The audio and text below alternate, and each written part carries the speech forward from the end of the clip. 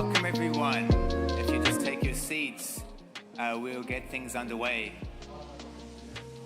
Welcome. Welcome to day 2 of the Flower AI Summit 2025. Man, day 1 was fantastic. Woo!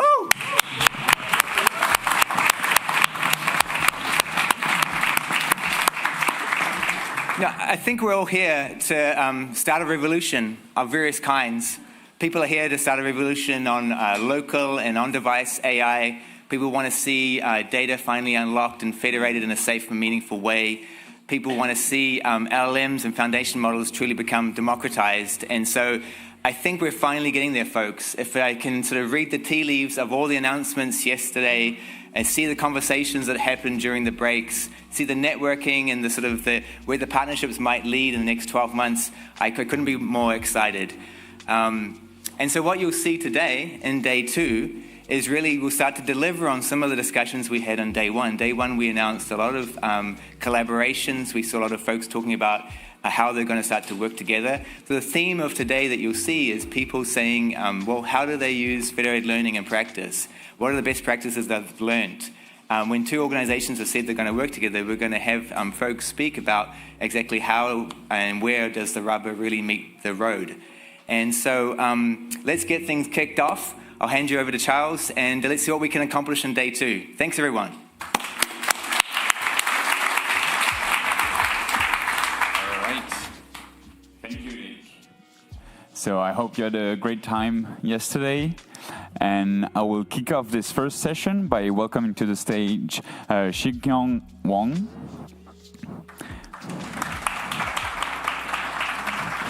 So Xigyong is from IBM Research, and he's been an early contributor to Federated Learning Research. So we're very happy to have him here present his talk. Thank you.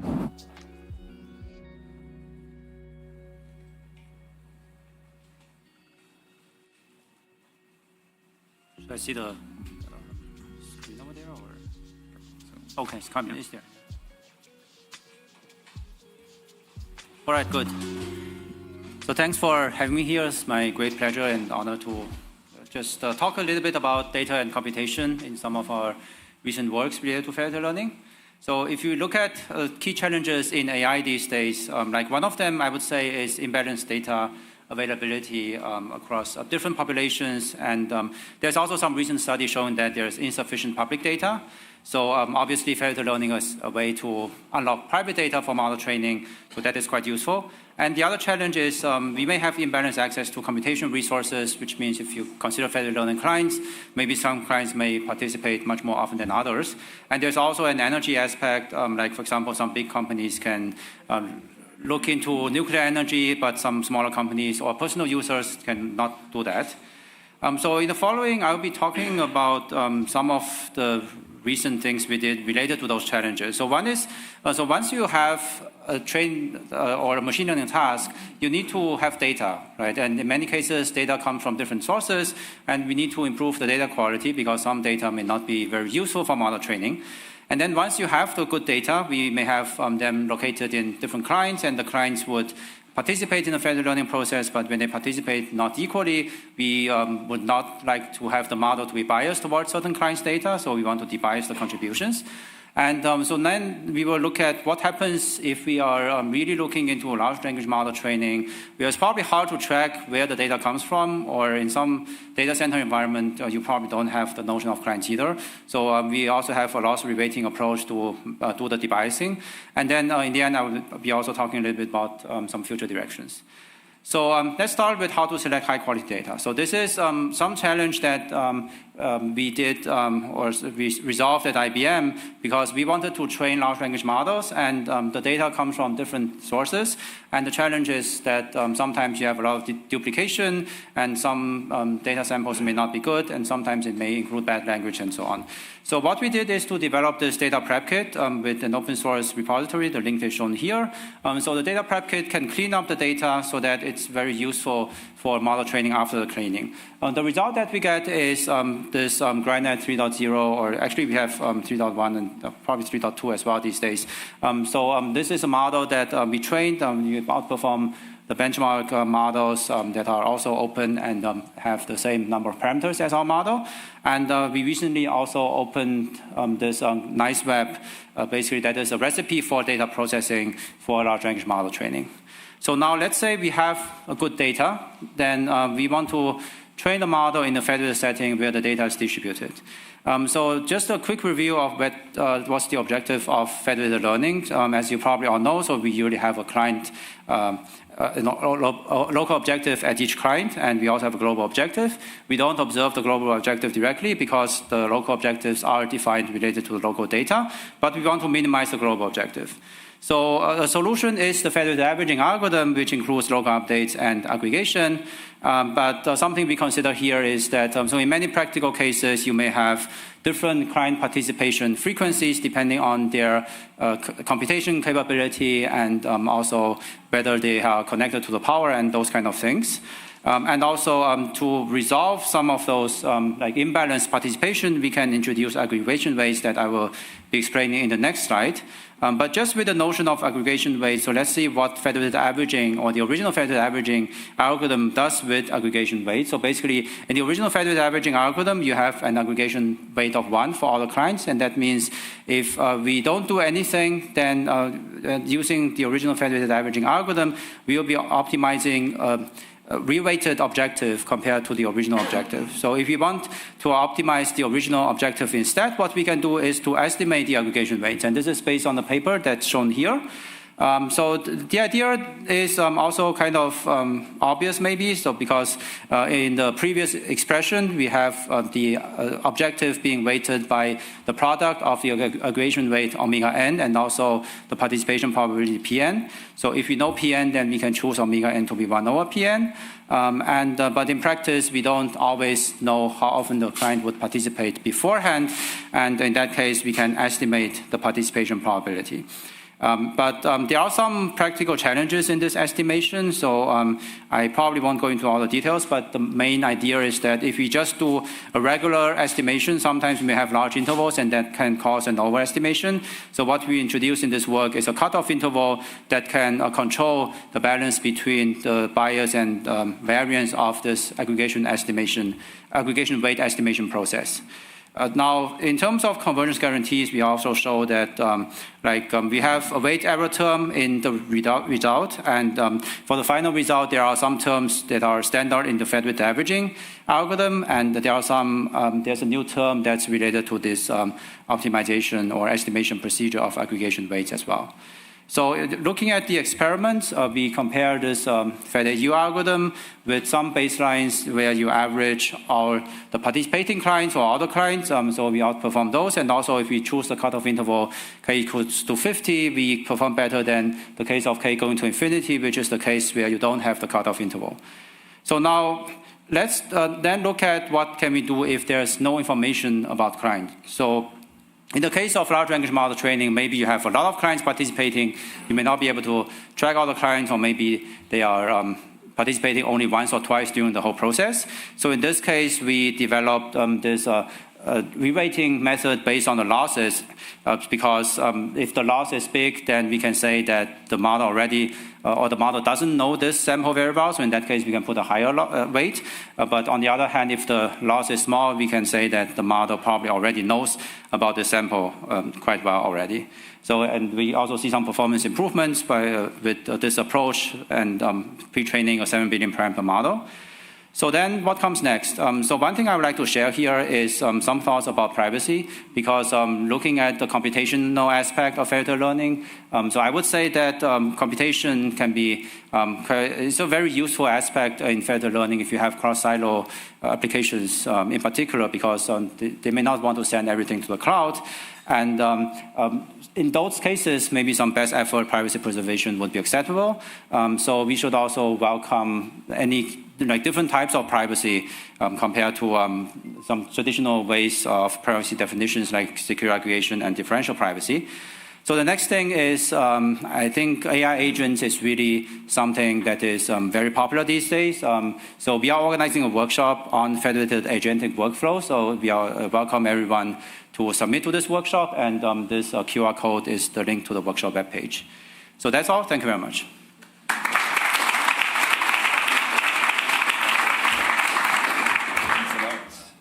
we have any questions? We'll also be taking questions online. If you're following in the stream, feel free to drop them in Slack. Hello, thank you for your talk. You were mentioning at the very beginning the quality of the data. So I was wondering if maybe you include into the data prep kit somehow an index to measure the quality of the data to know how good the data is indeed. Yeah, that's a very good point. So currently we use some lightweight models, like some linear classifiers, like fast-text models, for example, to score different data samples. And based on the scores, we say whether this sample should be kept or not. There could be other ways to do that, but usually we try to do it in a lightweight method, in a lightweight manner, because like the data volume could be huge. If you have a smaller amount of data, you can apply probably some model-based or some more complicated model-based approaches as well. Thank you. Yeah, thanks. All right. Thanks a lot. Thank you.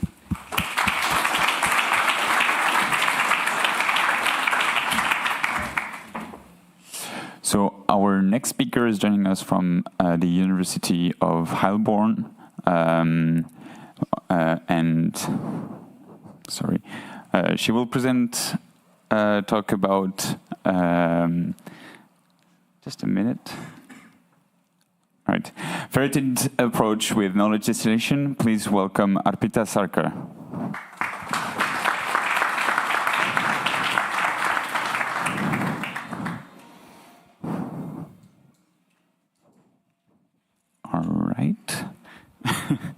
Well, I think she might have not been able to join us. So we'll go to the next speaker. Please welcome Nick Galanis from Canonical.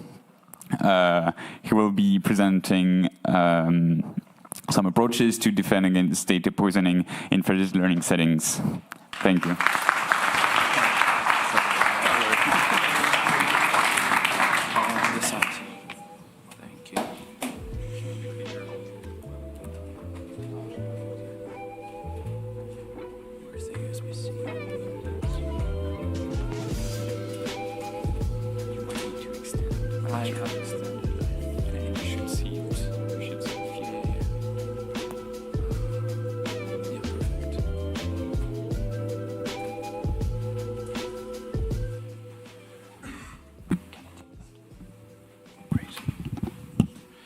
Good morning, everyone. I'm Nick. I'm working in Canonical as a security engineer, and today I'll be presenting to you my work in my master's thesis in UCL about defending against data poisoning attacks in federated learning via user elimination. So this summit is all about getting the most out of machine learning, and we've heard some great talks yesterday, more to come today. And I think the gist of all of it is that the rise of machine learning solutions is directly linked with two things: the explosion of data availability and the explosion of computing power. But what happens if this data is not widely available? And as we all know, the optimal solution to that is federated learning. And one of the best interpretations of it is this code right here, that it brings the code to the data instead of bringing the data to the code, which I think was very, very smart. So what could go wrong? I mean, letting users train a global model seems like a great idea, but when all of them are honest and without malicious intentions. But this is not always the case, as we can have users that try to harm or take advantage of our model while participating in the training process.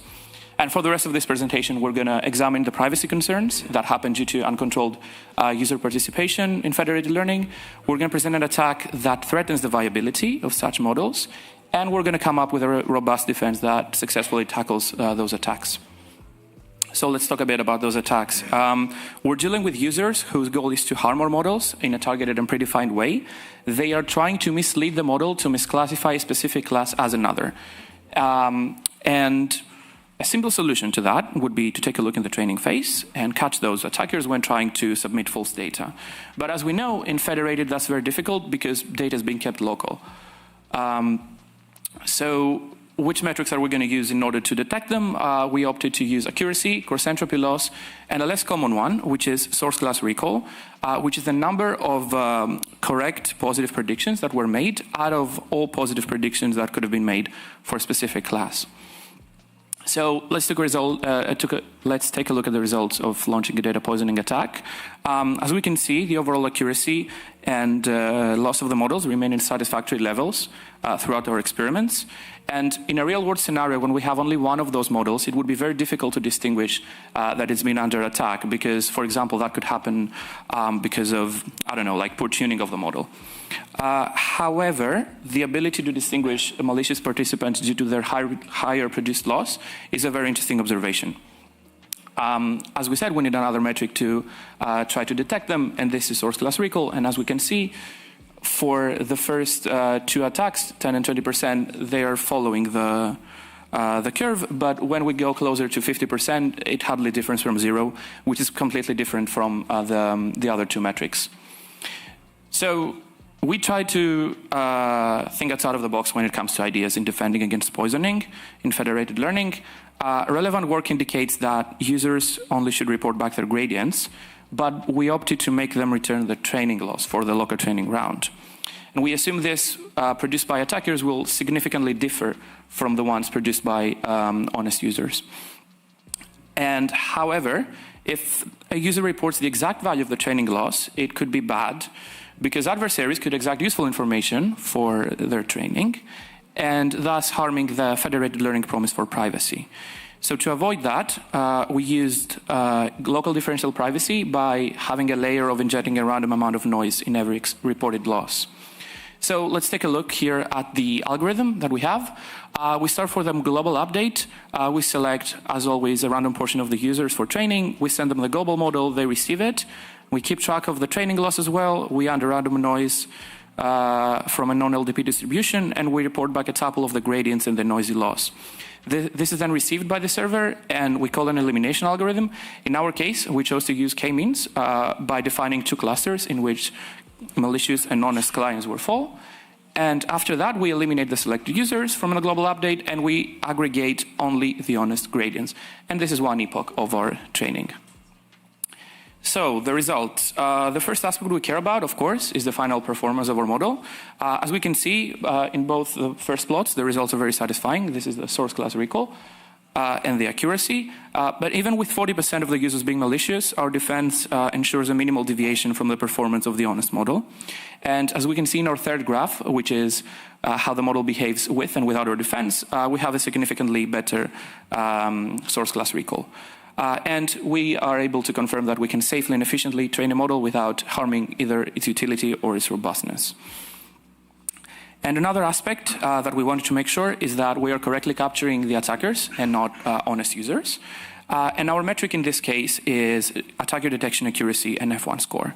And we can observe from the two plots that we have satisfactory performance in MNIST and CIFAR-10, which is the two datasets of our experiments, for up to 30% of malicious user presence. And we're maintaining a 55%, over 55% of accuracy, even in the most extreme conditions, where half of the users are malicious, and we are training in CIFAR-10, which is a hard data set.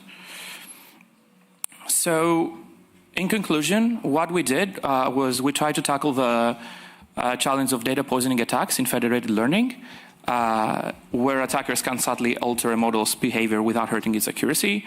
Our defense identified the malicious users by the reported loss values, all while preserving both model efficiency and privacy. To preserve that privacy, we did use local differential privacy by inserting a layer of random noise. And then we used the k-means clustering algorithm to separate the honest users from the malicious ones.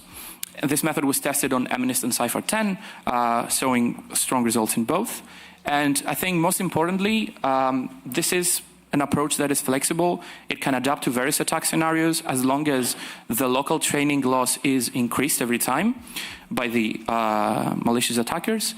And this is making it a promising direction for securing federated learning systems in general. And finally, those two QR codes can give you access both to the full paper and to the open source code of our experiments. And yeah, that's it. Thank you.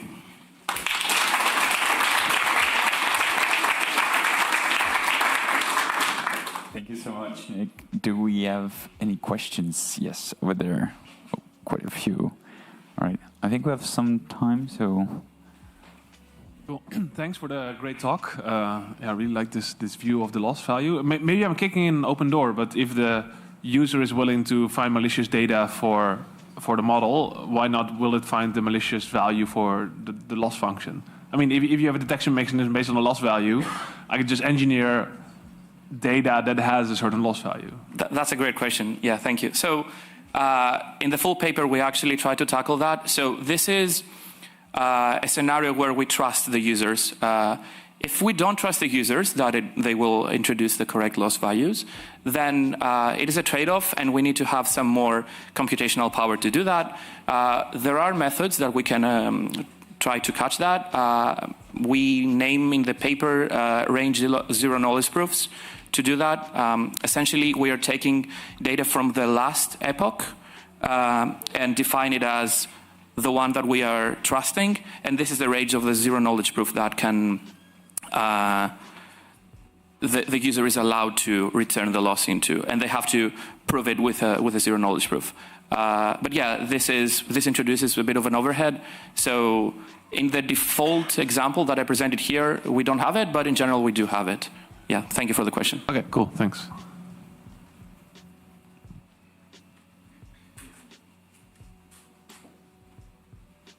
Hi, thanks for the presentation. I wanted to ask, what happens if some clients have a different distribution than others? Is it possible that they are not malicious, but they are selected as malicious because they have, they are reporting a different loss than the others? So my question is more, can this introduce some fairness problem with clients that are removed just because they have different distribution? Yeah. Having a different loss can indeed mean that you are training over a different distribution or that you're training with different data. To be honest, we try to have an evenly split data set in that case. So in cases where we train very diverse data, this might not work. But again, this is a very difficult task to try to detect malicious action when people are training with a different distribution. Okay, thanks. Right, so we'll take a question from online. So we have an online user, Sammy21. This person asks, what are the values used for epsilon or the noise multiplier and the sample probability in local DP, since these can affect the performance of models? Yeah, so that's a great question. We try to keep the epsilon very low in order to have, it's in the full paper, the whole, the hyperparameters that we used, but we essentially found the minimum deviation that it can have from the, in between two values. It's dependent on the data set, is the quick answer. There is a function in the full paper. All right, thanks a lot. Thank you.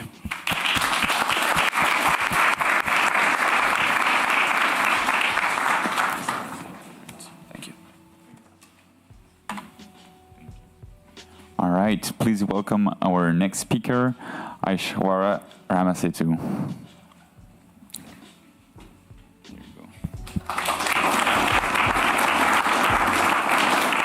She's an AI engineer at Prediction Guard, and she will be... Oh.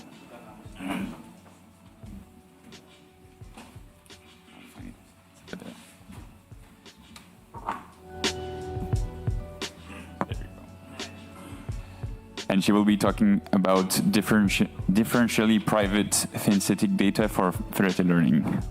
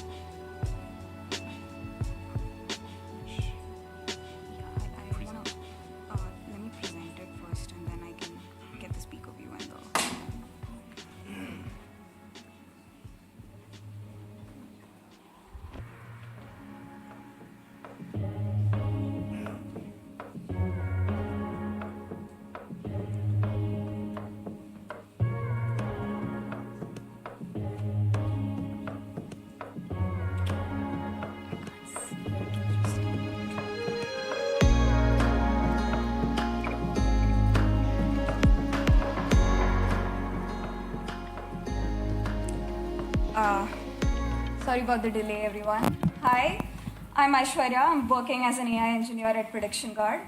I'm working as an AI engineer at Prediction Guard. I'm really excited to share some exploratory work we're doing around some safety concerns our customers have expressed, especially when it comes to fine-tuning with sensitive data.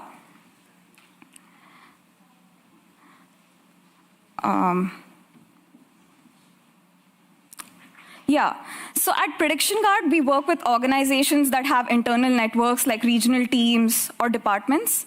They're each handling their own customer emails. Since these emails contain sensitive information, they can't be shared across the network.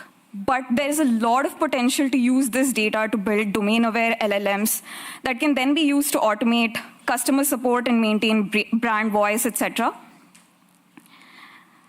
So, like even in the previous talk, we know that, and also just in general, we know that LLMs can memorize training data. When you fine-tune LLMs using centralized training, there's a real risk of data memorization, where the model unintentionally remembers and regurgitates data it saw during training. A really well-known popular example is the GitHub Copilot attack. Researchers found that sometimes it generates API keys and passwords that it memorized from the training data. This kind of behavior highlights a really serious privacy risk. And that's why it's really important to think about how we fine-tune these models, especially when we're working with sensitive data. This slide shows an example of a data leak I encountered while I was fine-tuning a model, and it responded with an actual Bitcoin wallet address from the training data.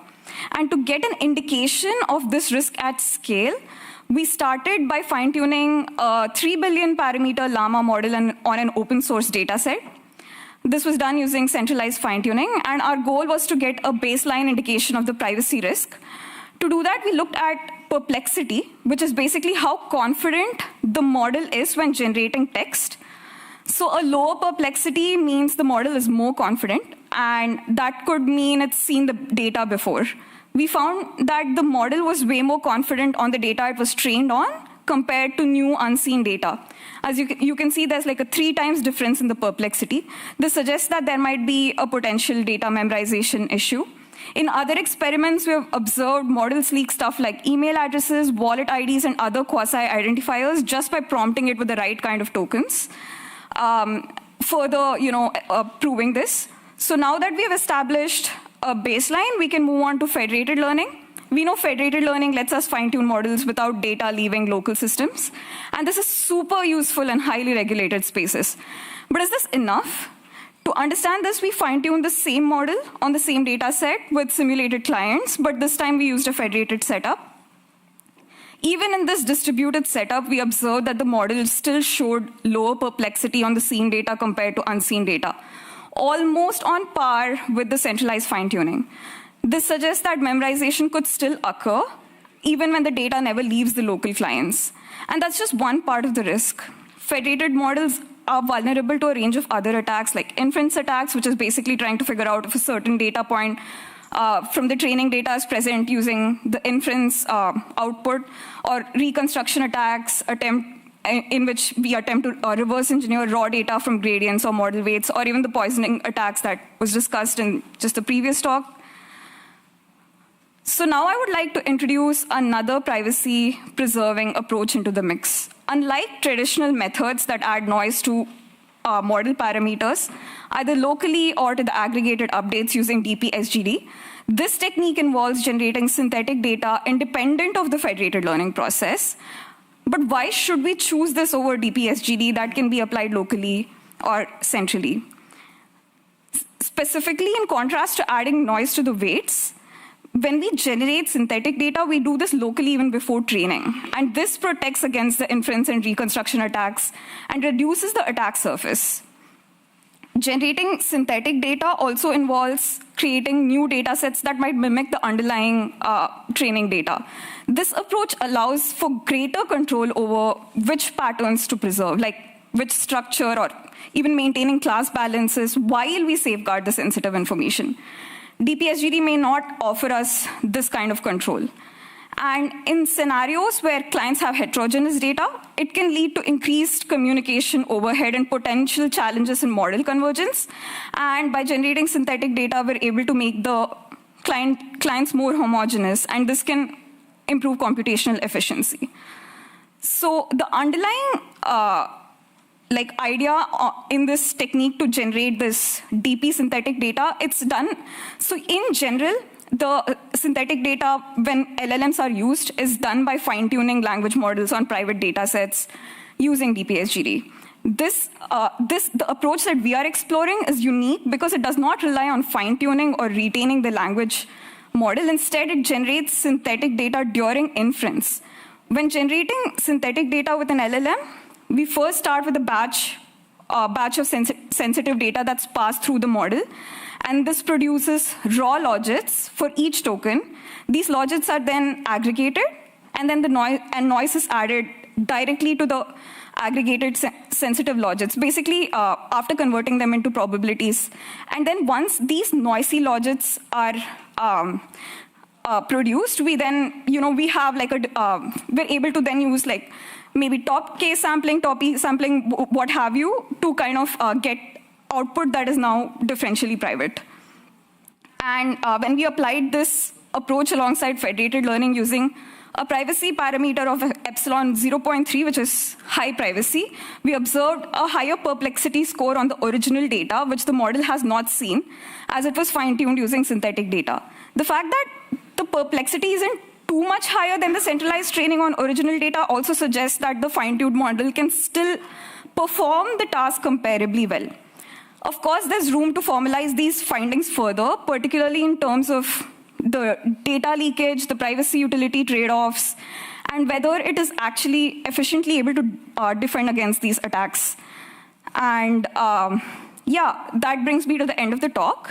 If you are interested in diving deeper, my team at Prediction Guard and I are actively working on challenges like this with our customers. We'd love to chat more if this is something you're exploring too. Thank you.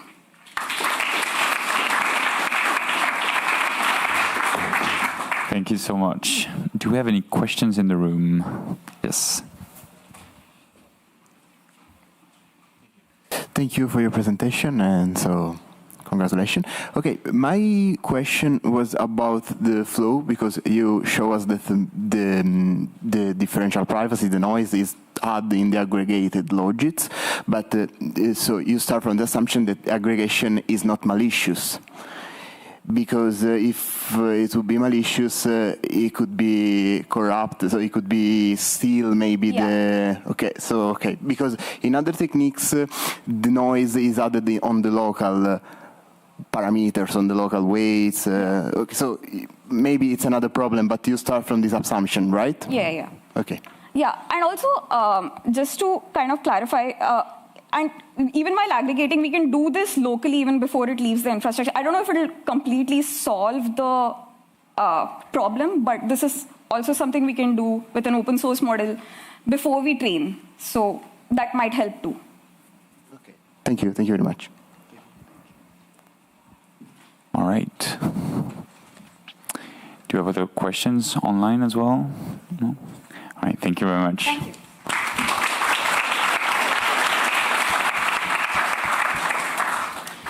All right, please welcome our next speaker to the stage, Evan Scattergood.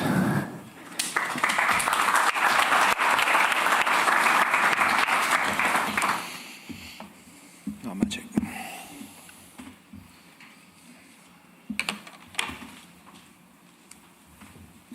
All right, so Evan is the CTO of Octopipe, and he will be talking about sustainable data centers. If we can plug the HDMI cable in. Should be stand right here.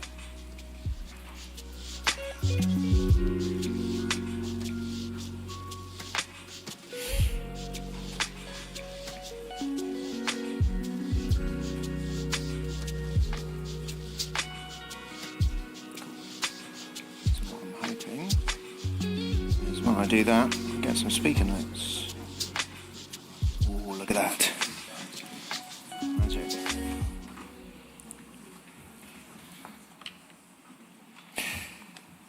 Hello Hello, my name is Ivan Scattergood. I'm the CTO and co-founder of Octopipe. And today I want to take you on a journey from building a deep tech platform and struggling with product market fit and discovering real-world value in an unexpected place.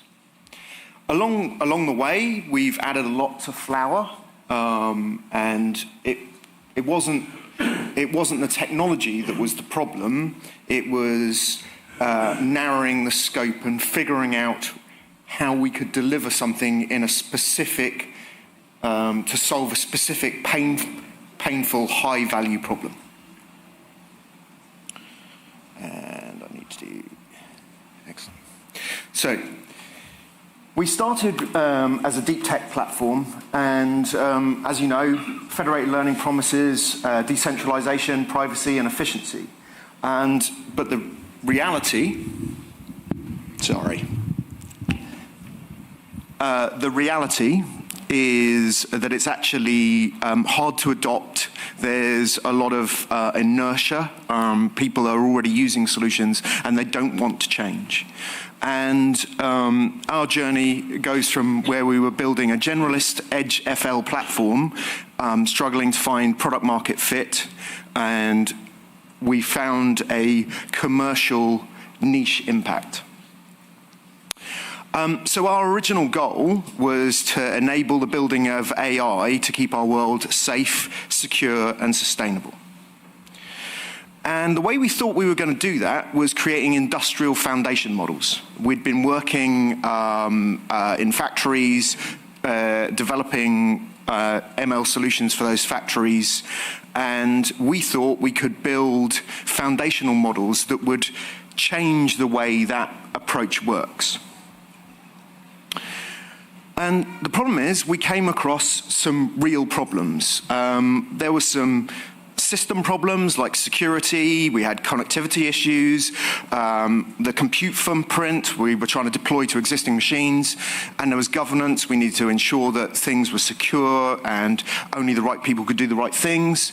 And then there was stuff that was more the data science end of the spectrum, the heterogeneity in the devices and the compute, usability for data scientists, making sure our platform would actually work, and lifecycle gaps, understanding the entire machine learning workflow and being able to do that in a distributed way.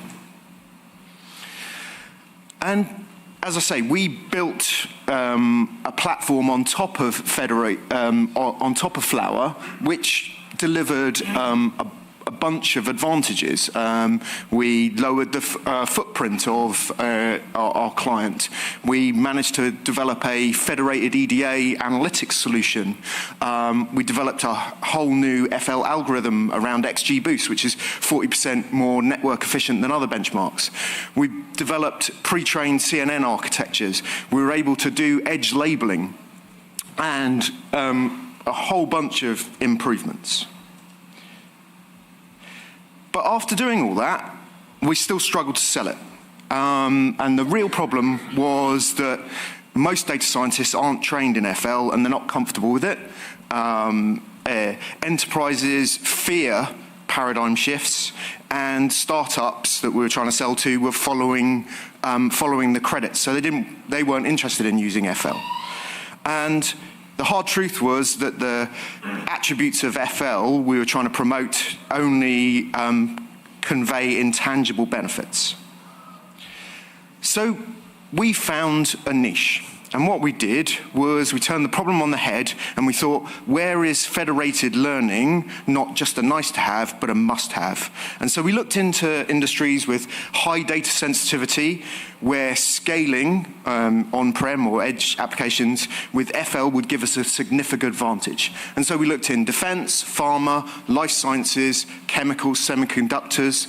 We needed something that had a lot of investment, had existing infrastructure, something that was easily measurable, and we could actually, even though we were going to federate it in the end, we wanted to offer value at a scale of 1. And what we discovered, well, what we agreed on was helping data centers. So building an ML model, a federated model that would allow us to efficiently manage the cooling of data centers. So we have used our platform to develop an application that is deployed into different data centers. We have a simulation farm where we are simulating those data centers and then running the whole application inside the data center, monitoring the temperature and humidity in that data center and controlling the set point of the fans to increase the efficiency of the cooling system. And what this allowed us to do was, one of the technical problems we had around heterogeneity meant that we were actually using it to our advantage. The fact that we were running this in loads of different data centers meant that heterogeneity would actually feed back into a model. Different data centers would have different layouts, and we would be able to generate a model that would function well across multiple data centers. And so we've managed to improve data center efficiency by 10 to 15%. And we're not stopping there. Basically, now we've got that infrastructure deployed into those data centers, we can look at we can initially deliver this cooling optimization, but there's no reason why we can't help them with network optimization or workload optimization or various things in the future. So, in summary, there's a bunch of things we learnt. Federated learning is a systems problem, and we needed to solve the heterogeneity and security. We needed to support the full life cycle and usability, but for us to be effective, we needed to narrow the scope and focus on a very specific pain point, i.e. solve a problem, don't solve a concept, don't sell a concept.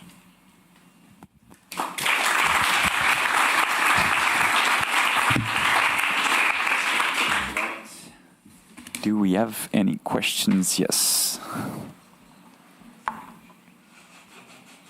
Cool. Thanks for the great talk. It's always good to hear these sort of war stories. The question is, what is the threat model in the data centers that you were considering? So what's the threat model? I mean, federated learning is of course interesting. That's why we're here. But I mean, why for these data centers use federated learning? So I mean, what threat are you protecting against? Because, I mean, if it's just power consumption, I guess anybody could have a microphone near the data center and figure out the power consumption. So if it's side channel attack, I mean, I don't know if it solves that threat. It's more that. Hello? Oh, yeah. It's more that because data centers are a secure environment, actually deploying applications into that environment is a complex task. And they just don't want to share any data. And it doesn't matter whether that data is operational data or actually useful. They just have a blanket idea that we're not sharing any data.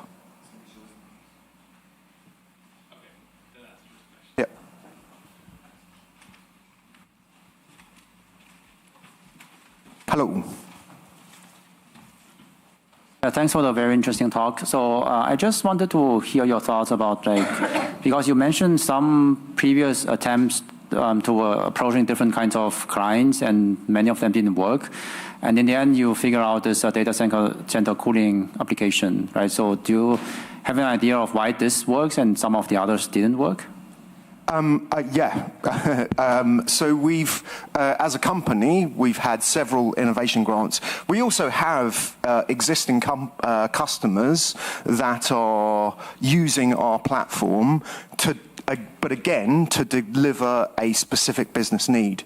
So we have a long-standing customer that works in the healthcare industry. So we're collecting data about their patients inside care homes.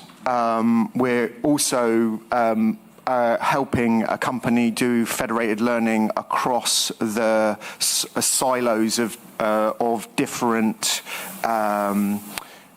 kilns where they're firing these things. And technically, again, the problem there is not a security one. It's just there's a lot of data, and moving it from one location to another is a technical challenge.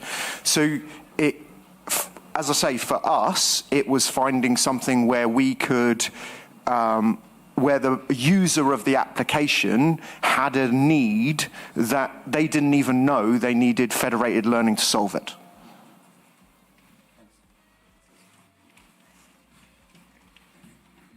Thank you very much.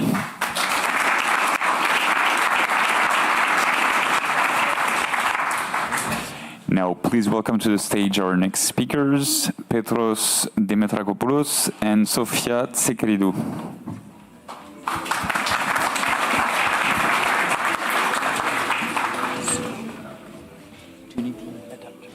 Yes. It has its device.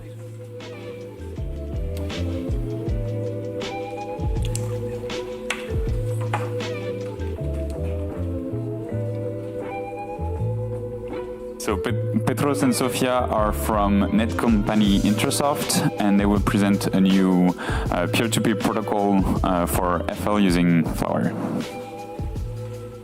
Okay. So, okay. So good morning. Thank you very much, Charles. We are going to present a new P2P SMPC protocol for federated learning using Flower. My name is Sofia. My colleague is Petros. I will give the context because this work has been conducted within the Synthema project, and Petros will follow up presenting our innovative approach. So what is Synthema? Synthema is a synthetic and methodological data over federated computing frameworks. It's an Horizon Europe project that focuses on developing and validating artificial intelligence models for clinical data anonymization, synthetic data generation in rare hematological diseases. And this is the keyword, actually, the rare hematological diseases. So the main aim of Synthema is to generate reliable, high-quality synthetic data that then can shape new virtual patients to further enhance the diagnostic capacity, assess treatment options, predict outcomes in such types of diseases. But the main challenge in this domain, the health domain, and we heard a lot of actually talks in the health domain addressing similar challenges, is that they suffer from a relatively low number of patients, and this means data scarcity.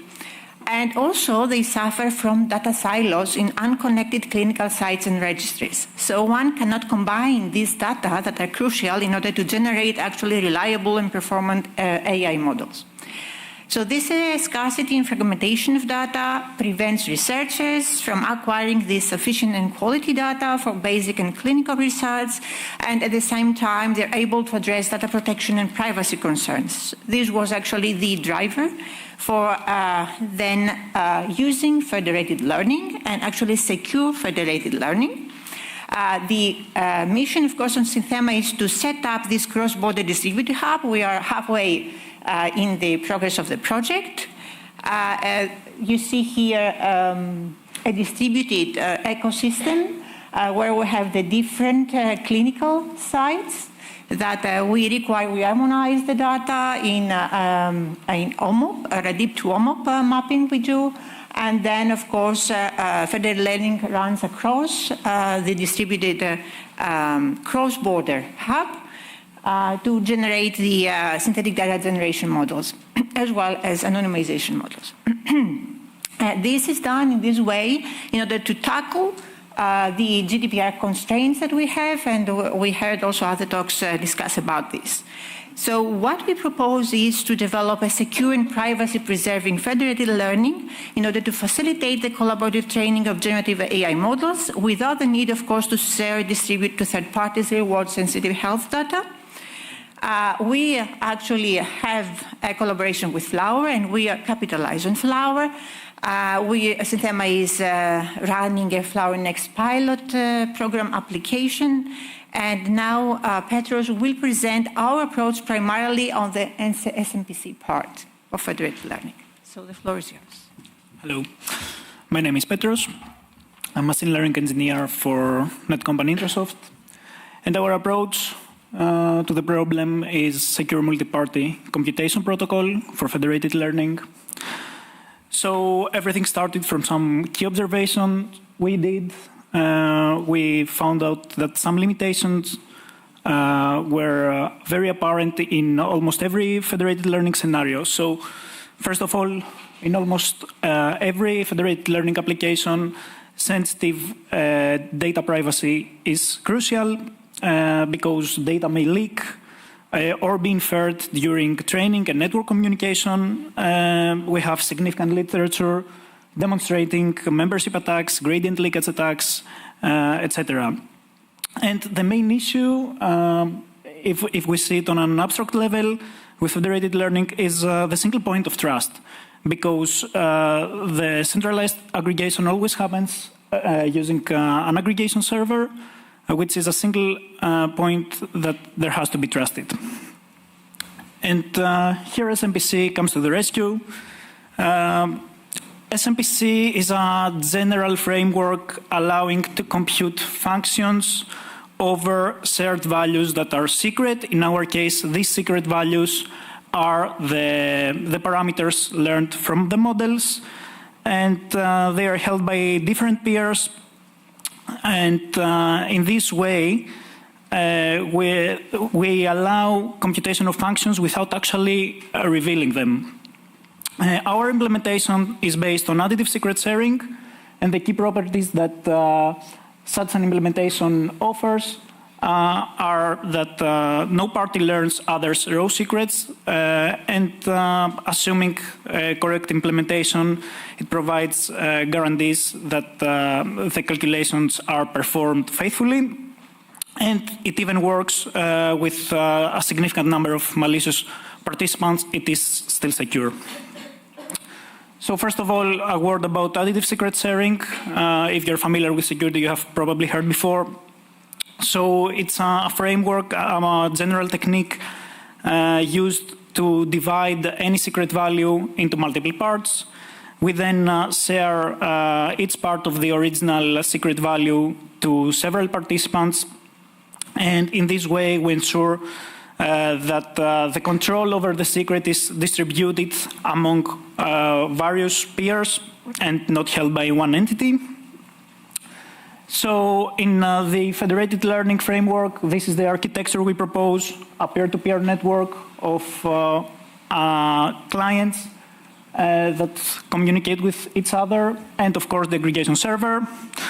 So here's the process, the algorithm that we use. So each client splits the parameters learned locally after a training round, assuming a network of 6 peers into 6 pieces.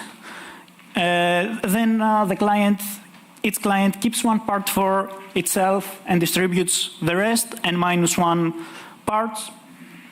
Then each client aggregates locally the received shares with the one held by itself. And finally, each client sends the locally aggregated parameters to the aggregation server that performs the federated averaging, executes the federated averaging algorithm, which is still robust and holds because the sums remain the same. And obviously, at the end of the round, the server sends back, the aggregation server sends back the global model in order for a new round to begin. So the security and privacy guarantees provided by our method is that no individual share is able to leak updates of the model that may lead to inferring private data. And the aggregation server also cannot infer from where the updates and the parameters originate from. Thus, we could say, despite it is a bit bold, that the server, the aggregation server, can be considered untrusted. It is very resilient to collusion. In our case, many clients may be malicious and we still have security. And it can be easily combined with differential privacy to further enhance security. So we did a bit of experimentation on the MNIST dataset So you see that the training time using the SMPC protocol is significantly larger, especially as we increase the number of clients. This is because the peer-to-peer network is actually a fully connected graph. So by increasing by 1 its size, we have to maintain n-1 connections. The yellow area is the amount of time took at the establishment at the beginning to establish the peer-to-peer network between the clients. So we do expect, based on math, that the SMPC training time will increase exponentially as we increase the clients. And there are significant challenges and open issues, as well as directions for future work, probably. So there is definitely increased network communication complexity. There is significant message passing in the peer-to-peer network. There are significant dropout issues. What if we miss one peer? In our simple case, if we miss a peer, we cannot reconstruct the parameters correctly. There are significant parallelism and synchronization issues. Each peer must wait until receiving all shares, which makes the process significantly slower. And there need to be constantly multiple threads or processes running in order to handle both communication and training. Thank you very much. On this link, you can find the code on GitHub. I don't know if we have time for a few questions. Or...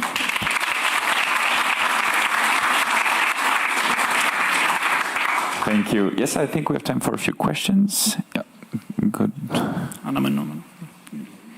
Thanks for the interesting talk. So you have already mentioned that the complexity is quadratic. Given this fact, so have you considered multi-key homomorphic encryption? Yes. To be honest, it could be used.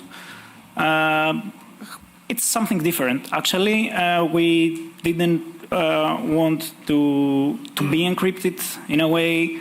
We wanted to split the secrets, but the fellows from Flower, I think yesterday already mentioned that they will do support homomorphic encryption and SMPC. I'm not sure if it will be peer-to-peer though.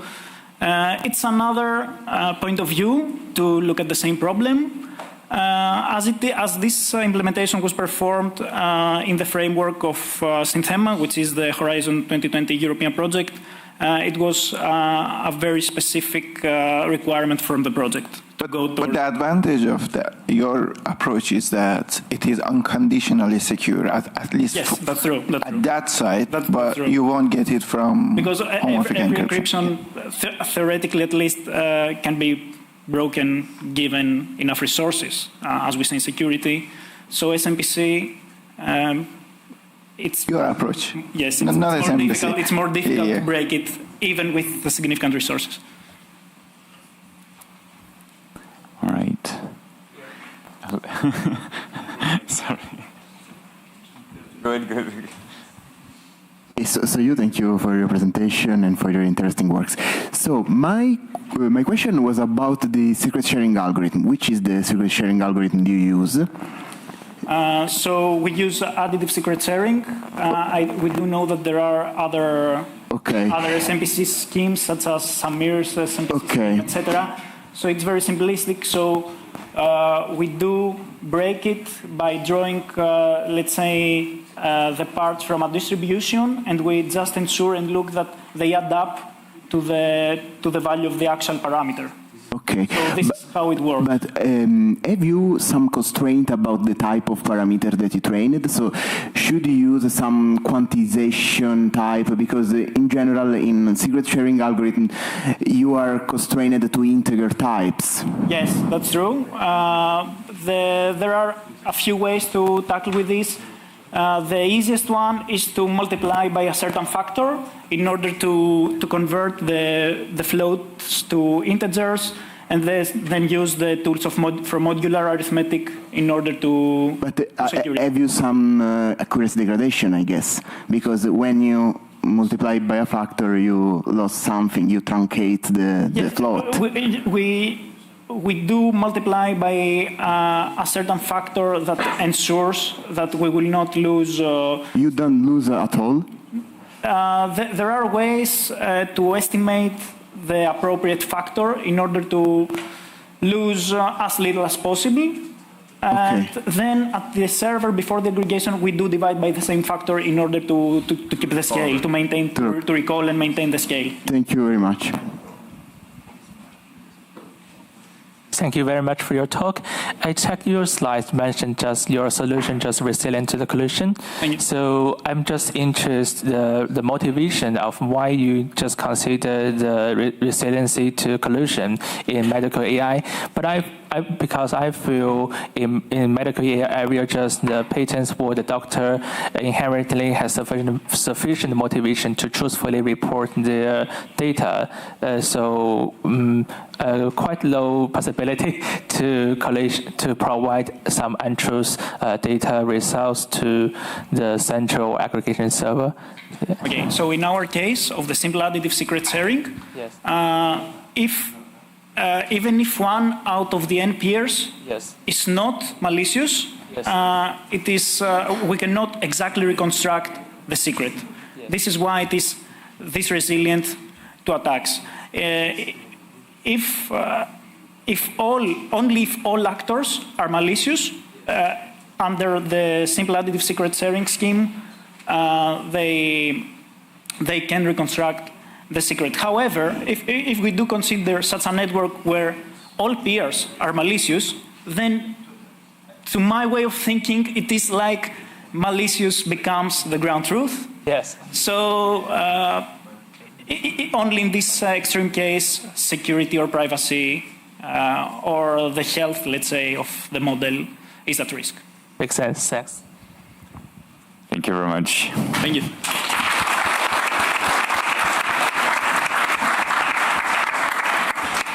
So I think yesterday you heard us introduce quite a few new features for Flower. And now is the time for Zhongshen to explain how to use them in production and demo everything. Thank you. Excellent. Thanks, Charles. Morning, everyone. I'm super excited to be here. My name is Zhongshen. I'm a research engineer here at Flower Labs. Before I actually start, I actually want to give a shout out to all the previous speakers. They have done excellent work, trying to bridge work in research and trying to push it to production. So yeah, shout out and round of applause to them. All right.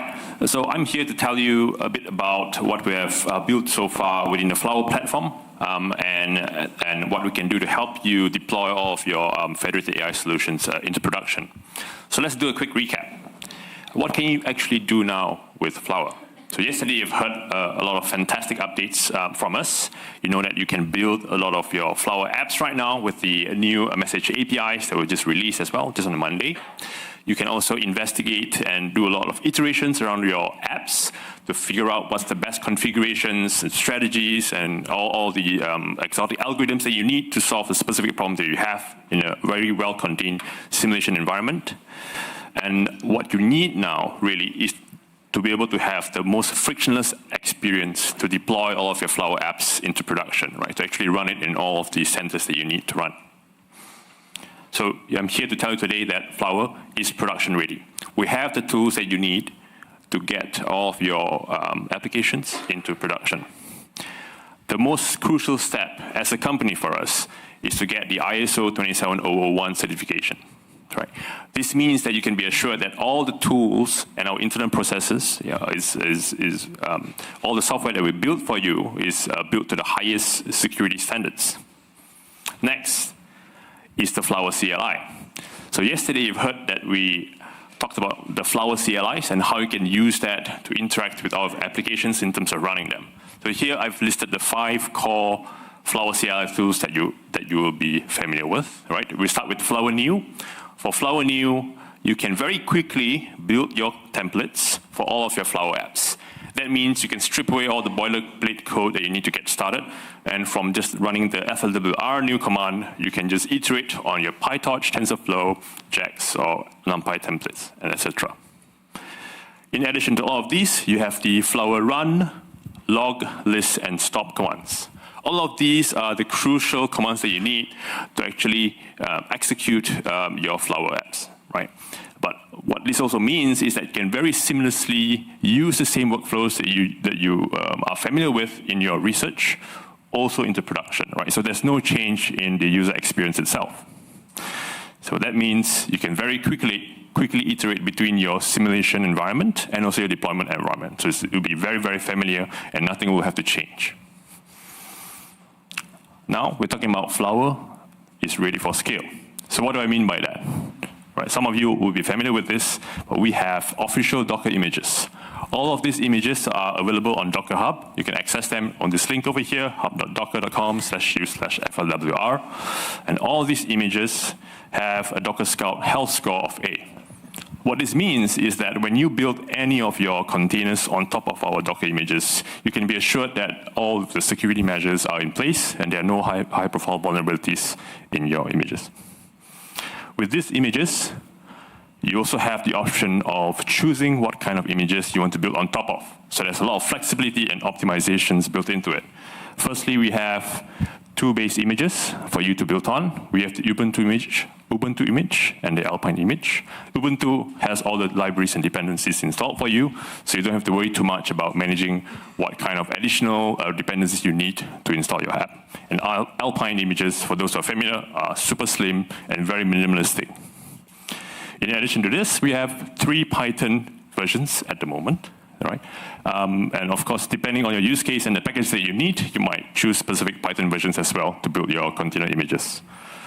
Finally, you have 2 operating system or architectures that you can choose to build your container images from, either the AMD 64 or the ARM 64 images. All of these gives you many options to pick and choose, depending on your use case and your workflows, to build all of your Flower apps. Now let's talk a bit about deploying your Flower apps. What does a minimal deployment look like? You can deploy Flower at its very core in 3 steps. The first, right at the top, is the Flower CLI. So this is the interface or the entry point of when a user starts or executes the Flower command in their workflow.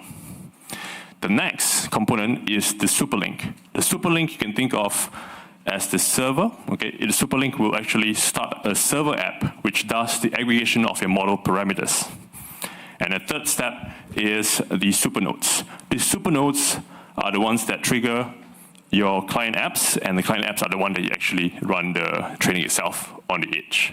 Okay, so the 3 steps are: you do pip install FLWR for your Flower CLI, you then do a Docker run Flower superlink, and then you do Docker run Flower supernode. All of this is the minimal setup that you need to get Flower into production. Now, what if you want to have a more robust, bulletproof deployment, right? You want to have fully isolated dependencies.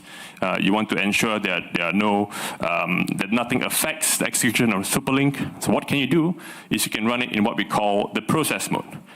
In the process mode, you can see that these text boxes here now becomes 6 boxes. Each of these components now have their own images as well and containers as well. And what this means is that all the dependencies of the server app and client apps are completely isolated from the superlink and supernodes. So the superlink and supernodes are now your infrastructure, and you can spin as many server apps and client apps to connect to these infrastructure components. Now, what's the extra steps that you need here? There are 5 steps. Firstly, we do a tweak to how we start the superlink and supernode containers. We have this -- isolation process command. We then trigger the server app. We'll just start them up. That runs and connects to the superlink. And finally, you start as many client apps as you want that connects to the supernodes. Now, all of this is what you need to get the production-ready deployment in place. So building on top of the Docker containers, we now have ways for you to also coordinate and manage and orchestrate your containers. You have the Docker Compose guide. It's available online or documentation. You can check it out. We also have the capabilities to deploy in Kubernetes and Helm charts. So if you want to talk more about these, feel free to come and ask me or speak to any of the Flower team. You can see later on. You need authentication. Yes, we do have node authentication. It exists right now in the Flower platform. And for node authentication, how this works is that each of the supernode is authenticated against the superlink with a signature-based authentication protocols, and is communicated over TLS connections. So this way you can guarantee that the correct supernode is communicating with the superlink. User authentication? Yes. So we now have user authentication as well. And what this means is we have a new CLI command. In addition to the 5 I've shown earlier, you now have FLWR space login. For a given user, you'll be given appropriate credentials. You can log in securely to the superlink over OpenID Connect protocol, and then you can execute your command with the superlink. So for superlink administrators, this means you can actually have proper control over who executes the Flower workloads on the superlink. Finally, we have traceability with Flower event logging. So there's quite a bit going on here. What this is about is that in a superlink, we have enabled a feature such that you can track all of the user events and application events that happens on a superlink. An example of this is that we are displaying the events in a JSON format, and all of this can be captured downstream in your log capturing tool. So it contains several components. You have the timestamp of when the event occurred, you have the actor that triggered the event description itself, and finally the status of the event, whether it's successful or failure. So all of these gives you full transparency and auditability of your Flower, of your FL workflows. All right. To wrap it up, if you're ready for production, so is Flower. All right.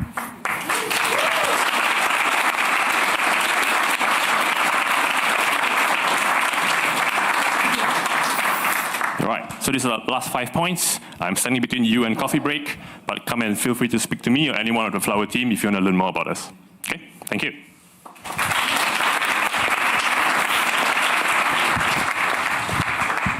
Thanks a lot. So, yeah, as Chongchen said, I think we will gather again at 12:20, right? Yes. So see you then.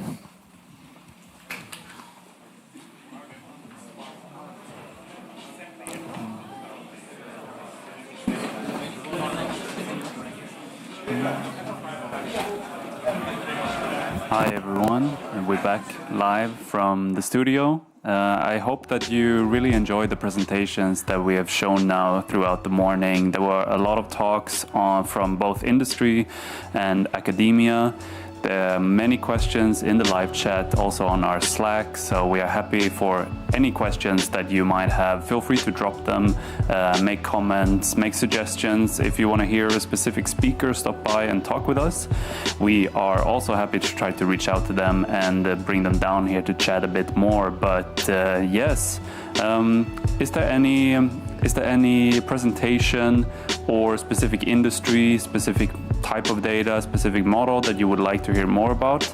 Then same thing there, drop a comment in the live chat, reach out to us in Slack if you want to know more, and we'll try to accommodate that as we go on. But yeah, we're back. This is day 2 of Flower AI Summit 2025. Yesterday was a big success. We had a lot of very interesting speakers talking about what they are applying federated learning to and how they are using Flower, what extensions they are building, what data they are working with, and also what models. So this is, I mean, we have everything. We try to really have a bunch of cool speakers talk about large language models. We saw a couple of people from Flower also talk about the Flower Tune LLM leaderboard, which is a big thing. We've had a lot of very good submissions lately, which is something, if you're interested in this and want to see what it's all about, you can of course reach out to Jan in our team, but we have it on our website, which is flower.ai. You'll find definitely a lot to see there. Also documentation wise, if you need to, look something up for your project or what you are working on, we try to provide you with as much documentation as possible. So go to flower.ai if you want to read more about what we do and what is up and coming. We try to provide as much as possible there as well. Just looking into the chat, we had some good speakers. Now we had Chongchen, he was actually sitting here yesterday moderating a bit. but he might stop by later. He was talking about how to bring Flower to deployment and what that entails in terms of both data engineering, data science, AI, all of this, which is, if this is something that you're really interested in, you can leave a comment, ask questions, and we'll try to bring him by here. I'm sure he will stop by as well.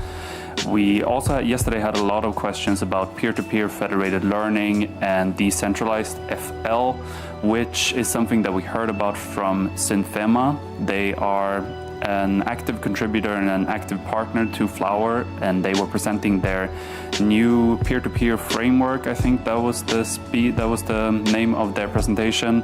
We'll probably have them by as well. But yes, let's see if there's anything in the chat here. See a lot of people excited about Flower with Docker containers and Kubernetes. Yes, that's something that we have heard people talk about and want to have more documentation on this in Flower and how to deploy it in a real world setting. We've had active partners working with us on this specific topic over the last couple of months, since last year, maybe even before that. But yeah, that's definitely an active area where we are working together with a lot of partners and a lot of developers to try to make it as easy and convenient for you out there. So yes, excited for day 2. Lots more to come. You can see the people now on my lower left. It's a bit of a break. It's not lunch yet here in London, even though it's 12 o'clock, but we'll do another round of presentations until I think 1:30 p.m. here in London, and then we'll go for lunch. But there will be many more speakers to come. I think we have a couple of really cool industry speakers. We will also hear about federated retrieval augmented generation techniques. Now, what is that? That's you might have heard RAG being thrown around lately, and that is what we have 2 presentations on this, one from Deloitte and one from Flower, and you will definitely learn more about what FedRAG is and how you can apply it in your projects, in your research, or whatever you are working on. So stay tuned for that. That will definitely be very, very interesting. Then later today we have a couple of industry speakers. Let me see. We have a really nice session after lunch that you should definitely tune into. We have co-founder and CSO Thomas Wolf from Hugging Face talking. That's big. Then we have Principal Federated Learning Scientist Holger Roth from Nvidia talking. That will also be very interesting. And then we have Lead Architectural and Engineering Manager Patrick Foley from Intel talking. So this block here will be amazing. I'm really looking forward to this, and I hope that you are as well. So definitely stay tuned for that. That one will start around 2 p.m. UK time. So if you're in Central Europe, that would be 3 p.m. Yeah, but I know that we have people tuning in from all over the world, so don't miss out. Check when it's actually starting. So just gonna go back to the chat here, see if there's anything. Question in this process mode here, have multiple server apps and that connect to all the client apps. Let me see. The question in this process mode, is there a way to have multiple server apps that connect to all the client apps? Yes. I was saying this before, that there is, of course, we are working on, extending the current SuperLink and the SuperNode architecture that we use for real-world deployment, and that would include both making it possible to do to make it easier to do decentralized federated learning, but also setting up, for example, I've had a lot of people reach out to me about clustered and hierarchical federated learning. Maybe this is something that is related to what this person is asking here. But yes, it is possible already to do so, but it requires a bit of tweaking, and we are working on making it even easier for you to set up these sort of different server applications and also different client applications, and making it easy to connect this one to that one and that one to this one, setting it up in sort of a network of both servers and applications. But I think maybe this person is also multiple server applications that connect to client applications. You can I might misunderstand your question here, but if so, you can, if you set up, for example, a conventional federated learning setup, such as one superlink / one server and multiple clients / multiple supernodes, you can deploy several client applications and server applications that run in parallel, but they run in isolation mode. So you don't need to only submit one run at one time. You can submit multiple ones. But let's see. We have someone who is interested in chatting a bit. He's still chewing, so I'm gonna let him finish. But we had some people also eating yesterday. So, but when you're ready, feel free to sit down. And you can come and introduce yourself. We have a microphone here that should work. Okay, hello. Hey. Hi. Nice to meet you. I'm Daniel. Nice to meet you. Yeah. Maybe tell the live audience who you are, where you're from, what you're doing. Okay. So thank you very much for the opportunity. Yeah. I am Daniel Jimenez. I am from Colombia. And right now I am doing my third year of PhD in Sapienza University. So I'm right now living there in Rome. I have been working with Federated Learning for the last 4 years. So right now I have managed to get a good understanding of plenty of things. And yes, I have been working with Flower almost since the beginning, given that I realized that you guys were also starting on this stuff of Federated Learning. So it has been quite helpful for me to be able to follow you guys and all that you have been doing, because for me and for my PhD it has been totally useful. I think I've seen you on our GitHub and Slack, quite active contributor to the framework, which is, always appreciated. Maybe you can tell a bit more about your research. What is it why did you gravitate towards Flower, and maybe what got you started in federated learning? Yeah, of course. 4 years ago, more or less, that I was doing my thesis, my supervisor told me, okay, we will enter to federated learning. He didn't have idea what it was, me neither, but we started there. So the first thing to do is, okay, how do we do federated learning? So there were some scratch code that I managed to use, employ somehow, get that, but I realized that at that moment it was not working properly, because I did my own implementation and it was good, but very, very slow. So you went down to the scratch, to the bottom and tried to build it exactly from scratch, exactly. Then I started to look for this. She said, okay, maybe there are some frameworks or tools that are already ready to use. And yes, in fact, we found a couple of them, and I started to look a bit on the documentation, what you had. The way to use it was quite simple compared to other things that I saw. So I said, okay, let's go for Flower. Let's see what they have. So I started to do it. The first use that I had for that was right now my PhD is in federated learning, orientated to the non-IID-ness of the data. So how different the data are, how to quantify how different they are, and how to tackle the effects or the downside that it can have. So, that's a very prominent challenge in federated AI, this non-IID data, meaning that the data that is allocated across the different clients can be very differently distributed in terms of, let's take the medical example, where you might have different age of patients on one side versus younger versus older. That could be some, but maybe there's more. Can you tell a bit about what non-IID data and federated? Can you talk a bit more about that topic? Yeah, of course. And basically, you mentioned the first thing that we worked on, that was about trying to predict arrhythmias based on electrocardiograms. So we wanted to work on that, and that was the first issue we had, because we started to simulate data, and we saw that if the data was quite similar among clients, no problem, everything worked.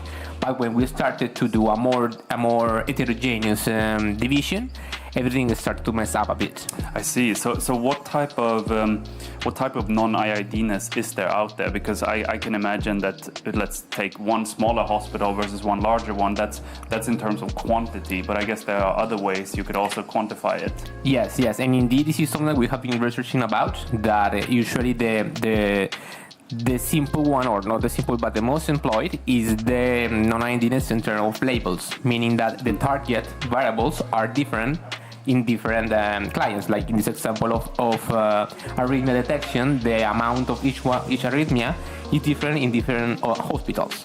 But also we did a bit of research and to get an understanding of the complete picture. And we saw that, for example, there is the feature skew or attribute skew, where what changes there is not the labels or the targets, but the features on what you construct your model. So like the different values for, let's say, blood values are maybe for this site a bit different than the other ones, but it's the same type of value. Exactly. This is something that changes, and also it might affect the performance of the model. Also, the one that you just mentioned, if there is a hospital with a few records and one with more records, then there is an imbalance on that quantity skew. And how do you quantify what type of metric for non-IIDness is there that you can actually? Okay, so right now we have been experimenting with the Hellinger distance. That indeed we wrote a paper about a tool that we developed, and we put there 3 specific metrics. The Hellinger distance that basically measure the difference of probabilities, of probability distribution. So you have a number between 0 and 1, saying if it is 1, you will have data which is quite different. If it is 0, the data will be very similar. And of course, also we have the Jensen-Shannon distance, which is a different application of a distance, but the same principles from 0 to 1. And the Ermover distance, that is basically something that I think plenty of people working with computer vision uses, just because they want to quantify a bit what is the minimum effort they have to do so they can change something. And also, during this time, we have been working, and in my background, I used to work with the Population Stability Index, which is something that helps you to measure exactly that, how different the data can be.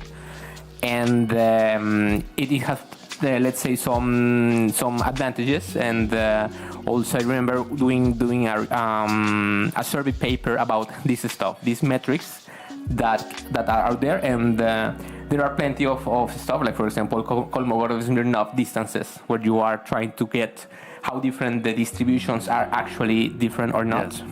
And I think this is more or less the one that I remind we have been working with. Yeah, no, there's. I mean, it's definitely an active area of research and it's one of the more, as we said, it's one of the more prominent challenges that federated AI should overcome, and people are working on this. But kind of to wrap it up, is there one presentation today that you're specifically looking forward to during this Flower AI Summit now, day 2? Well, to be honest, all of them are amazing. Okay. So I'm not really waiting for one, but I try to be as much as possible on all of them and try to participate, because I think that coming to these type of events makes you realize what you are doing is important, and there are other people working on exactly the same topic that you, and you can discuss and let's say somehow get to an agreement or disagreement, or like a bit of discussion that is always good.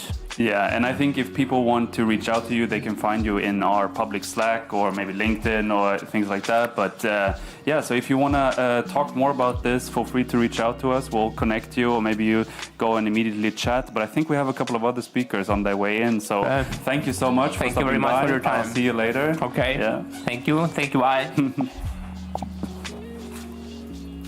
Okay, everyone. It's a rolling schedule. We have more people eager to talk here. So let's see who's the next one. Come in. Greg. Hi there. How you doing? Good. Good morning. Good afternoon, I guess. Good afternoon, good morning from wherever you are. Please introduce yourself, say what you're working on, where you're from. Sure. I'm Greg Berry. I'm a scooch a bit. Yeah, sure. I'm a PhD student at the Air Force Institute of Technology out in Ohio, and my research that I presented yesterday was on using uncertainty functionally within our clients to guide how we aggregate the models, and a different way to look at our clients and their value potentially. And you are right now working on contributing an actual baseline to the Flower repository. Is there something you can talk about in terms of both like how it is to work with the Flower team and maybe also your research as well? Yeah, absolutely. So I think it's important to have baselines, the open source code, and so getting into the code was a steep learning for me, and then once being able to be connected with you and Chongshen and the Flower team, it's been so much easier. And so I was hard coding everything beforehand and very inefficient, so that's been really nice. But I think being able to establish the baseline, and then with Flower datasets as well, it's so much easier to test it on a lot more instead of the practical data sets, the applied way that we kind of look at it. Okay, yeah, and is there, in this baseline that you're working on, is there a specific application area where you would like to see this used in, or is it more from a theoretical point of view? Like, where are you coming from with this baseline? Sure. I think medical imaging is our goal to look at, especially with conformal prediction and uncertainty quantification in the field. It goes so hand in hand with medical image analysis or diagnosis to really look at the uncertainty. And so the goal is definitely to branch out and focus more on the image-based data sets and that stuff for these classification baselines. Okay, yeah. And in terms of challenges, is there anything that you can speak to when it comes to the data available, or maybe what you see when you're implementing this baseline? Is this something that you still think future steps even after this, what needs to be worked on? Sure. It's a rabbit hole when I keep thinking, oh, that's another hyperparameter tune for this algorithm and whatnot. And so that's the nice thing about Flower as well, is we can publish this and the users can tune those things on their own. I think the struggle for me is heterogeneous clients of just how can I tweak the algorithm to account for that. And so that's the ongoing research challenge now, is how do we handle uncertainty, and we can also delineate between clients that are alike or not.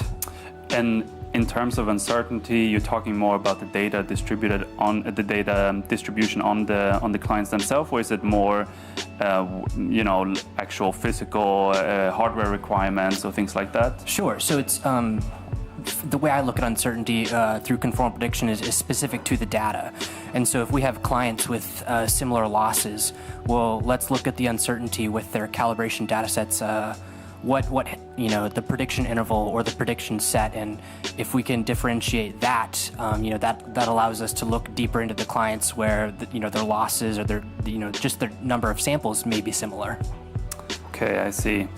And is there one presentation that you specifically, I mean, you were presenting yesterday, so you already did the dirty work, but is there one presentation today that you're looking forward to, or someone you would like to see speak? Sure. I think, is it Holger that's with Nvidia? Yes. Yes, I think...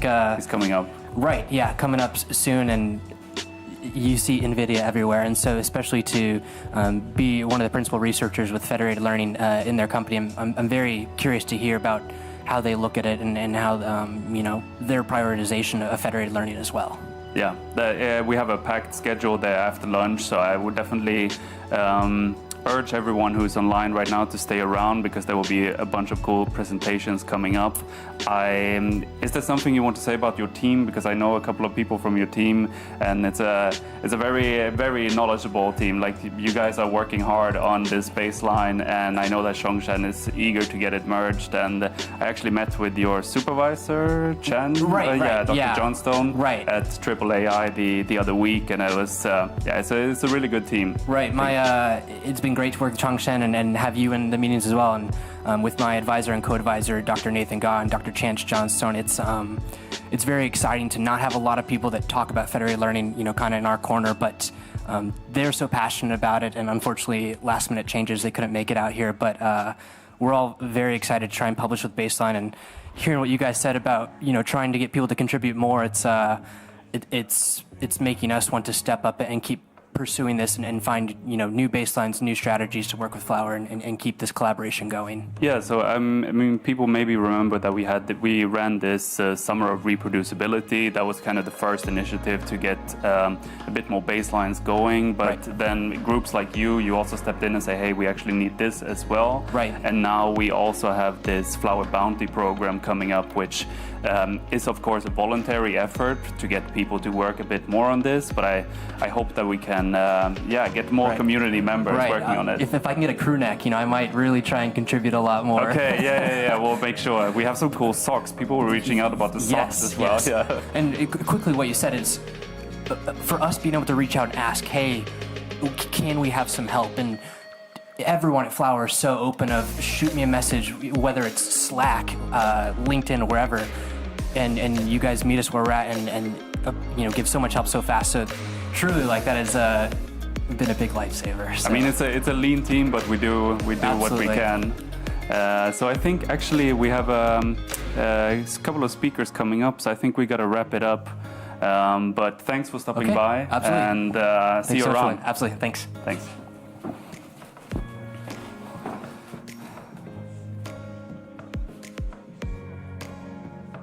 Okay, everyone.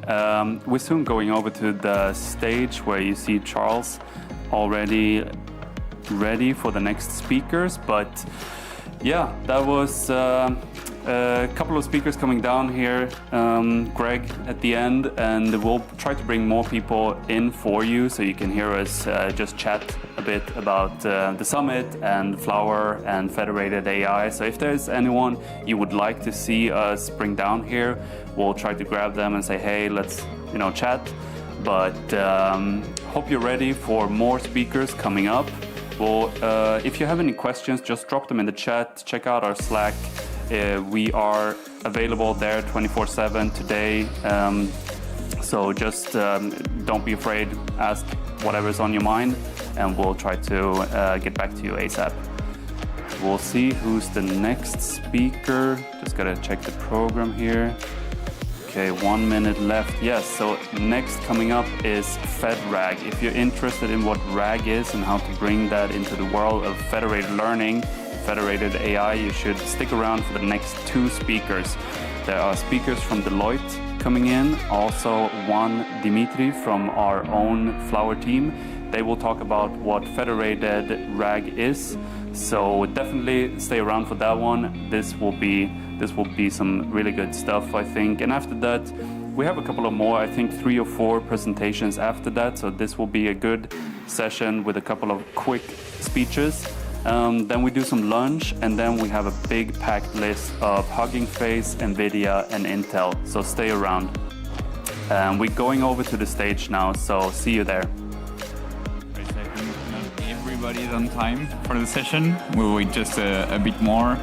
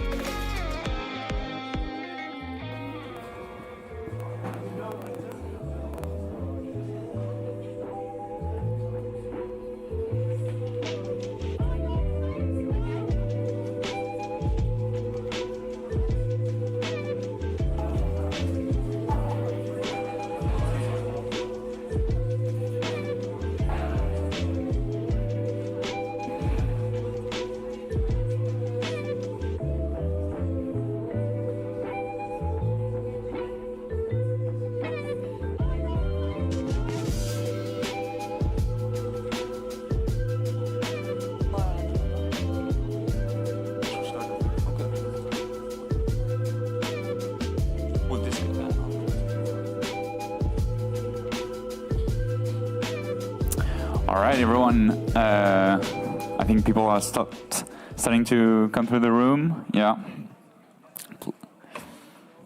Our next session will be a remote one. We will welcome Mohamed and Min, who are joining remotely. They are from Deloitte, and they will talk about a survey of federated RAG systems. Can you hear me properly? Yep, we can hear you. Beautiful. All right, I'll let you the floor. Awesome. Thanks, Charles. Hi, everyone. Sorry we couldn't join you in person this year, but thanks to Nick, Sasi, and the whole Flower team for inviting us to give this talk virtually. As was mentioned in the intro, I'm Mohamed Manzeri. I'm an R&D manager at Deloitte, and I'm joined by Min Tuan, who's from our R&D team as a senior engineer. We focus on privacy-enhancing technologies, research and development, and our group has been working on federated learning for the last 3 years. Most recently, we've been interested in the intersection of generative AI and federated computing. So this talk will start with an overview of federated RAG systems, cover some privacy and security considerations. Then Min's going to discuss the concept of confidential federated RAG, and then we'll wrap up with some time for questions and answers. just a quick disclaimer about Deloitte before we jump in. We've included some references and hyperlinks at the end if you're interested in learning more. Okay, so many of you have heard about Federated RAG, but I wanted to just start with our motivation for working on these Federated RAG systems, as well as some of the techniques that might be involved when implementing federated retrieval augmented generation. So in traditional RAG, we assume that all the data that we'll need is centralized somewhere, and it's readily accessible by the large language model that we're using. Typically, there's also a single embedding model that's chosen to vectorize the data. But when you're working with a network of data providers, this is likely not going to be the case. In this scenario, you might need to incorporate a few different flavors of federated computing. So for example, you might want to train a federated embedding model across the network's corpora without directly sharing any of the data between the participants. Or you might want to expose a federated data catalog to users in discovering and selecting data products that they can use in answering their queries. Finally, you might also need to implement a federated retrieval mechanism that both performs the local similarity search at each data provider site, but also is then able to retrieve that context and aggregate it at a central orchestrator. So you might be asking, okay, these are the different ways that I could federate the system, but how does that actually look like in practice? The basic puzzle pieces are actually pretty straightforward. You can see here that if we were to implement this in kind of like a chat type interface, a user would submit their query to that interface that's hosted on an orchestrator. And then that query would be routed by the orchestrator to external data providers. And each data provider, once they receive the query, would run a local similarity search, retrieve the relevant information from their vector stores as seen in step 3 with the retrieval engine. And then in step 4, the retrieved data is sent to the orchestrator where it's re-ranked and synthesized into a final prompt. And then that final prompt is sent to an LLM in the inference step, generates a response, and the final response is sent back to the chat interface and displayed to the user. There's obviously many different variations on this type of process and this architectures, and there's some really exciting and interesting research being done across the federated learning community to really kind of push forward what's possible with these systems. Okay, so despite the exciting possibilities that FedRAG systems present for data-driven collaborations, there's some important security and privacy risks that we should consider. First and foremost, the possibility of an untrusted orchestrator. So given the position and the importance of the orchestrator in routing queries and also aggregating responses, any privileged user or, for example, an administrator on the orchestrator might be able to view, reuse, or tamper with context from data providers. And you might also have both malicious prompting and inadvertent data disclosure that might occur as end users might attempt to reconstruct data sets, or the large language model might accidentally leak sensitive information to the end user. To talk a little bit about how some of these security and privacy risks can be addressed using privacy enhancing technologies, I'm going to hand it over to Min. All right. Thanks, Mohammed. So today I'm just going to go through a little bit more in the detail of the confidential computing part, just for the sake of time and not repeat like the whole steps. But the 3 main things here that we need to focus on is really the data providers, the aggregator, and the LLM model. So in the perspective of like untrusted orchestrator, this new proposed confidential FedRAG system actually reduced the attack surface by pretty much protecting your aggregation part and your LLM model. The only way to really interact with the code that is running is actually through some kind of client or parent server that is able to connect to the isolated hardware. And due to that, you actually am able to control the data that's going in, but also what is executed, but only that part can be executed, nothing else can be interfered with. Once it goes into that process of confidential computing and actually start processing the environment. And I'm going to walk through a little bit what I mean by that. So essentially a user submitting some kind of query, it goes in the router, then it gets sent to a data provider. Now within the data providers, each of them can control what they I guess, what they want to give out, but also they're able to filter out things such as maybe even throw in PII scrubbing, or even such things as maybe, let's say, I don't want to send these information to this particular person because they don't have access or certain level of security level, so then they cannot get these information. So basically, within each data provider, they can control the level of data that's being sent out, and they can also sanitize it. So then these things can all be done locally. Once those things are done, once you send it back to the server, you actually, unlike the original approach where you send it back to the orchestrator, where it then control, like the whole process and everything is kind of shared together. This time around, the data provider encrypted the data, so then it becomes encrypted while in transit. Once it gets sent back to the orchestrator, it actually doesn't go back to the central orchestrator. It goes into a confidential computing environment for aggregation. Only there can it be decrypted and then aggregated and do the re-ranking and so on before being sent to the LLM model, which is also in a confidential computing. So as you can see, like the whole process itself is actually encrypted and only decrypted within a confidential computing.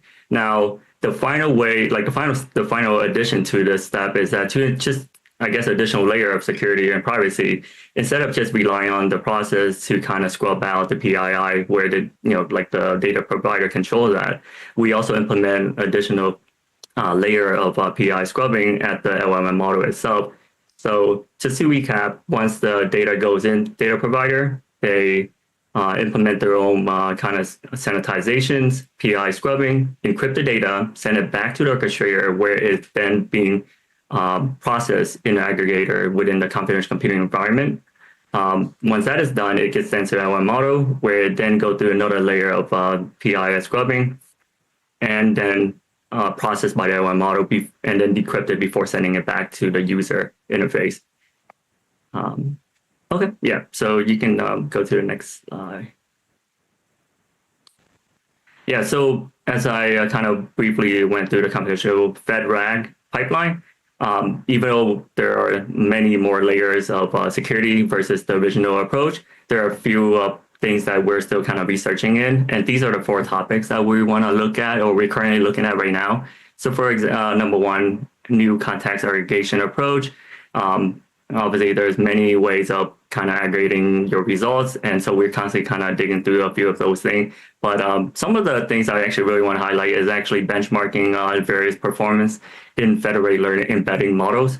There are so many different ways of kind of handling that, because I think something might be interesting if we can have some kind of shared embedding model, or even have like a orchestrator that can actually handle various different embedding models within data provider, because you can't expect all data providers to have the same embedding models, right?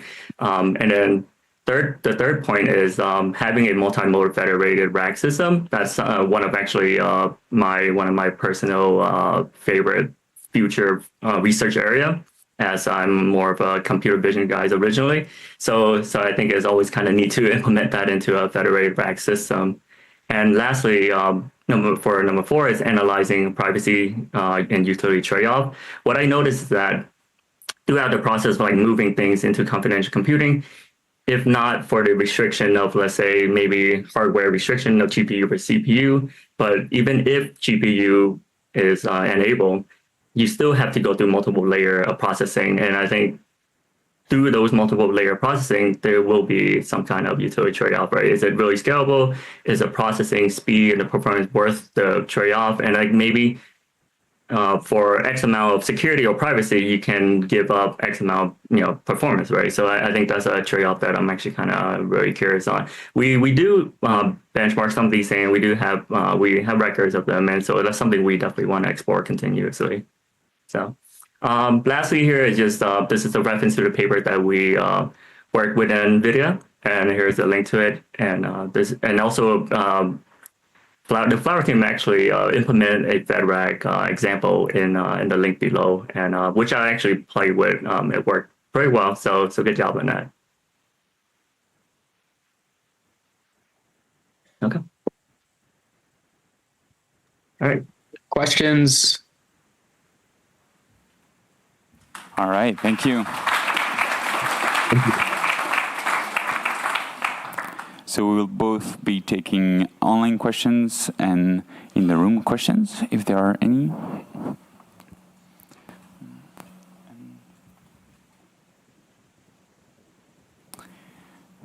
All right.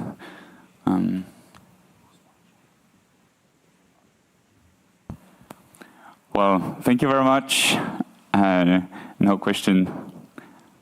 Thanks for we answered all of it. Thank you. Bye.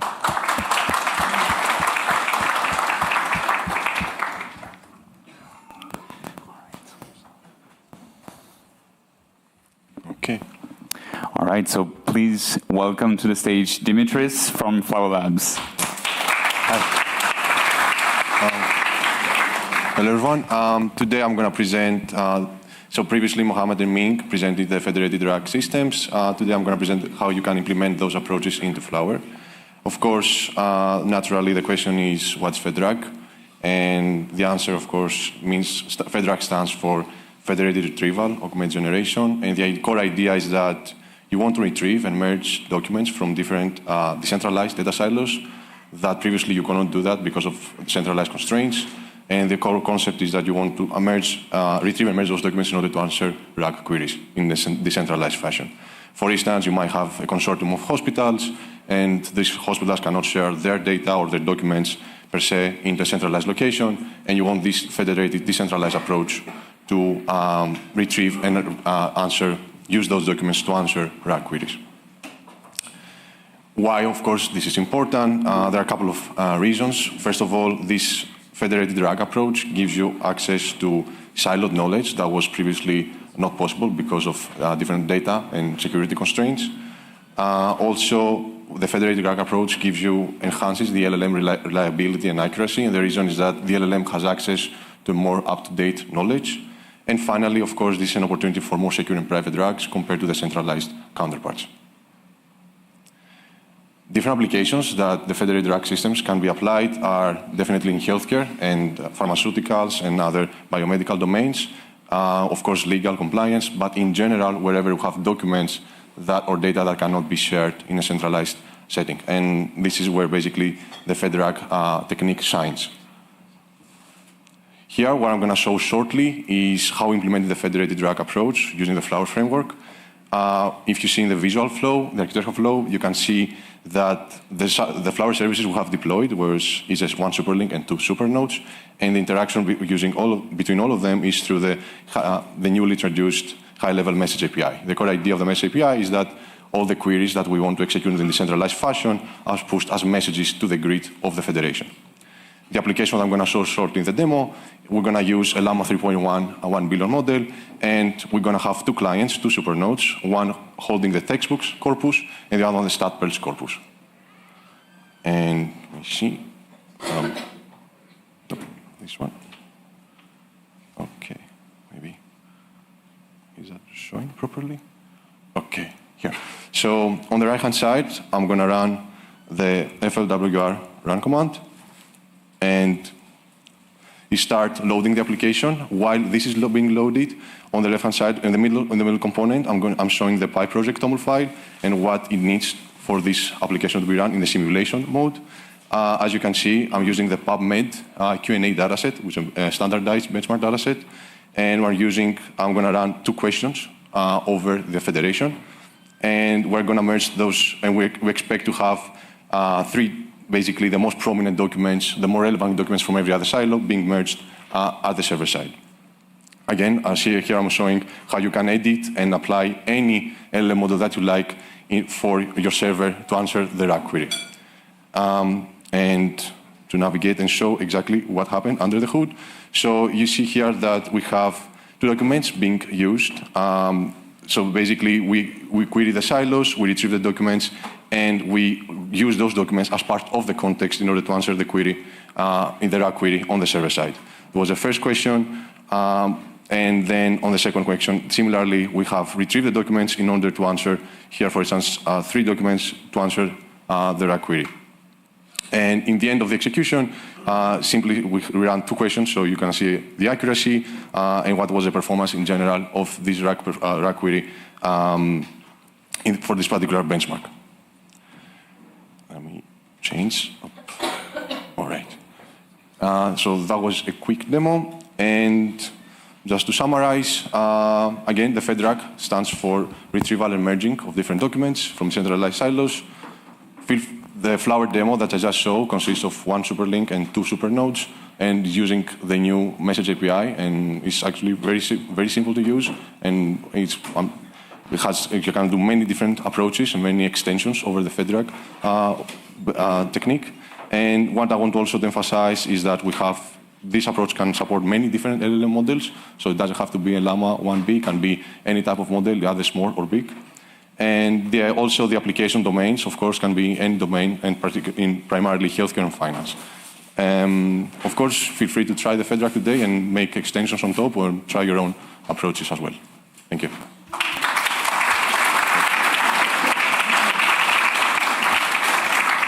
Well, thanks a lot, Dimitris.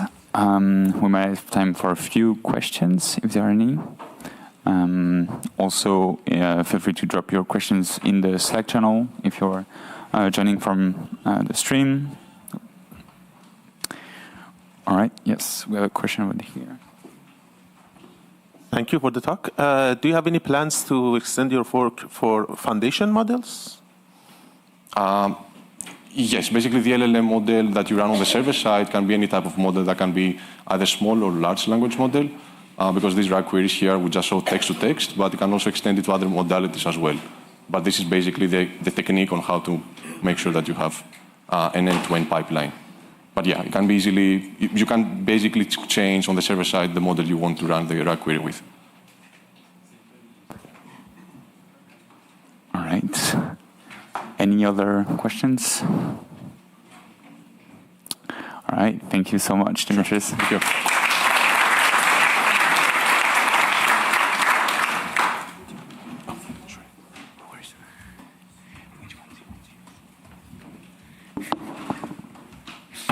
All right, please welcome our next speaker to the stage, Sergio Zaira Mata.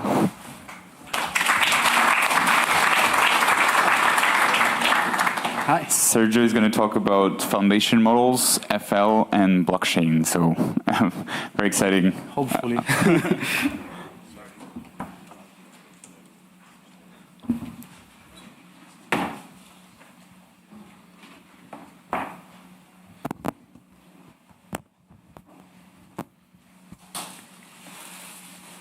Okay. Hi. Can you hear me? Yeah. Good morning, everyone. My name is Sergio Zaira Mata. I'm an AI engineer and project leader at Siberia. And today I'm going to be presenting the project called Synaptic City. We have presented this project in New Reefs last December in Canada. So we're happy to have a space here to share our new ideas. Thank you. To share our new ideas. So just a quick view about Siberia. It's a Spanish company. It's based in Madrid. We basically do AI for the industry. And when I mean industry, I mean every kind of industry. So here you have an example of the energy sector for the project, for example, Donetsk Flux, which is the fusion energy. Also naval and infrastructure, so with predictive maintenance and digital models. And materials. This is a new line of project that we have, the discovery of new materials. We use nanomaterials and perovskite, so actually a lot of things in the sector. Okay. So starting, Green is the base project that we have been developing for the last 2 years, and is the base for this new project called Synaptic City. Green has been the pleasure of being presented in Flower AI Summit of the last year, and also in the Flower Monthly, so we are happy. And if you want to see it, I think the Flower Monthly is in June, so check it out. So we have find during the development of Green and during this investigation some critical challenges that face not only the smart cities but also really correlated with the federated learning. This will be the fragmented data. We have isolated data sets that are difficult to collaborate between them. Also, on the other hand, centralized systems. We have silos of data, single locations of data that in the industry have problems because it has some vulnerabilities and some maybe lead to the misuse of this information.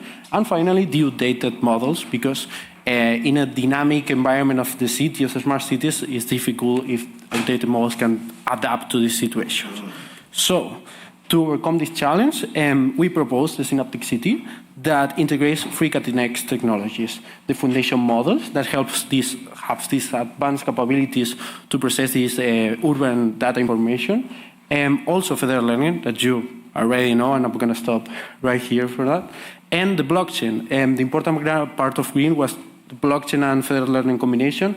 And here we have it again. That allows us to have a network decentralized. They have transparency, mutability. That is also regulated using the smart contracts that are the rules inside of this network.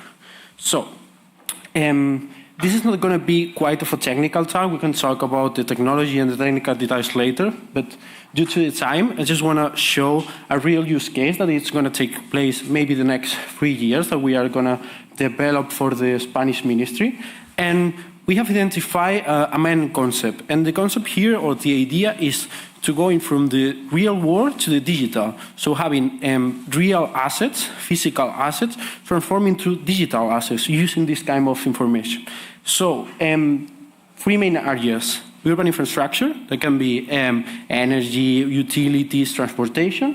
Cultural treasures, art, monuments of the city, and also resources like water, park, forest. Okay, every asset of this that I mentioned can be converted from the digital to the, for the real to the digital assets.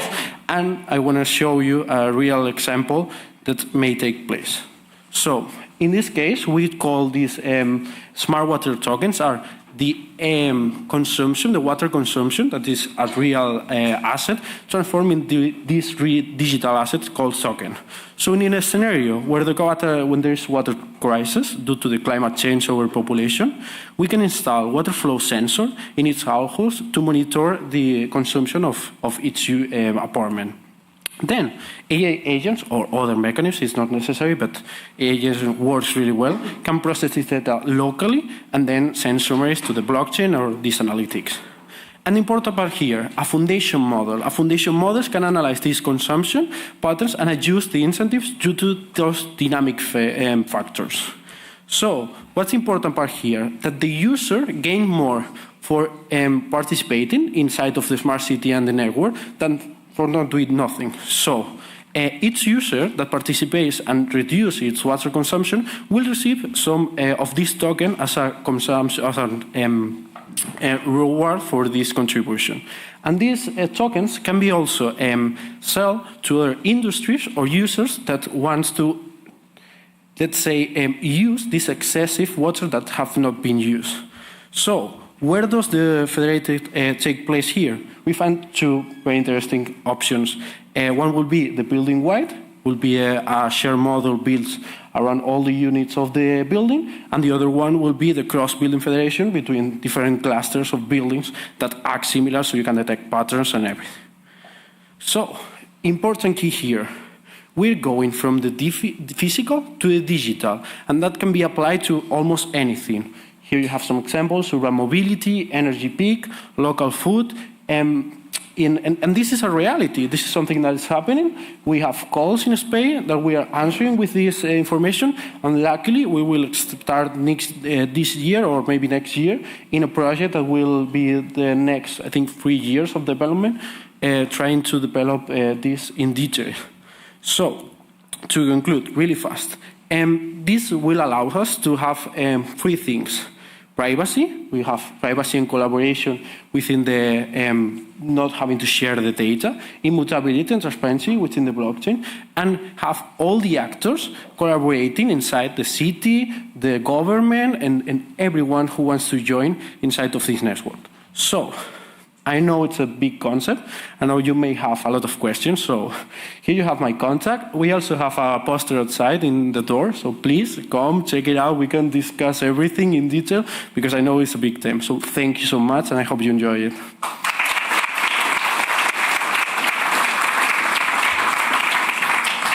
Thank you so much, Sergio. So do we have any questions in the room or on Slack? In all cases, as Sergio said, he has the poster, and feel free to go talk to him during the breaks. Thank you. Okay, thank you so much.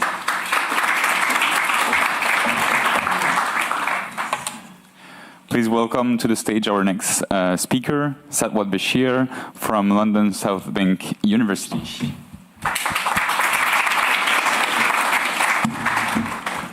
Yes.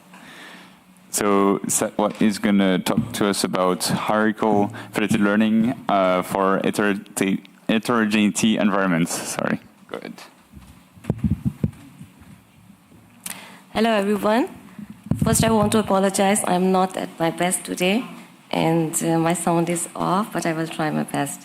Okay, so I'm presenting today one of our lab work related to federated learning. So I'm representing one of the teams of my lab, and which works on the federated learning architecture for edge computing environments. So I know you are all intelligent, and it's an industry day, so just bear with me.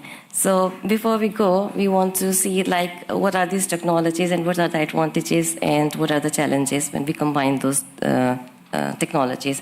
So as edge computing, it brings resources, computational resources, memory resources near to the user devices. So it reduces latency and saves the bandwidth, and it doesn't have to go to the centralized cloud all the time. So it saves the cost for the data travel. And when we talk about the federated learning, so as we know, so it's a collaborative training environment, and without exposing the data to the outside world. So when we combine these two technologies together, so we get both the advantages, but it also multiplies their challenges, which is like their vulnerabilities in federated learning in their own aspect, and edge computing has its own vulnerabilities in its own aspect. So when we combine those things, so it becomes a bigger challenges. So and also as 3GBP latest releases, last 3 releases, they are specifically targeting FL as a key enabler for 6G computing. So there's a potential to work on FL and edge computing combination. And also our architecture, the architecture that I'm presenting today is basically inspired by the fundamental theorem of distributed data systems, which is CAP, which says that ideally we want these 3 parameters to satisfy. But at any given scenario, we can only satisfy 2 parameters, and we have to trade off with the 3rd parameter. So taking inspiration from that, we also suggested a theorem that at any this heterogeneous federated learning and edge computing environment, we ideally want these 3 parameters: convergence, accuracy, and tolerance. Tolerance covers all the real-time, you can say, or malicious activities, and fault tolerance, resilience, everything here. So we say that at any given time, only 2 parameters can be satisfied given the situation. So based on this, we proposed our architecture. So for this talk, I will be only presenting with the statistical heterogeneity. I'm not covering the system heterogeneity and network, which we have already covered to justify the suitability of the architecture. So in this, we first see what is the heterogeneity and what is the heterogeneity within the heterogeneity. From the statistical perspective, there is labels, quantity skew, and then comes a feature skew when we talk about the real data sets, and then there is a temporal skew as well. With that, there is also model architecture heterogeneity, so it's a bit complicated. So to target this thing, so we devise, like this is an edge computing environment, so we are devising 2 levels of aggregation. So one, because we already have this edge, and it is near to the user, and the federated learning is a client-server architecture, so we can have this aggregation for one kind of, not for one layer of aggregation. And for the second layer, it is basically not on the client, but basically on all the models that all the edges are currently operating. So from the concepts of cloud computing, so we have this fog concept. So we are utilizing that fog to aggregate all those edge models and see how we can learn and we can merge together to make a more better global model, and we can deal with different kind of clients. So in similar way, like data is not exposed, it's only the model going layer by layer, and there also identity is saved in each layer. So for this, for the second layer of aggregation, so we are finding the similarity, because as we take the edge models from different edges, so because it's a distributed environment, so when we take different edge models, so we have to find the similarity. So right now in this model we are using this KLD similarity, and for the clustering, because we cannot fix these number of clusters for the edge model, so we are taking we are using PCA to indicate a factor which is going to be used as a clustering method. So it's gonna be a dynamic, so it's not hard and fixed. So it improves the personalization and robustness in highly non-IID scenarios in respect to model architecture and in respect to data diversity. And also this, we made sure that it aligns with the 3GPP visions and their guidelines about their edge intelligence and data, edge analytics. And so we propose this architecture. So right now I'm using only one fetch to show you only one fog layer. But you can imagine that with one fog layer there are many edge nodes, and they are training in the distributed fashion. Sorry, I will be very quick. So this is the proposed architecture, and then here we are just using the benchmark data sets. So we tested on 3 benchmark data sets, and 3 are telecom related data sets. And the purpose of doing the benchmark data set to prove the concept that this is how it is different. Like when we have to do the comparison, then you do the comparison with the benchmark data sets. Although I know that this is not a realistic data set, but just for the comparison.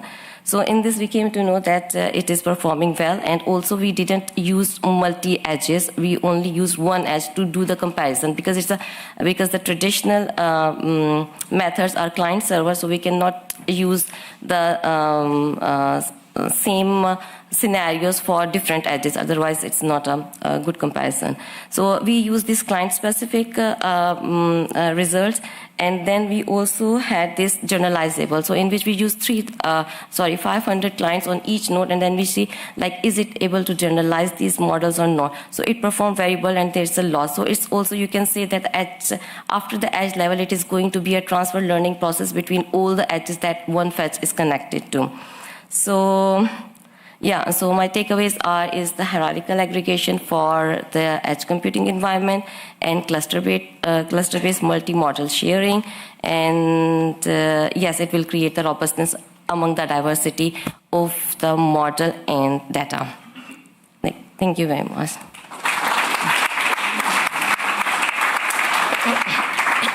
Thank you very much, Satwat. Do we have any questions in the room?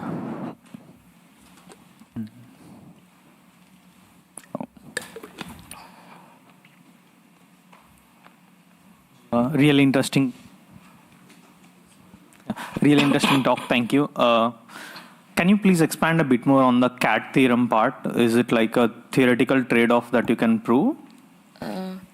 Yes, we did. I mean, you can check my paper, or I can talk to you, because yeah, we made the comparison, and then we theoretically proved that okay, this goes.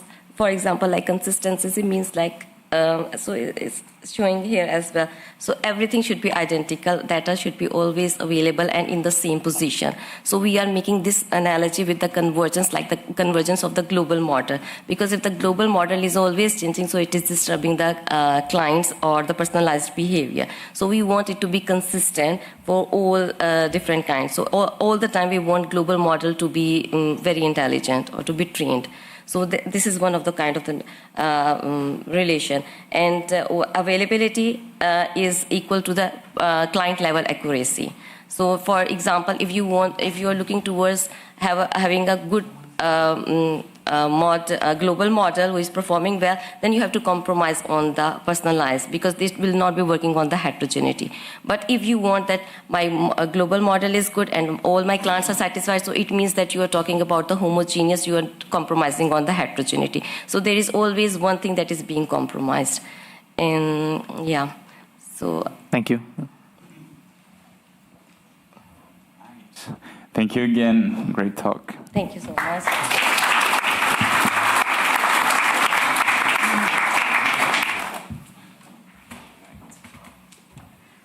Please welcome our next speaker to the stage, Danny Mandat.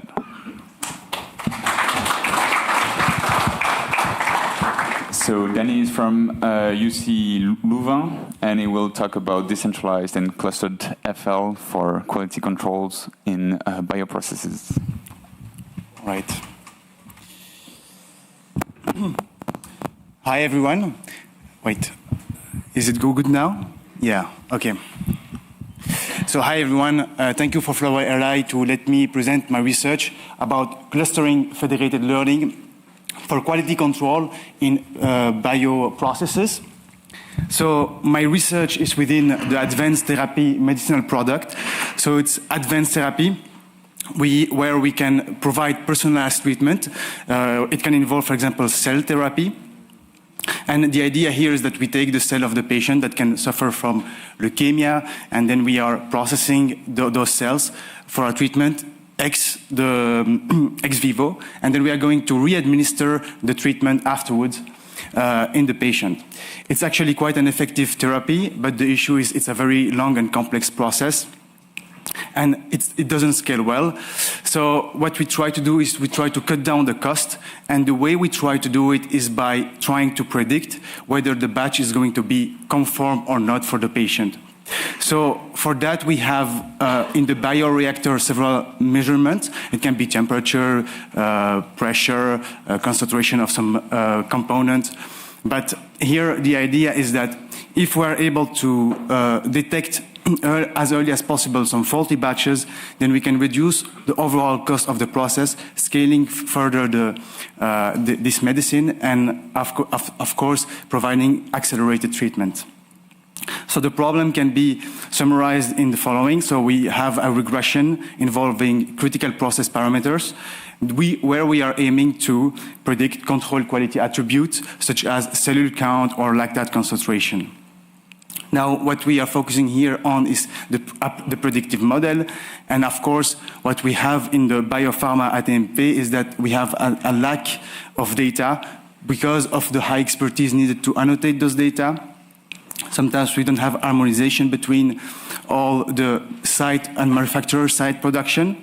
You have complex patterns between the measurement, the site parameters, and also target variables, but also competitiveness among companies, and even sometimes within a company, several manufacturers or several sites are going to be in competition with each other.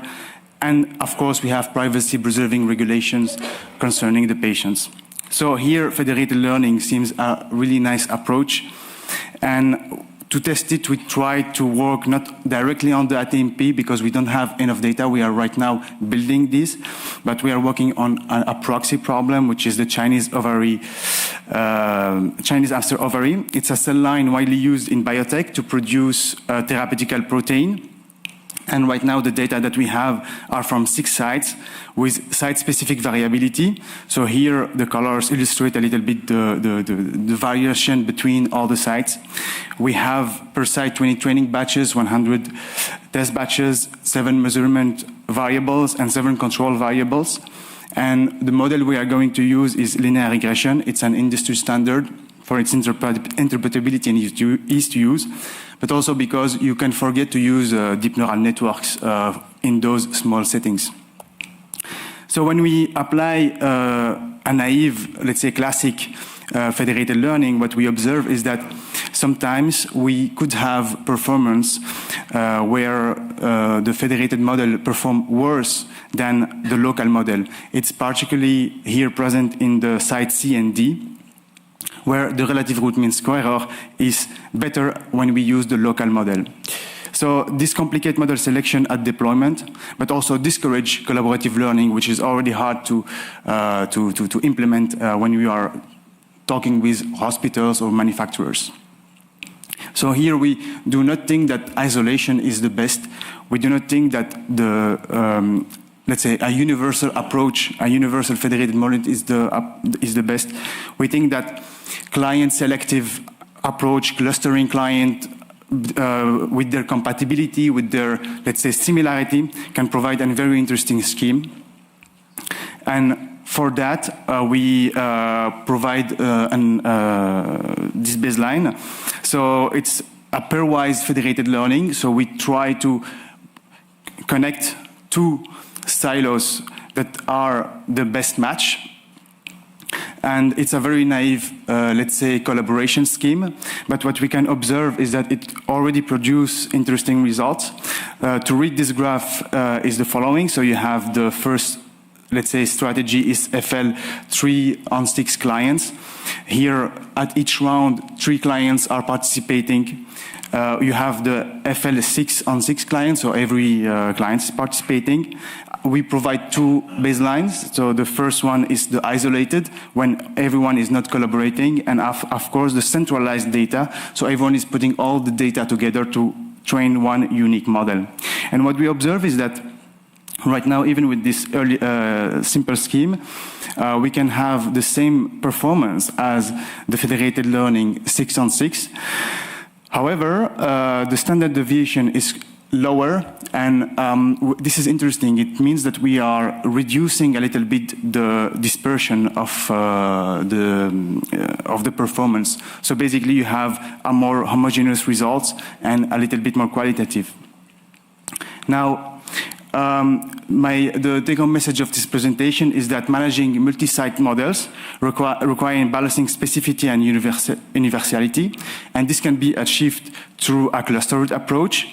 Of course, it is right now an ongoing research, and the intention of this presentation is first to collect some feedback, but also to see if there are some people interested in collaboration. But of course, there are some mechanisms that can be provided more advanced that are going to ensure for every client taking part in the federated learning process a constructive peer learning. This concludes my presentation, so thank you for your listening.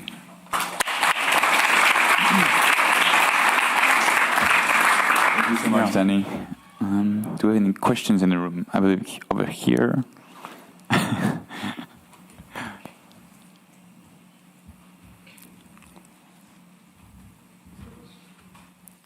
Hi, thank you very much for your very interesting talk. Could you explain the pairing again? So are you taking 2 data silos and merging their data, and that brings it down from 6 to 3 clients, or like can you explain again how this works? No, we are performing federated learning.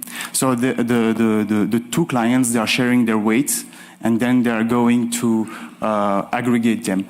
And the way we find out which one to pair is through a metric, a distance metric that we developed. Yes, of course, I'm more happy to develop if it's what you want. Yeah. So it's more like a hierarchy thing where you have a lower hierarchy cluster where you share the weights, and then you do federated learning between the clusters, kind of.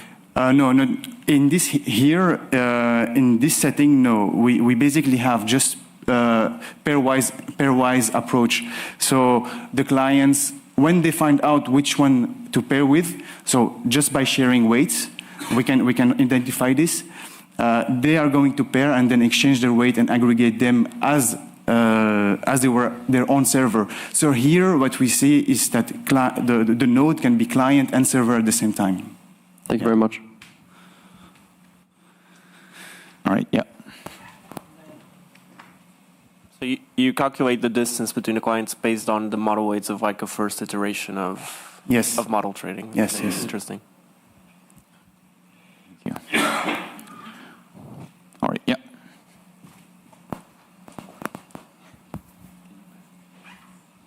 Hello, thank you so much for the talk. I was wondering, like, it's just a little suggestion, like maybe instead of using clustering, you can try to model these like clients into like a graph.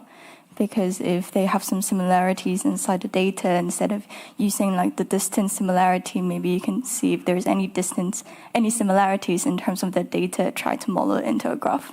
Okay.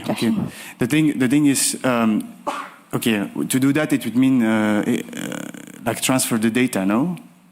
No, it's in do like, not accept. Okay. Because if you're, I'm not sure if you're how are you going to pair the clients, because then like it is just a style of like instead of pairing it, you just like use like a similarity to model it as a graph, so like it is a connection between like different clients. Okay. Okay. Suggestion. Yeah. Okay. All right. Then thank you. Thanks a lot. Maybe we have time for a last question. Oh, good. Thanks. Thank you very much. So, why or where does aggregation happen, or why it's not needed? So, I mean, I really respect both client and server, the change of messages and the weights between clients, but is there the notion of global model, or if not, why? How do you tackle this? Thank you. Personally, my stand is that the global model is an universal approach. It's not going to be a strategy that is going to be applicable in every situation, because sometimes you have your own specificity as a side production, and you can sometimes have a poisonous, or let's say not poisonous because it's intentional, but you can have like bad data from another manufacturers. So this is why I do not see the potential of a universal approach. And what I think we should see is that each client is its own agent, a bit selfish. At least he is going to do what is best for it, rather than taking part in a coalition and to have a unique model. This is the stand of my research. I don't know if it's answered your question. Okay. Thank you so much, Danny.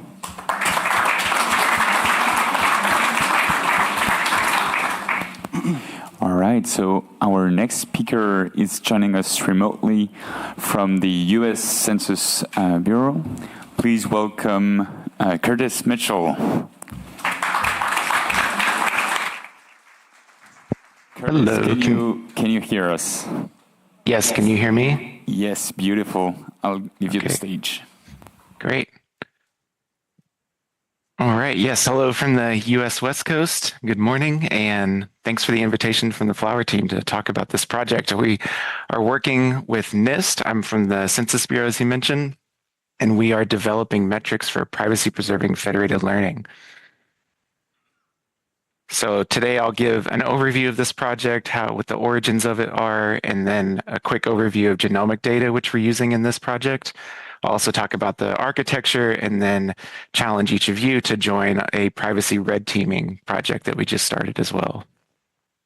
So let's go over the outline. First, I want to talk about some of the project partners we have here. So NIST stands for the National Institutes of Standards and Technology. They have two programs that are spearheading this project, the Privacy Engineering Program and their National Center of Cybersecurity Excellence, or NCCOE. We're also working with two contracting firms, MITRE and Nexus, that are providing some engineering and data science expertise. And then I'm with a small team at the Census Bureau called XD. Our goal is to test new and emerging technologies like PETs to see how well we can use them to improve government services.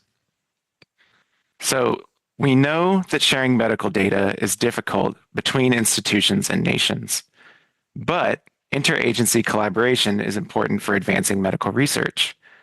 And so we wondered if we could use PPFL to enable easier collaboration.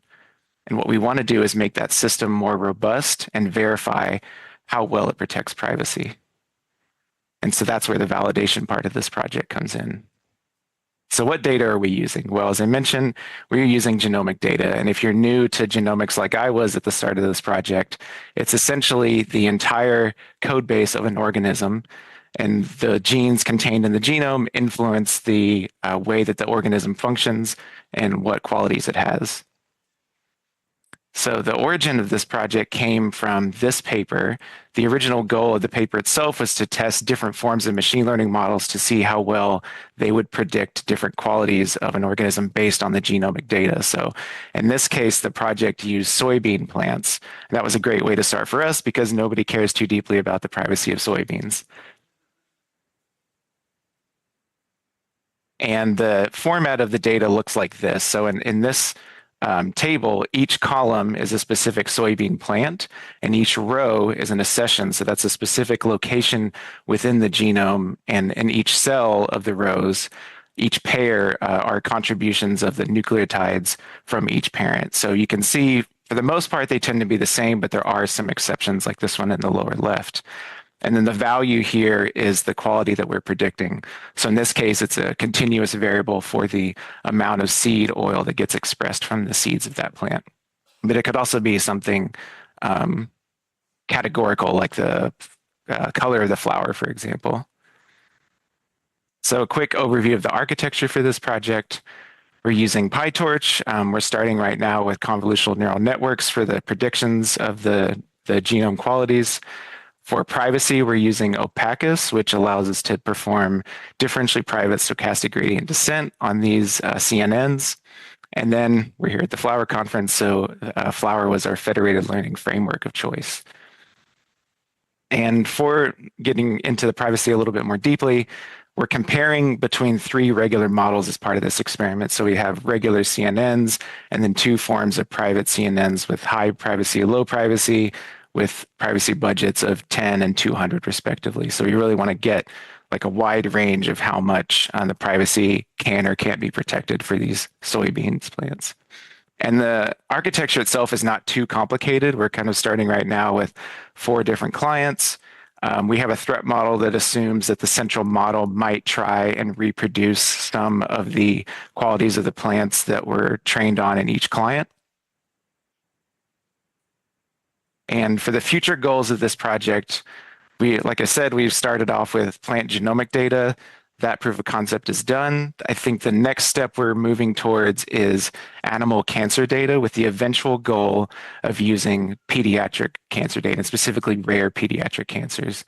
Federated learning would be a great solution to this because by the nature of that data, you have very small populations of those patients.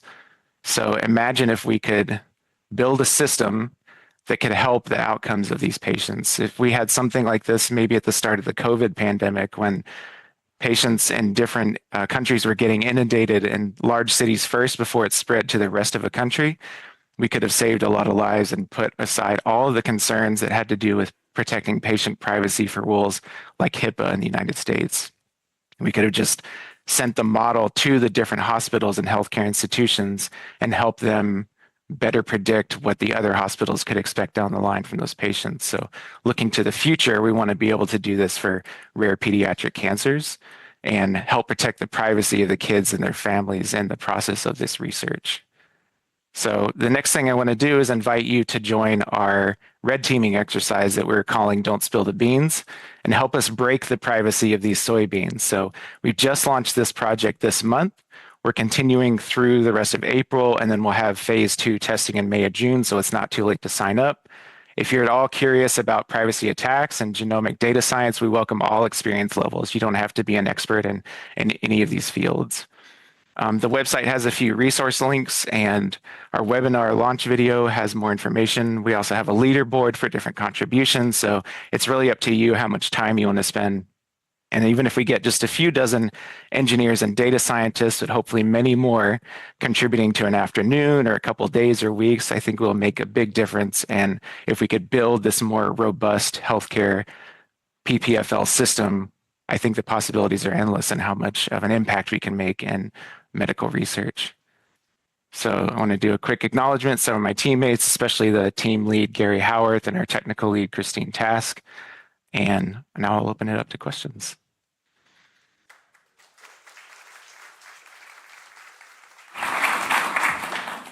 All right, do we have questions in the room? I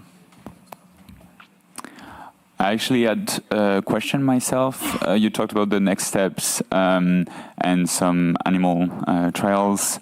What are the main roadblocks there? Is it more logistics or technical?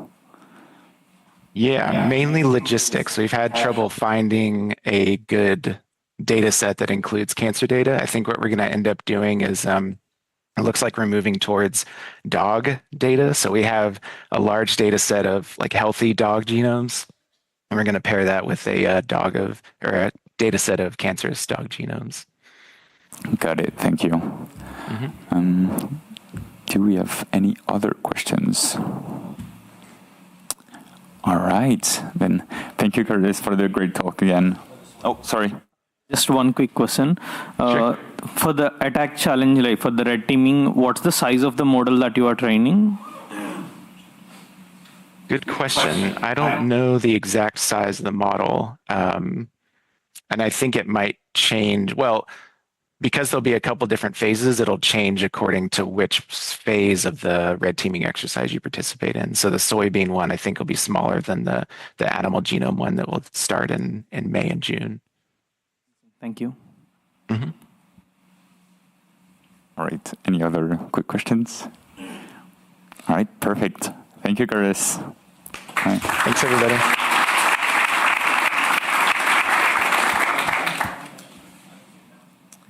All right, and I think we are perfectly on time for the break. So we'll take a 45 minutes break. That means we should be back here at 2:05, if I'm not mistaken. And oh.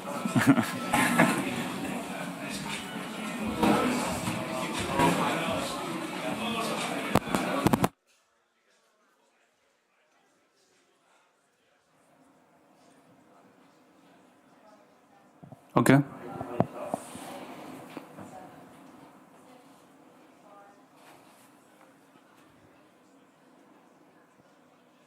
Hi, everyone, and welcome back to the studio. We've heard a lot of interesting presentations now over the last hour. There was Curtis tuning in online, just talking a bit about their project. Hope you really enjoyed all the presentations that we had for this session. There are more sessions to come, so stay tuned. Right now there's a lunch that will go on for 40 to 45 minutes, but we continue to stream. So if you are tuning in from online, feel free to grab something to drink, go have a bite, but we'll be here. We'll have some people come by. We had some people come by in the last break and just talk about their research, their projects and applications. So we'll definitely bring some more people, see what is actually going on out there in the real world with deployments, with simulations, and what Federated AI is currently doing and where it's at. I saw some people having questions about federated learning in deployment. There were some questions about server applications and how they connect to client applications. I think we'll actually bring Xiong-Shen, my colleague, down here, and we'll talk a bit about that as well.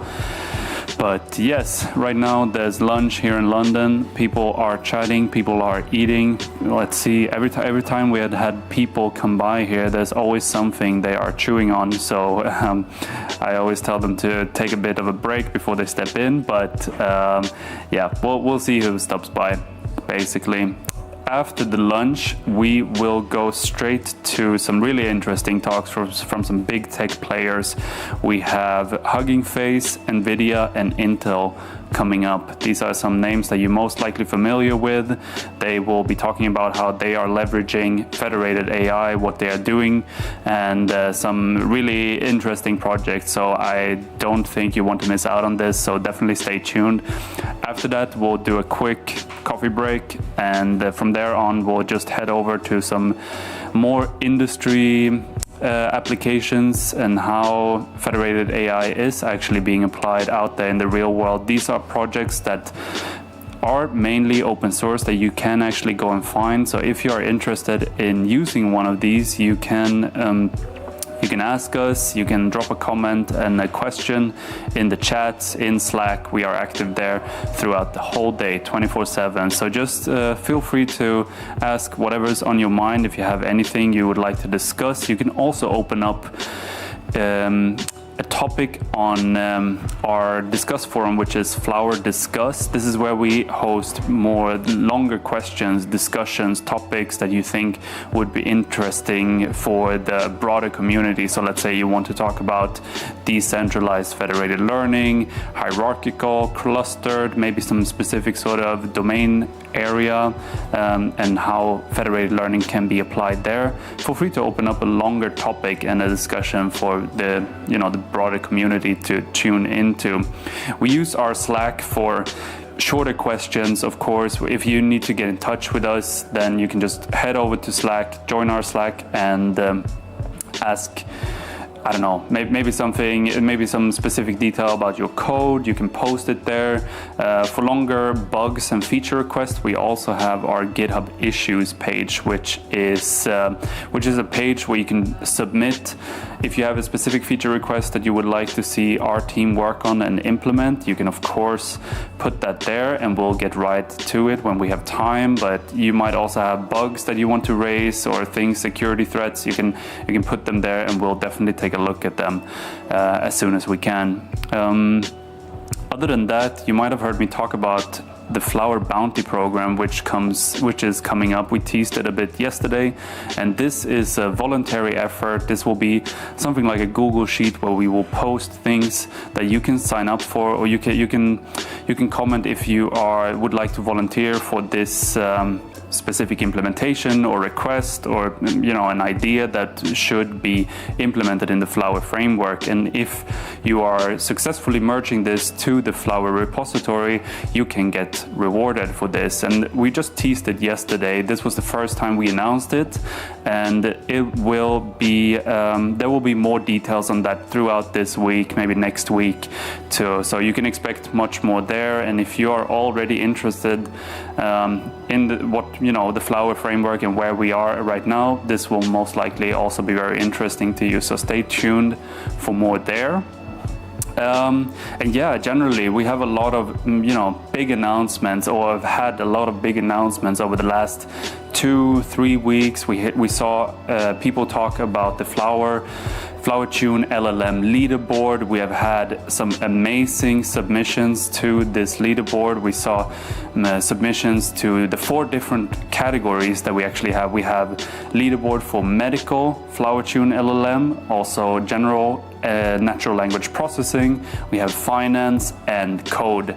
And we have had some research labs that have submitted multiple submissions to this leaderboard. We also have individual contributors. I think we saw Massimo commenting in the live chat. He's one of the top contributors, but we also have some amazing research labs submitting some experiments and runs to this leaderboard. So it's very, very interesting to see. We also heard Charles talk about Flower Intelligence, which is one of the big new initiatives of running AI models such as large language models on your local device, but you can also give it an extra boost. You can power it if your device can't handle this the size of the large language model. So you can get some extra power from the Flower Confidential Remote Compute, which is right now in early stage. You can sign up for this. They also talked about the Flower Pilot Program, which you can register for. You can submit your proposal for what you would like to do. Just go to flower.ai, our website, and you'll find more information about what this is. Yesterday we also had some really cool speakers from our team, and of course speakers and developers from other organizations. I just wanted to highlight that Javier and Nick, they were talking about the Flower framework and also Flower LLM, which is the way of actually training, running, fine-tuning large language models in a federated way. So if this is something that interests you, you can always reach out to us. Our team is available and will answer your questions. Apart from that, we had a really good speech today from Zhongshen, which was about Flower in deployment, which I think a lot of you might like. This is how you bring, if you're starting out, you will most likely try Flower in a sandbox sort of environment where you're just running it on your computer, seeing what works well, what you can customize and things like that, how you use the different sort of data sets and models. But then when you want to bring it to real world deployment, we have tried to make it as easy as possible to go from step 1, which would be then experimentation/simulation, to deployment. This is a seamless sort of transition that you'll do. You'll just bring what you have in the sandbox environment to the deployment environment, and you'll see that this is not that difficult. Actually, it's very easy. Xiongzhen will most likely come by and talk a bit about this, but yeah, definitely stay tuned for more. Let's see what else we got here. Just checking if there are any comments in Slack. There were a couple of comments on the Federated RAG. We had two presentations on Federated RAG, both from Deloitte and the Flower team. Maybe Dimitri will come by and talk a bit more about that, but we saw that there was a question, what kind of modality is being thought to be used for multimodal federated RAG, and the question was answered by the Deloitte team. So image and text was used for this study. Of course, there are other modalities that one could imagine, such as audio or numerical/tabular data. But in this case, it was image and text. Then we had some people talk about the security side of things, which I think they will also stop by. There were some questions about differential privacy, secure aggregation, which are things that you can use with Flower. These are things that are already integrated there. Of course, there's always things that can be improved and extended, but we always welcome contributors to, open a pull request on our GitHub, so that if you want to see something implemented today or even yesterday, then you can already open up a pull request for us to review. If it conforms with the documentation and the rest of the syntax on Flower framework, we can of course merge it in very short time. So if this is something that you're interested in, let's say a specific encryption technique, or maybe a baseline or something like that, feel free to open up a pull request on our GitHub. We'll send out reviewers to take a look at this immediately and try to get it merged as quick as possible. And we've had so many contributions over the last year. Also, some people, they raise issues before they actually go ahead and say, hey, I just want to get this done, and then they fix it themselves, which is for us great to see. But our engineers are working endlessly on trying to make this the greatest framework out there for federated AI. So let's see.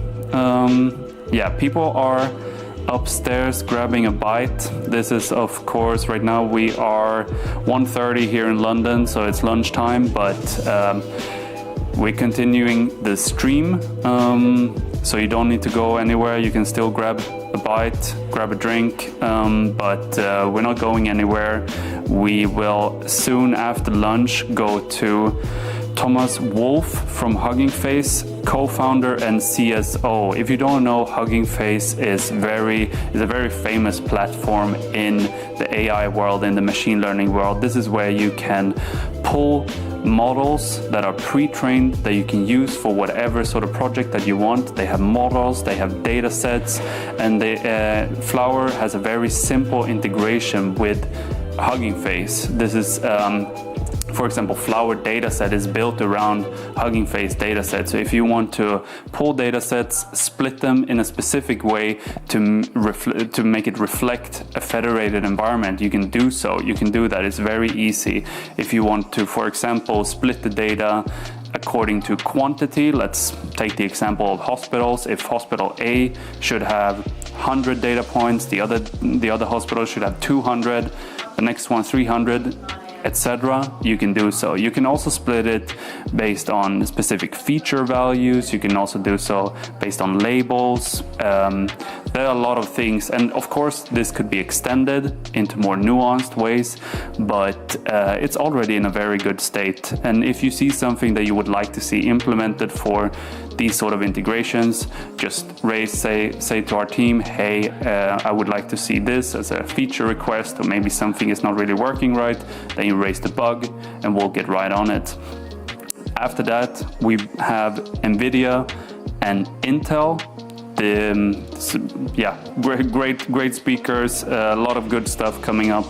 And then there's a short break where you can grab some coffee. We'll then go over to some industry speakers. So we'll have people from the medical industry, the healthcare industry is a very prominent industry in Federated AI, but we also have people from finance industry. This will be really interesting. And also, of course, maybe yesterday you heard about the Thunderbird, the Mozilla Thunderbird and the Flower Intelligence integration. There will be more on that as well. At the end of the day, we'll do a panel, as we did yesterday, together with Vana and Mozilla, but this time there will be other panel speakers. So, I mean, that was a success yesterday, definitely. There were so many questions and very interesting discussions, so tune into that. And, you know, if there's anything that you think should be represented or is not represented and you just want to connect with the team, check social media, connect with us on LinkedIn, X, go to our Slack. That's the easiest way to get in touch with us. We're live and we are there 24/7 throughout the week, so you can connect with us and ask questions there. Let's just go through Slack, check if there are any questions. Let's see. What else? Okay, we got there. Checking the different ones. Yeah, no, so we'll definitely bring some speakers by here. And people were asking yesterday about decentralized federated learning and peer-to-peer networks. This is, of course, something which is not the conventional way of doing federated AI. It's something that we are working on, but it is already possible to use Flower for this sort of purpose. You can do it. There are some workarounds that needs to be done in the communication protocols and maybe how you are running these long-running processes that in the deployment setting, which is the superlink and the supernode. The superlink is usually done for the aggregation of updates, and the supernodes is what conventionally is located on the client side. So you can think of it as server and client, but there are workarounds basically that you can do for your project to get it to work in a peer-to-peer setting. It would, I agree, it would, this is something that the whole team will look into, and we'll try to make it as easy as possible for you to set up.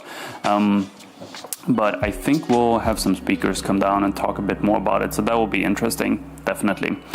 Right now, people are grabbing lunch. You see the little box below me here to the left, but the next speakers will be up in circa 30 minutes, I think, but we are not going anywhere. So if you have any questions, just feel free to drop them here. We are trying to make this online experience as great as possible for you. So if you have questions and you want, a specific speaker to come by, we can organize that. I see we have a question about the superlink. I have a question about superlink. Is it only required during deployment runtime, or is it also necessary during simulation runtime? Right now, the superlink is during deployment runtime. The simulation runtime is not based around superlink, but let's have Zhongshen come by and talk a bit more about it. I think he has some even more insights to it.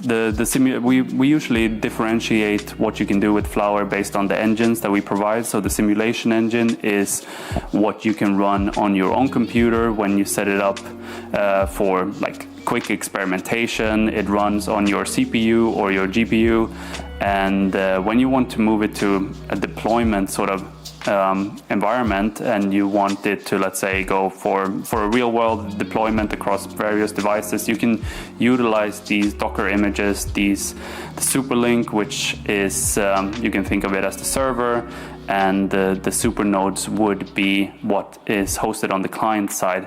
These are isolated processes from the applications themselves. So when you have set up the superlink and the supernodes, let's take the very easy example of one superlink and two supernodes, hospitals could be on one server, then these are long-running processes that pull and push messages back and forth. And the applications themselves, when you create a Flower application, you have usually one server application plus one client application and a couple of side functions. And the server application runs on the server but is isolated from the Docker images like the superlink and the supernodes. And then on the client side, you have the client application, and that one is also isolated. And what's good is that means that you can submit many runs, many applications at the same time that are out there running on either the server or the client side. And even though the superlink and the supernodes need to push and pull messages, they do so without, interfering with the different sort of applications. So this reduces dependency management and makes it less complex. But let's see if Shongshen can come by, talk a bit more about it. I think he's grabbing lunch right now, so let's be patient. There are a lot of people out there hungry, I would say. Yes, of course, there's more documentation on our website, flower.ai, where you can read about this. Let me see if I can find some of this documentation. But otherwise, just go there, follow the API documentation, and you'll see more about this. We have a lot of documentation on how you can implement your own strategies if this is something that you want. If you think that maybe you need to do some tweaking in the evaluation, or maybe you need to do a specific sort of weighted average, or maybe different metrics that you want to track. These are things that you can also do, and we provide a way for you to see, okay, these are the functions that I need to tweak, and then you can just look for where to add, let's say, the metrics that you want to add. And we, instead of just looking at accuracy, you can also look at precision, F1 score, recall, whatever it is. And yeah, it's, I mean, of course, if there's anything missing, feel free to add this or ask us to add it. If there is another video that you would like us to present, so what we're trying to do is that we're trying to create more marketing material which is targeted as kind of, or it's we try to make it as authentic as possible, which means that we are recording ourselves setting up these sort of simulation or deployment environments, so that you can always go back to, let's say, YouTube or on our website. We try to push these sort of short videos that you can watch. If this is something that you like, you can, say, hey, I would love to see when you set up something using this and that strategy. Could be a personalized strategy, maybe basic federated averaging, but for a different data set, and you just want to see someone from the Flower team work on this and show you maybe a 1 to 2 minute video, we can do so. We are definitely trying to ramp this up and give you more of this kind of video material that you can always go back to and see, okay, this is how they implemented it, and maybe we did it wrong. Maybe there are certain things we could do better. Then of course we have GitHub issues, we have Slack, we have our socials where you can interact with us. So feel free to go there and take action, ask the questions, and also implement it yourself if you have the time. Feel free to open up pull requests, and we'll definitely take a look at them as quick as we can. Let's see if there is more. Yes. Yeah, some multimodal, federated RAG, some questions on that. Then later, as I said before, after lunch, we have a big session coming up with Hugging Face, Nvidia, and Intel. So stay tuned for that. That will be very interesting. And after that, we'll do industry talks. So medicine, healthcare, general federated AI, Thunderbird, and Flower Intelligence. Also, at at the end, there will be some cloud integration talks. So I see here one of the last ones is Flower on Google Cloud Platform. And before that, we also have Flower on AWS. So if you are using one of these cloud platforms, maybe this is the talk for you. So you should definitely stick around to the end of the day, because after that, we have the panel where you'll see some people talk and discuss more. And yesterday's panel was great. We had a lot of people tuning in, asking questions, and it was a very engaging crowd. A lot of people were actively, kind of posting and making comments, trying to come with feature requests, new ideas, which we love, of course. Let's see. I think we have our first guest for this break. Feel free to come in. Let's see. I'm gonna pull up the chat so it doesn't look so weird. Hi. How's it going? William, nice to meet you. Danny, nice to meet you. Please, if you could introduce yourself. This is the camera, so if you could introduce yourself to the people online and what you do. Exactly. Hi everyone, so my name is Danny. I'm a postdoctoral researcher at UC Louvain, Belgium. And my main topic is federated learning in the pharmaceutical processes. And what I'm more focused on is how we can do peer learning and collaborative learning within those settings. Especially I'm considering clustered federated learning. Yeah. So you just had your talk upstairs, and how was the feeling? What was going through your head as you were? What I really like at this conference is the energy and the enthusiasm. So many interesting questions, and you see a lot of interest. So I really enjoy my talk. Nice. And maybe you said clustered federated learning. Yes. Is what can you say about the current state of clustered federated learning? Because maybe people think of it in different sort of ways. I think you can differentiate whether it is dynamic, whether it's static, that you base clients around the you get the clients at the first stage, but you can also do it dynamic. So if they are updating, you can maybe switch one or two participating clients. So my stand is first that a universal approach, so one model for all the clients is not a sustainable approach. So we need the clients to decide with which other client they need to collaborate with. And I think this can totally be dynamic. So if you feel like you are self-sustained by alone and you don't feel like you need to take part in the coalition, then I think it's time to stop being part in this coalition. So I do believe in a dynamic approach where clusters are reconfiguring over the time. And in these federations, how many clients are we talking about? How many clusters would be a normal setting, at least in your research? So right now, as I'm talking pharma processes, we only have 6 sites. So we are not talking about 1,000 nodes. However, what sometimes we observe is that 2 to 3 clusters can already be enough to produce very interesting results. Yeah. And how does that play in with, for example, data heterogeneity?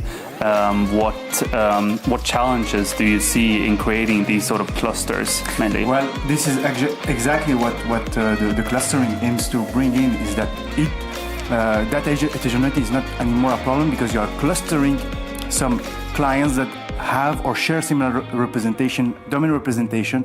So basically you are, let's say, tackling this issue. What we believe in is that isolation, you are too specific, and sometimes model need to see a little bit more diverse samples. So this is what pairing with another silos or another client can bring. And so you have a balance between specificity and universality. This is the key idea of clustering. Okay, I think, and with universality, you mean, if you could be a bit more, like what would that really entail? Universality means that you are having data from all over the silos. Okay, and specificity is that you are just with your own specific I see. data. I see. Yeah. Yes, I see. Okay, and what would be the target? What is the objective that you are looking to solve with AI? Like, what's the use case here that you are working towards? So the use case I'm working on is to try to predict the quality of a treatment batch. Mm-hmm. So what I'm right now targeting is to, let's say, reduce the cost of advanced therapy. And typically we are right now working with cell therapy. So we take the cell of a patient that can suffer from, for example, leukemia, and then we have a personalized treatment for it. Now, the problem is that this process is very complex and not scalable. So by reducing the cost, we hope to bring it to more patients.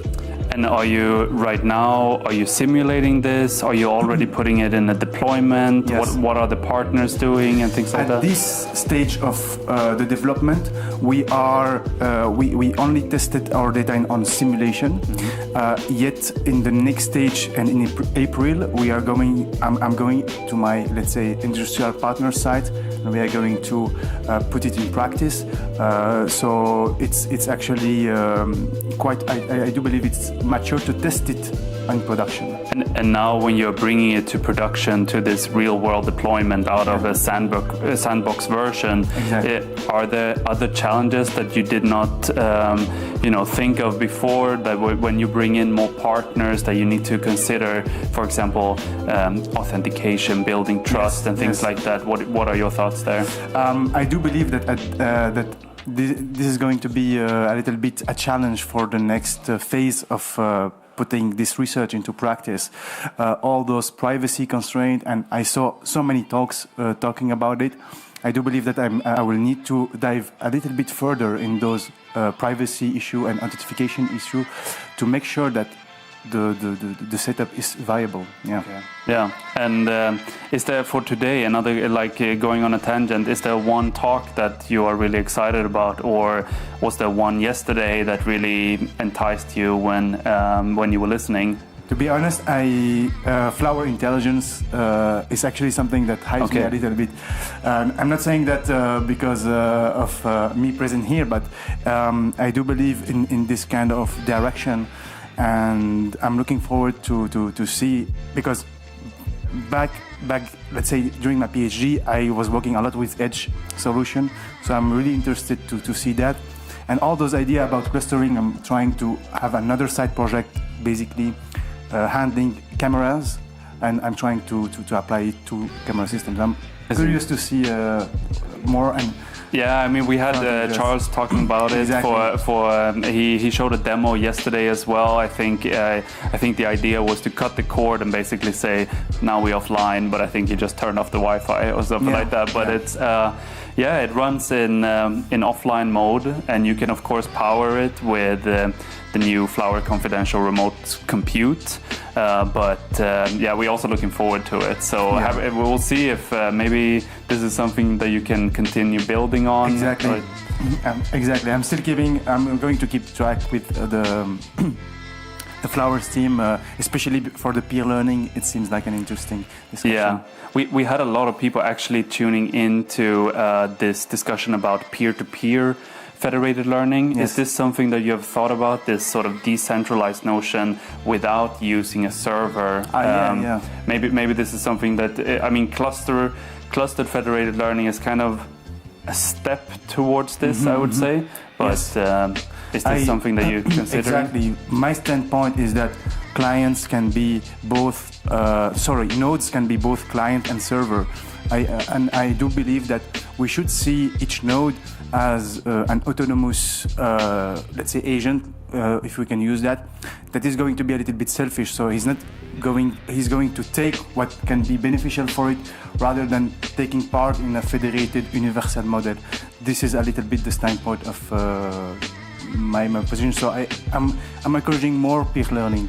Yeah. I think we had a discussion yesterday with the CEO of Vana and Open Data Labs. She was talking at the end, and she was talking a bit also about federated inference, which would basically mean that you can run inference on different nodes as well. So I do think that we are moving in this direction. Yes. And the conventional way is still, of course, you have one server plus the different clients and super links, super nodes. But a lot of people have been talking. I see that we have a question. Is there communication between the clusters to generate a generative model, or is there no communication between the cluster? If not, why not?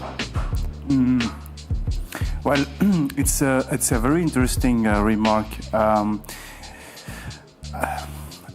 Right now, what we have been doing, but in another project, is building this hierarchical, let's say, federated learning, where you could have the clusters communicating with each other.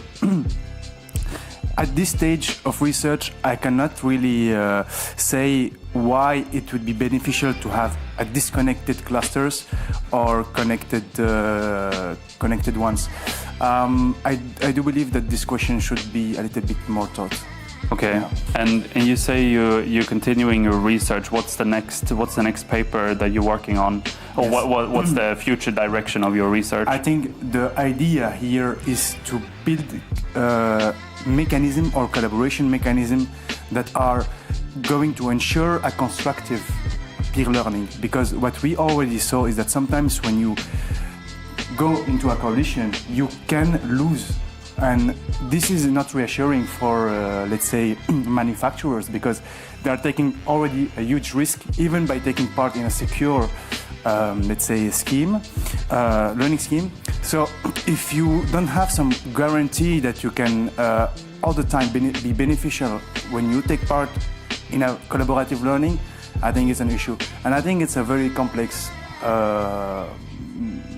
let's say problem, because you need to guarantee this, and it's not easy to anticipate beforehand whether you are going to gain or not. In my presentation, I did not dive in, but there is a client that has never benefited by collaborating.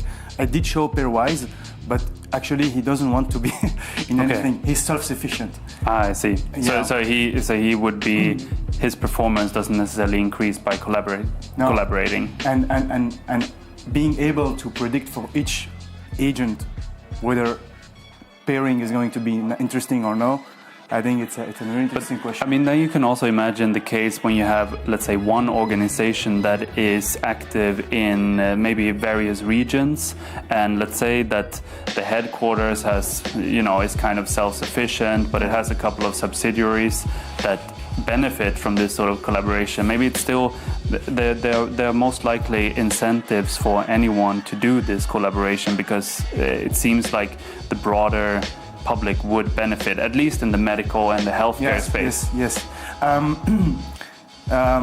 Yes, I do think that also, jumping on this, we need to work on how we can incentivize, let's say, a super provider.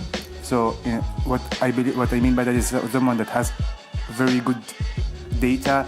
How can we incentivize it to join in? I think it's a very interesting question, and we are thinking about it at my lab. And is there anything you can say to about the partners that you will start working with? You said you were bringing it to deployment now. Is it academic labs? Is it industry partners? How does that work? At this stage, I didn't have the possibility to discuss it, so I prefer to. No, we'll see it we'll see it maybe in the next paper or something like that. Okay. Exactly. Yeah. Have you had the chance to grab some food now? I know it's lunch break. And it's very tasty. Thank you. That's good. Yeah. Next up, we have, after this break, so we have a couple of minutes left, but after this break, we have Hugging Face, Nvidia, and Intel. So a bunch of cool speakers coming up, and later on there will be some more industry talks, of course. Medicine, healthcare is kind of the most prominent domain in this case, but we also have finance and some more flower intelligence, I think. So it will be very interesting. Okay, thank you for stopping by. Thank you very much. I'll see you around. And let's see if there are more questions. Yeah, so you see a lot of speakers are coming by. We had more people earlier today, and there will most likely be more people tuning in. So definitely stay tuned and feel free to ask any questions, drop comments in the chat, in the Slack if you want to ask. We had some questions here on clustered federated learning. So if you are interested in this, or if you want to see more on another topic, just drop it there. We will try to answer them as we go. Yeah, and as I was saying, we have some big tech speakers coming up. It's Nvidia, Intel, and Hugging Face. This will be very interesting. I think it's not that long left now. It's only, let me check here. Yeah, around 7 minutes. Around 7 minutes till we get started. But of course, you know, people need to eat, so we're going to give them the time they need. If you have any questions to the Flower team, you know, we have had a couple of speakers over the day. So yesterday we had Jan talking about the FlowerTune LLM leaderboard. If you're interested in this, want to make a submission, maybe make a suggestion, we can try to bring him down here to talk a bit more about that. We also had presentations on the Flower community and empowering AI through this kind of open source movement. We had our keynote speakers, our founders, and also people talk about Javier, for example, our lead research scientist, was talking about the Flower framework in general and what's new. But then today we had Shongshen, who you might have seen here yesterday. He was talking about Flower, bringing Flower to deployment. And I think if you are already using Flower for simulation and experimentation, maybe this is the next step. And how do you go from bringing it from your local computer to a real world deployment, maybe in the cloud, maybe in your own network?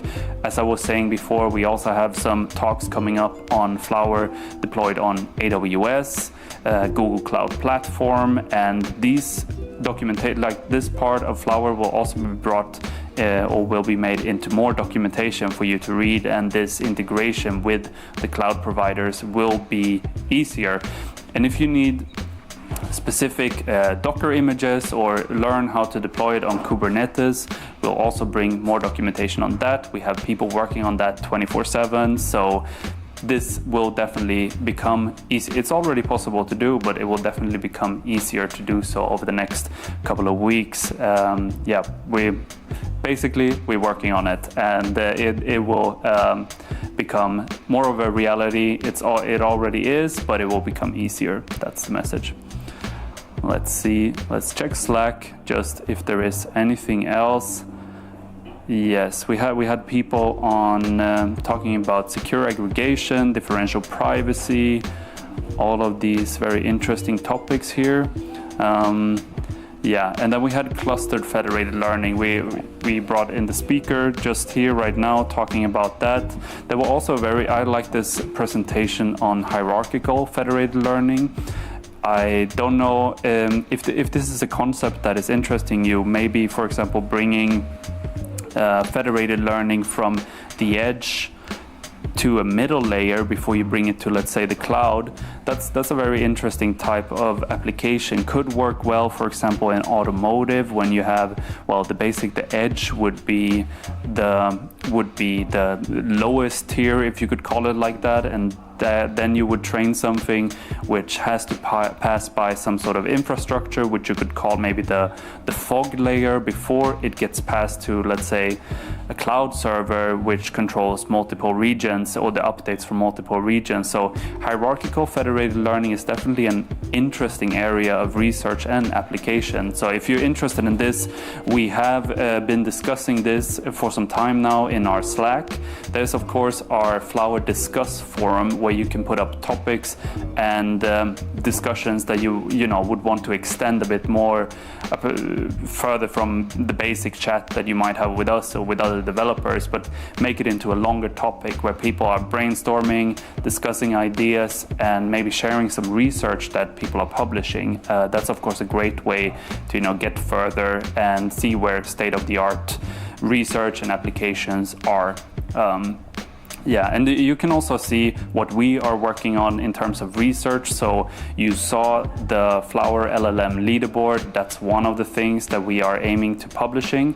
This is of course one of the big initiatives over the last year, and it's seen a lot of submissions in the last months. We've had some top contributors working endlessly on, you know, like 10 plus submissions to these sort of domain areas like medical, fine-tuning large language models in a federated way on medical data, on finance data, general natural language processing, but also on code, so like these instruct models. And you can of course go to our website, flower.ai, where you'll find all of the information.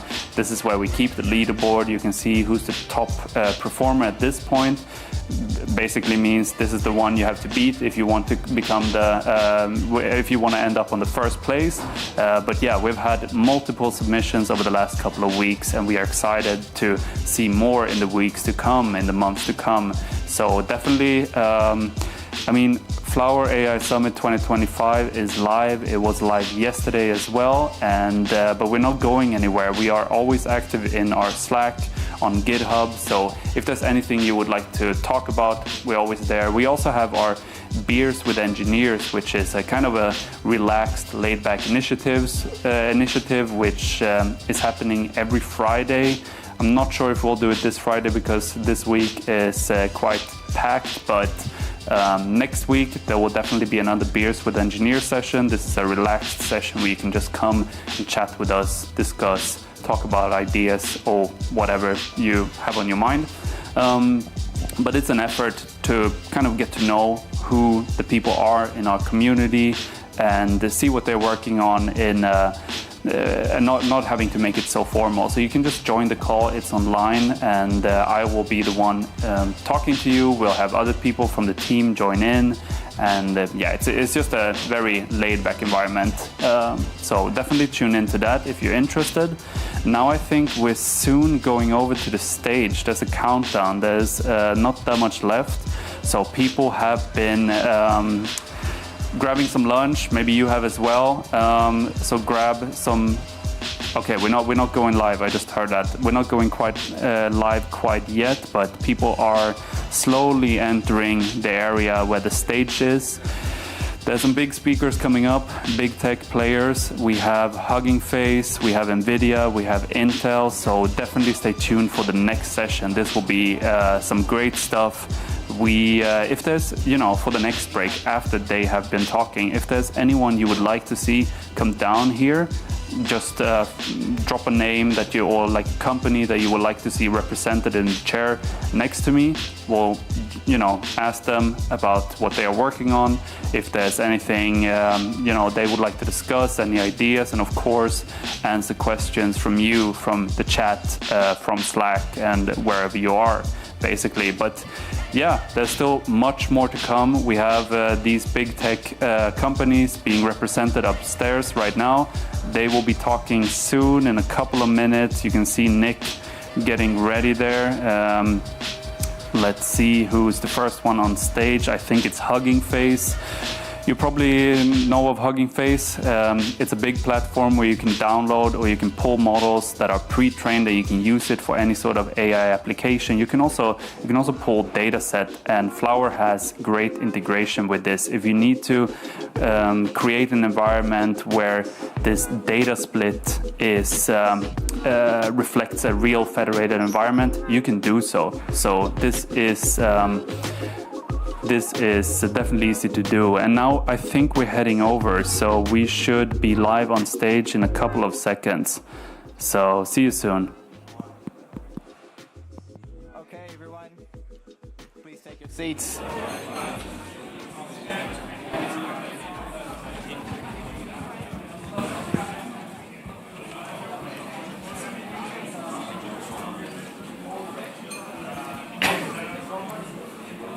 Okay, we're going to get the session underway. So, ladies and gentlemen, it's a great pleasure here to have Thomas Wolf. He is the co-founder of Hugging Face, Chief Scientific Officer, and one of sort of the leading figures in the open source AI movement of today. He's been very generous to stop by and have a little short chat with us. So we'll discuss a few topics, open it up to the floor, and see where things take us. So thank you, Thomas, for joining us. Thanks a lot, Nick, for having me. Hello, everyone. That's a very nice welcome. That's cool.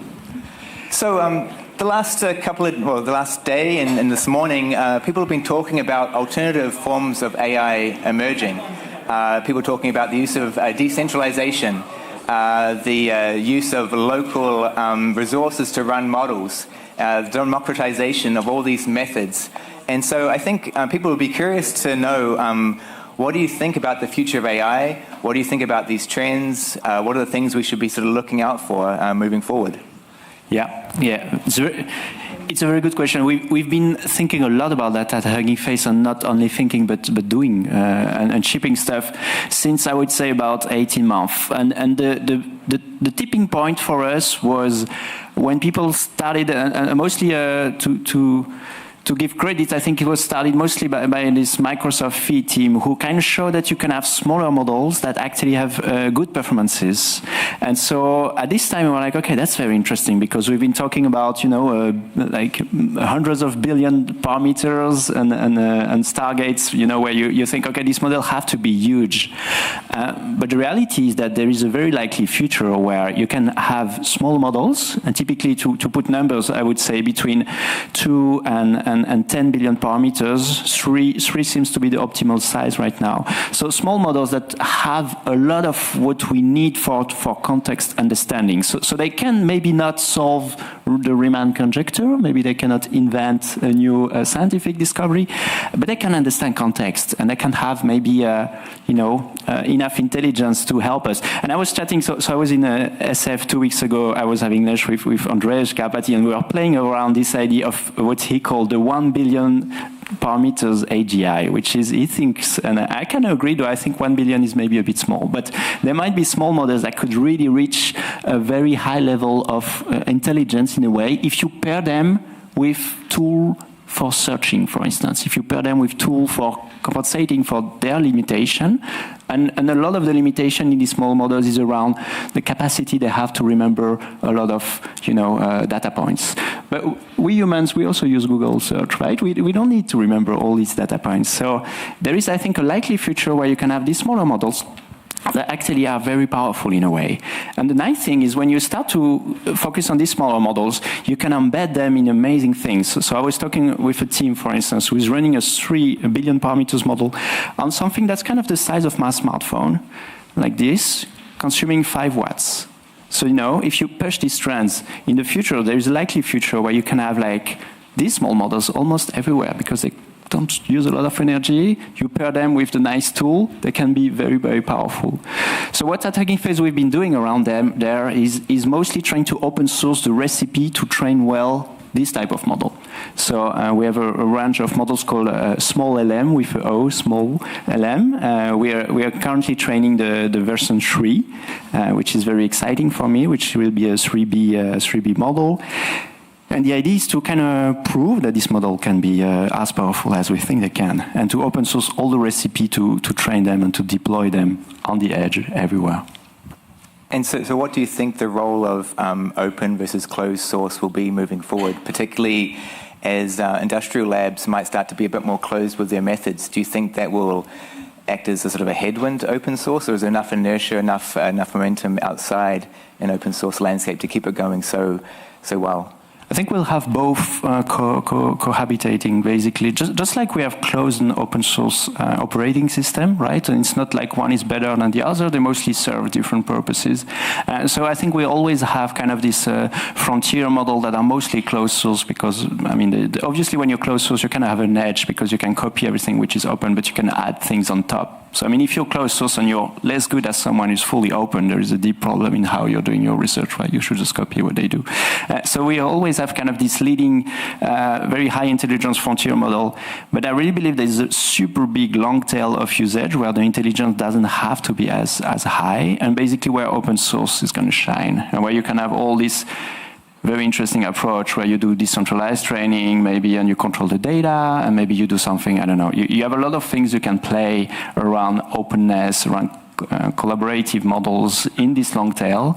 And my point is this long tail is going to be a huge part of AI in the future. So you will use sometime the very big, GPT 4.5, but for many, many use cases, you can explore with maybe a little bit less intelligence model, but then that have other advantages, be it like smaller, more efficient, or train in another way, or maybe using some kind of data that you actually want to use, IP-free data, or I don't know. Interesting. And then what are your thoughts on some of the emerging trends and training some of these models, like the use of reasoning, architectures like MOEs? What's your favorite emerging sort of like practice or architecture or technique that you think can really shift the needle in that direction? Yeah, so I think reasoning is amazing, right? This is really the big shift at the beginning of 2025, and so there was obviously DeepSeek R1. That was really, I think, maybe a ChatGPT moment for open source model where people thought, oh, actually there is a range of models that are open, but the other big thing in R1 was all this like reasoning exploration and also distilling this reasoning in much smaller models that can actually learn to reason and applying this reasoning to many fields. So it feels again like it's a full kind of green field where there is a lot of low-hanging fruits. So for instance, at Hugging Face, we made a project called OpenR1, which we try to reproduce the DeepSeek recipe and to open source the remaining thing that they didn't open sourced, which was mostly around the data and a couple of things around the training recipes. And what we discovered is we actually get amazingly powerful models. So the last one we open sourced was 10 days ago, I think. It's called Olympic Coder. It's a model that's trained on Olympic coding challenges, some of them. And this one is better than 3.5, Sonnet 3.5, which is surprising because Anthropic is historically extremely good at coding models. So beating them on the coding challenge is interesting because it shows that basically with this reasoning approach, so that's how we train the model. We train it in a reasoning fashion on coding challenges. With this reasoning approach, you can actually really beat this first generation of model that was trained in non-reasoning way, and this in a way that actually even us, it's a team of 3 people at Hugging Face doing that, like 4. So a very small open source team can, again, kind of leapfrog this big lab. So yeah, I'm super bullish on reasoning. I think we will have a few months of exploring everything we can grab in this field. I think a lot of this model will start to be reasoning like we see already, right? Or have a little bit of reasoning. There will be a bit of a trade-off because obviously you don't always want to wait that your model has been reasoning for 20 seconds just because you said hi and the model is thinking how it should answer to this simple hi and how polite it should be or how maybe you're feeling today and how. So maybe for some question we don't want to do that, and the big trade-off will be, the big challenge will be, finding where to use or not reasoning. But I think this is a very big shift in how we train this model. The big shift associated to that is we'll move a bit of our compute budget from pre-training, which was huge, to post-training, which is where the reasoning happened. And this is kind of a change a bit in how we train this model. Regarding the architecture themselves, I don't think there is a lot of huge novelty. MOE seems to be now something that's generically adopted by more and more people, but that's quite a simple variant of transformers. So decentralized training is very exciting because we tried that a few years ago. Actually, there was a project we did. I was searching for a presentation I did 2 weeks ago. It was a Petal? Petal, yeah. We work with, we work at, it was New Rips 2021, so that's a bit old now. We did something called Training Transformers Together, where we invited people to train with us a model that was actually a DALI, a version of DALI. DALI 1 was a Transformers. And this was not really working at the time. And I kind of came out of these experiments, this training. We got best demo at New Rips, so that was nice. But I came out of this thing thinking, oh, this just doesn't work. Decentralized training for transformer doesn't work. But with the recent development like DLoco, all of this seems like it's really actually working. And even the big labs, I was talking to someone at Anthropic, they try this and it's actually working well. So there is like confirmation you can scale this decentralized training again. So that's very exciting. That's also a new thing for me in the past 3-4 months. And so Prime Intellect, for instance, trained this 10 billion model. We are proposing a new project called Boom, where we want to invite a couple of a big data center in Europe to gather their resource together. Maybe they don't have enough money to make a Stargate, but if we take these 3, 4, maybe even 10 big data centers together, maybe we reach kind of a very large size as well. Maybe we can even extend that to having everyone training a model, so like everyone, you know, just a little bit like SETI at home, everyone participating in a big training. So all of these things, and knowing that the algorithm now kind of work, make me very optimistic about this new trend as well.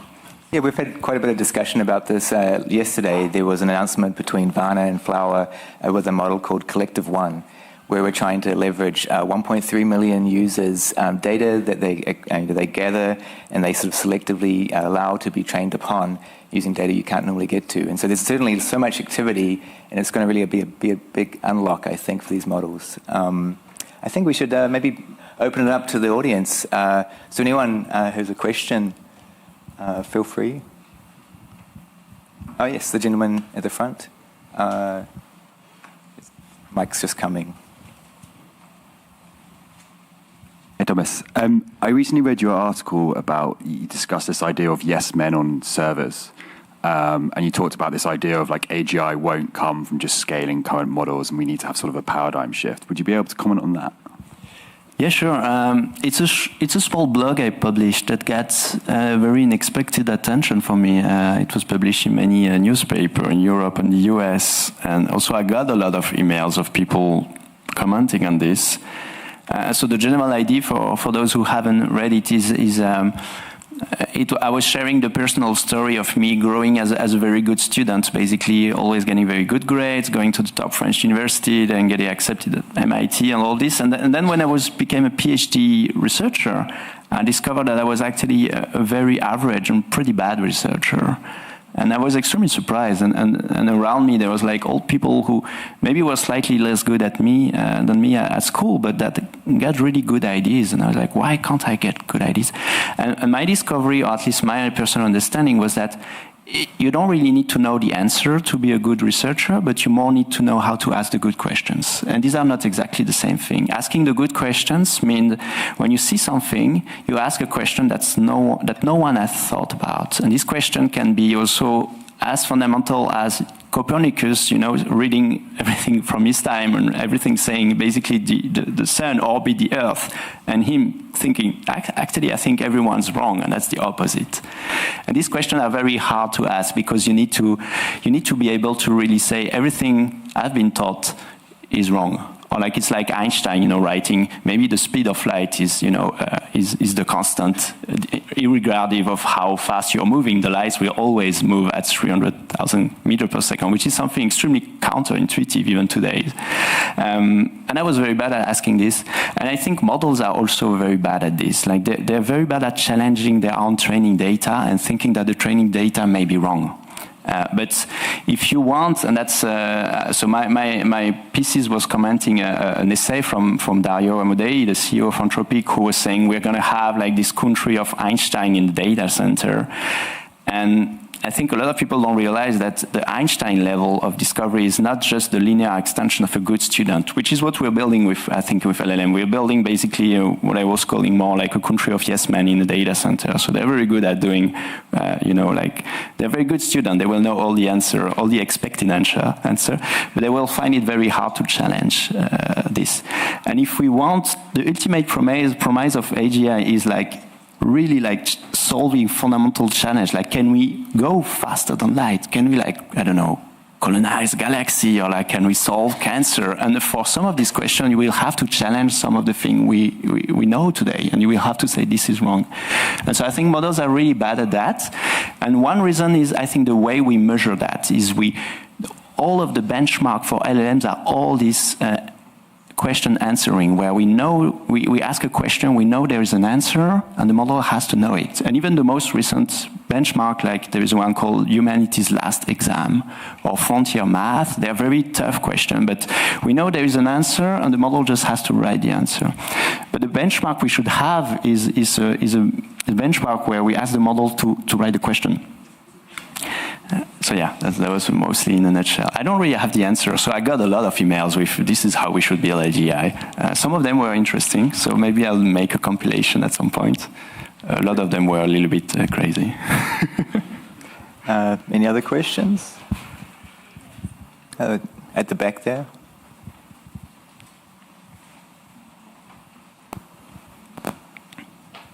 Hi. The past few years, the rage has been all about transformers, neural networks, and so on. In this current era, where do you see the role of theoretically backed old school classic machine learning?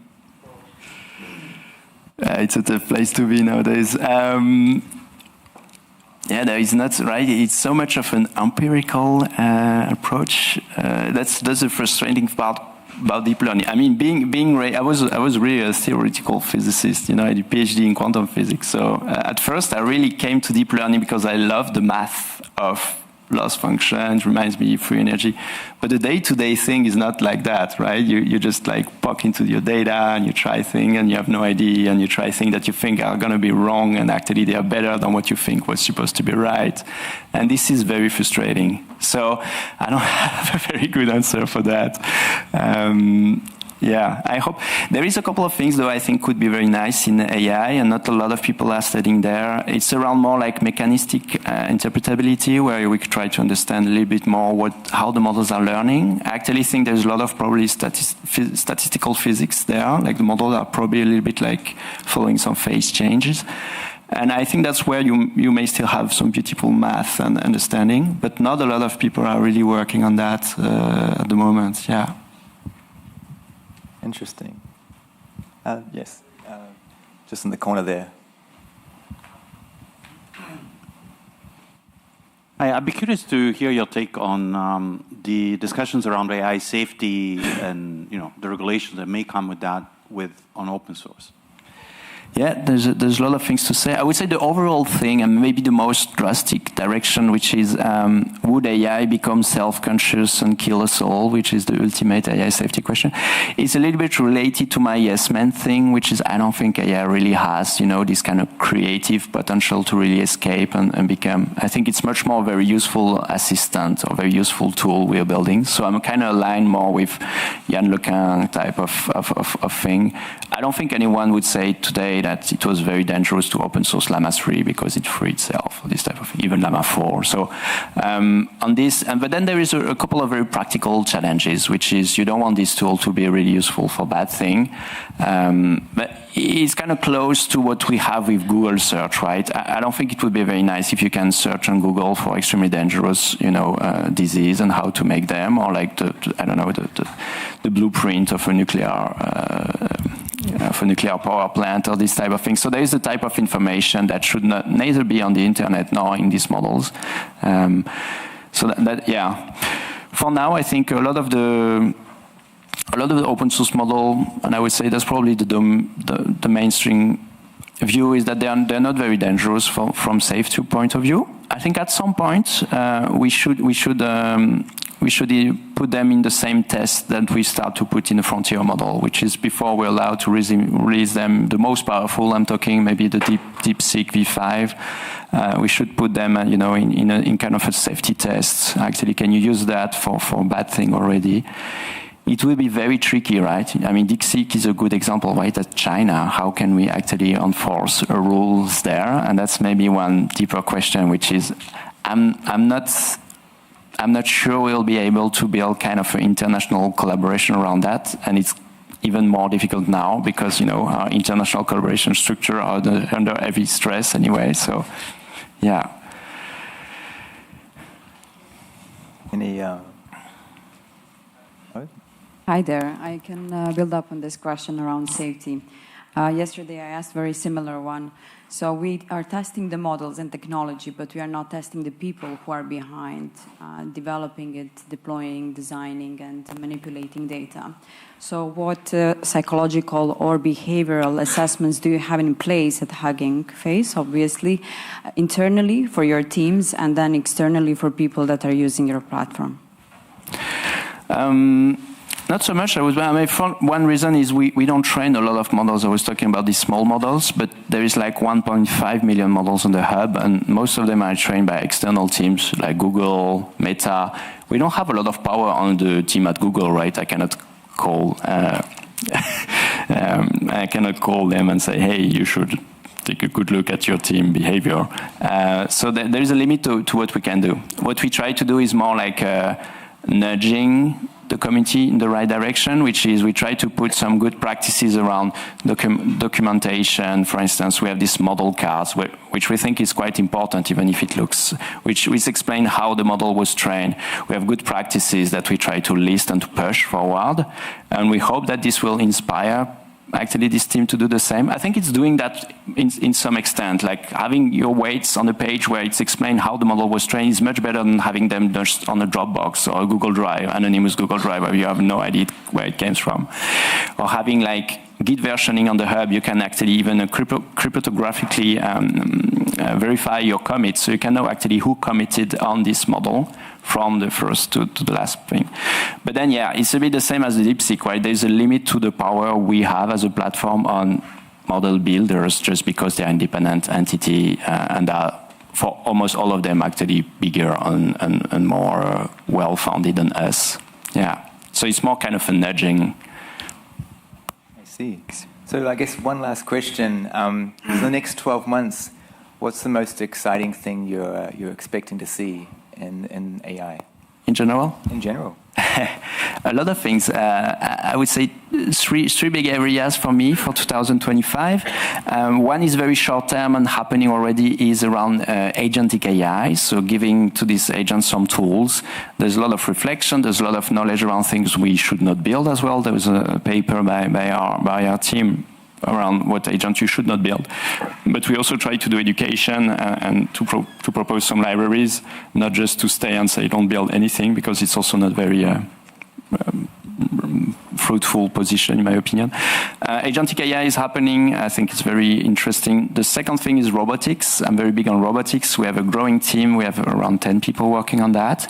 I think it's going to work this year. And the same, I think a lot of the robots that we see are, I would say, slightly scary, and they're not the robots I would like to see. So we try to propose kind of an open source, collaborative alternative to this, which I would love to see happening in the future. So we'll have a lot more news on this soon. There's already. And the last part I think is very interesting and kind of related. I think also what Flowers and the whole is doing is AI plus science. So basically using all the knowledge we now have on how to train this model to train models for science. So it could be weather forecasting, could be material discovery, could be protein prediction. We know a lot on how to train good predictive models, and they could be used for a lot of interesting application.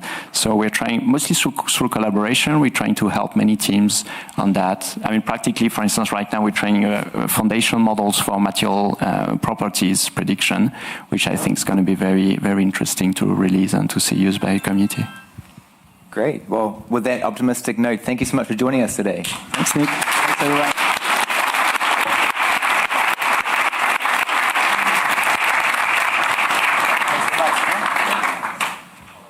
So we'll do a quick change and actually transition topics as well. Our next two speakers are going to be talking about various kinds of confidential compute and hardware-supported privacy and security within the context of federated learning. And so, Holger, come up and I'll just refactor the stage while you get set up.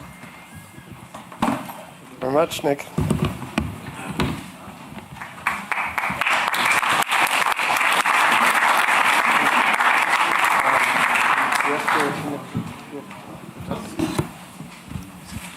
And so we've been working with Holger now for quite a while.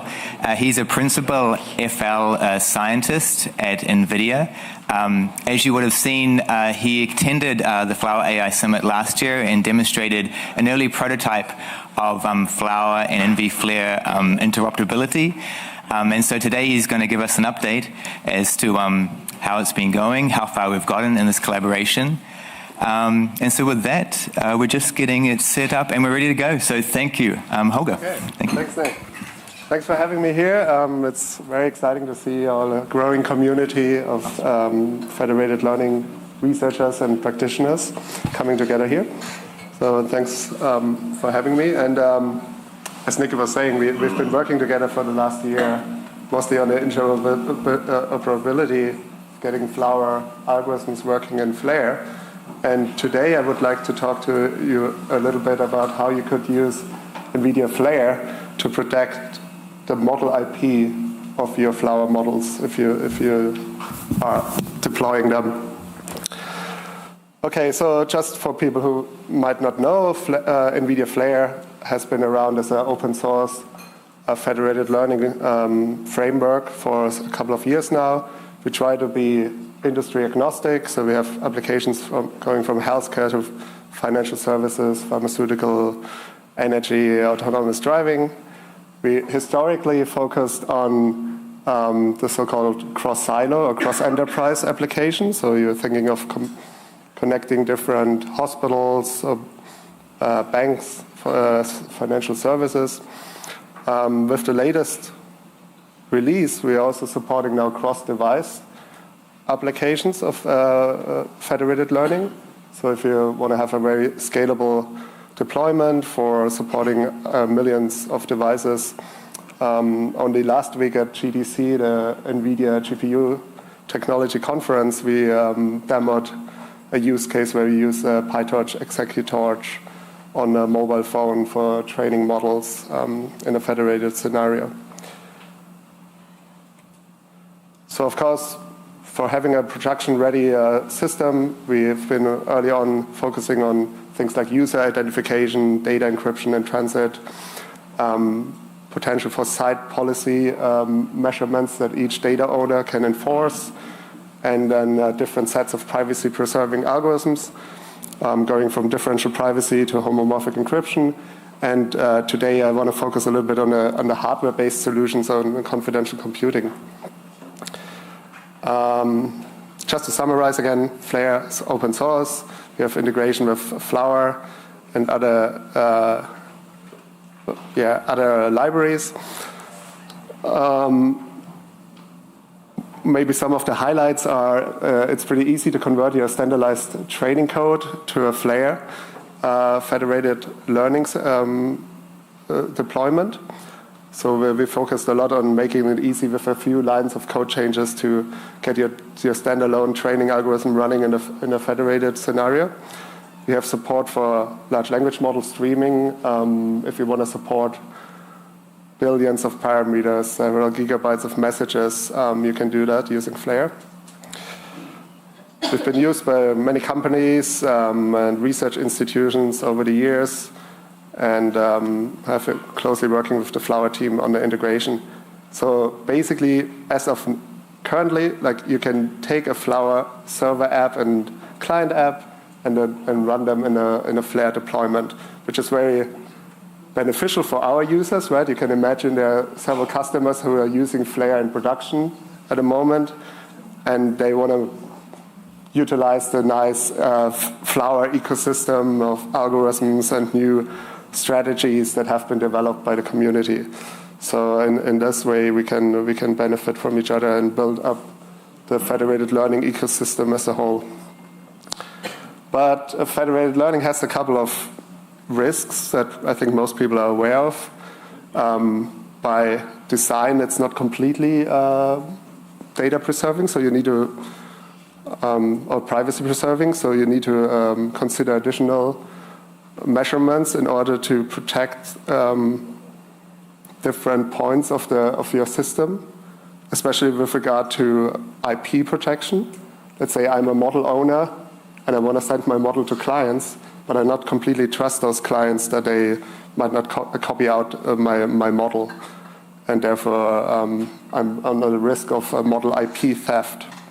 Right? This could be at the transmission side, it could be storage, it could be compromised machines on the server or the client side. So as a solution, Nvidia provides a confidential compute environment, which is a hardware-based solution to encrypt data in use. And I thought it's maybe easiest if I show a little video that explains this. I hope the audio is going to work. Volumes of sensitive data are being generated every day.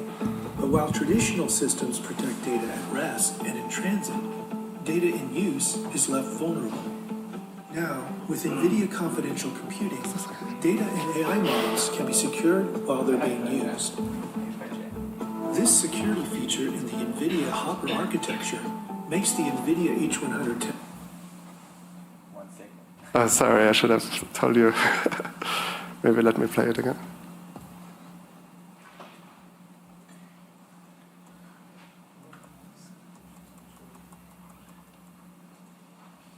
Not working?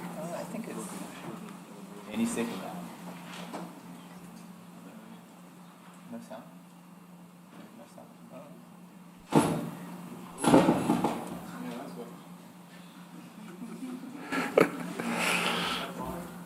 How to do this? I think pretty close. This thing?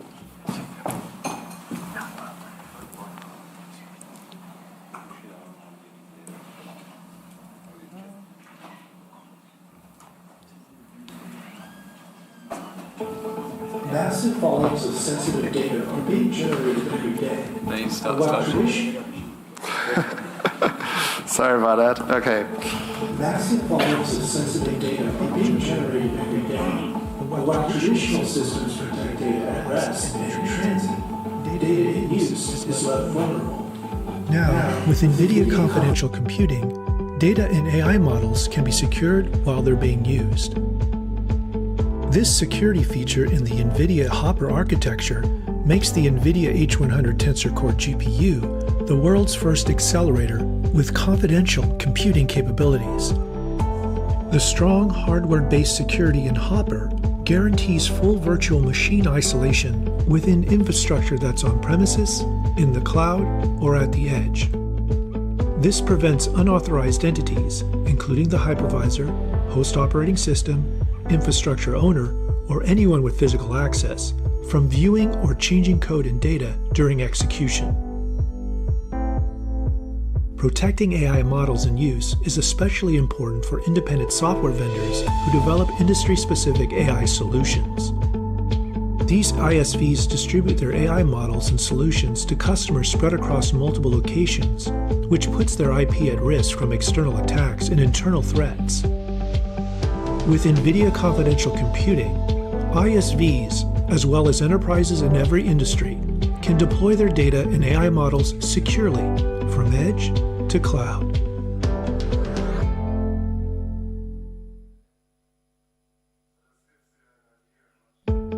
Massive volumes of sensitive data are being generated every day, but while traditional systems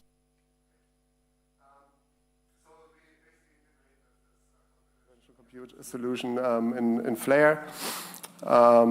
This is, as the video mentioned, it's available since the Hopper architecture, and now future generations like Blackwell support it as well. There's a virtualization-based trusted execution environment, which I should highlight, which basically allows you to take code that works in a non-confidential compute environment and just run it in a confidential compute. So as a model or as a user model developer, you don't need to consider any other, additional changes. We work together with the CPU, trusted execution environment providers, in order to have the whole system, coming from data I/O through the CPU to the GPU for training and efficient inference, make the whole system end-to-end secure. And this works together with the cloud providers and other station services to make sure that everyone is actually running the hardware they're claiming to run. So now with our Flower integration, it becomes really easy to make use of some of the features of both Flare and Flower. So in this example, we're using a Flower client and server together with some of the experiment tracking from Flare. So here we import a summary writer, and in the Flower, this is a standard NumPy client from Flower. In the fit routine, we add additional metric streaming capabilities that allows us to stream the training process to an MLflow server. So that server is the only port that's open in the confidential compute environment in order to write those metrics out. So we use a Python API to submit a job. In this case, it's a Flower PyTorch MLflow job. And then as a user, you will be able to see the training and validation metrics displayed as the training goes on. And this one is without sound, I hope. But it basically shows you that now on the server side, right, if you are concerned about a curious administrator and the cloud provider accessing the processes that are running on your server, we can basically ensure that this is not possible. So in Azure, we use a confidential virtual machine to run on the confidential compute environment, and all the access, the SSH access is blocked, and you can basically not access the processes running here.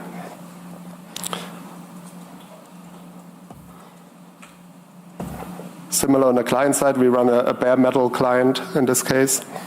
Sorry, is this?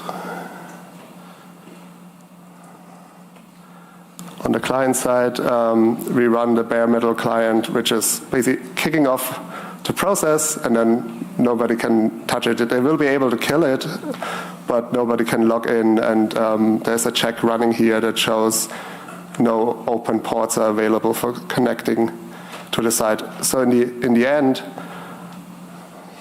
we build additional hardening around the confidential compute, which includes ongoing or continuous cross-verification, saying that you're running in attested machines. We restricted network traffic, basically ensuring that only communication happens that is needed for the federated learning. We have the access lockdown that I just demoed, both on the server and the clients, and additional in-memory memory managed keys to make sure that all the results are stored in encrypted spaces as well. So you can think of this whole federated learning system becoming a black hole. Basically, nothing goes in and out apart from the data that is provided inside a confidential compute, and the result will only be downloadable by authorized users. And that way we drastically reduce the attack surface for federated learning, and think it becomes overall a more secure ecosystem. Okay, just a few announcements. We have our annual NVIDIA Flare Day happening later this year. This time we're planning 2 days, one for the US and Europe, and one for Asia in September to showcase some of the different use cases of Flare. If you're interested, last year the Flower team also presented, and you can look at the recording. We're looking actively for contributions. It's an open source framework, so if you're interested, reach out, try to commit your algorithms or examples, even using Flower, for example, and you can get a chance to speak at one of our events. Also, what might be of interest is NVIDIA's academic grant program, which allows you, is looking for proposals for Edge AI. So you can get both cloud compute credits and hardware awards as part of your grant. Okay, with that, I'd like to thank you for your attention.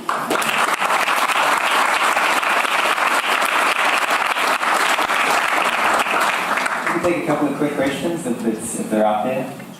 From the back. Mic is coming. So what is the performance overhead of doing everything in the confidential computing, everything encrypted? So do you have some benchmarks, numbers on that? Right. We did some experiments and we saw about a 4% overhead for completing the whole training in a standard CNN training procedure, maybe 100 rounds communication. So it's pretty reasonable, I would say. And of course, if you compare it to like homomorphic encryption solutions, it's like 100 times speed ups because they don't need to worry about encrypting the messages anymore. Yeah, it's impressive. Thanks. Anything else? Oh, yeah. We have Patrick from Intel. So great talk, first of all. I love confidential compute. Excited to talk more about that. And the hardening, I think, is a great area to focus. Glad that you're positioning there. I wanted to understand how you're, so you said that you're locking down the network traffic. Can that be measured in some way? Tested, I guess, is the... I mean, basically all ports that are not used for the FL communication are going to be locked down or blocked, right? So apart from that ML flow communication to that server. So there's like a lot of additional like concerns of or like, let's say, configurations you need to make sure happen, right? So in order to deploy this, there are like certain steps where we're actually currently working on trying to simplify that for the most common use cases. Excellent, thanks. Okay, great. Let's thank Hover again. Thank you. Thank you.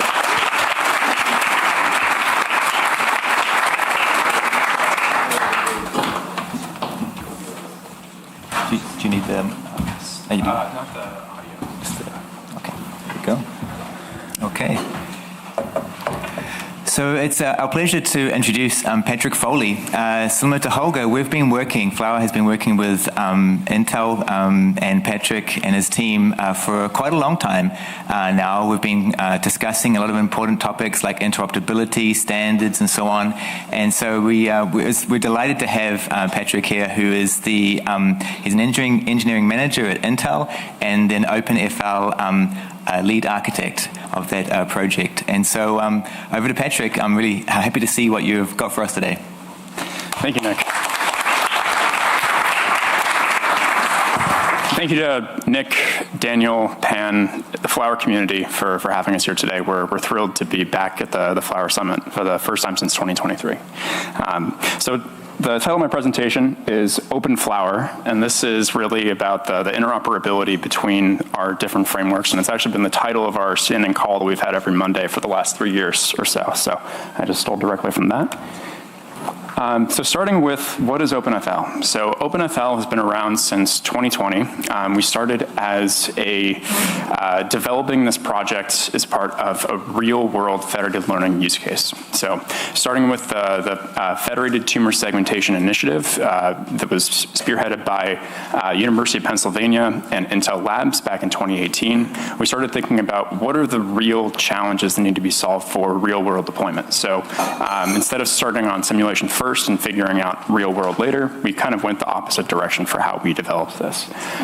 So it was originally developed by the Security and Privacy Research Lab, actually some of the same members that worked on as the pioneers of confidential compute at Intel in developing this framework.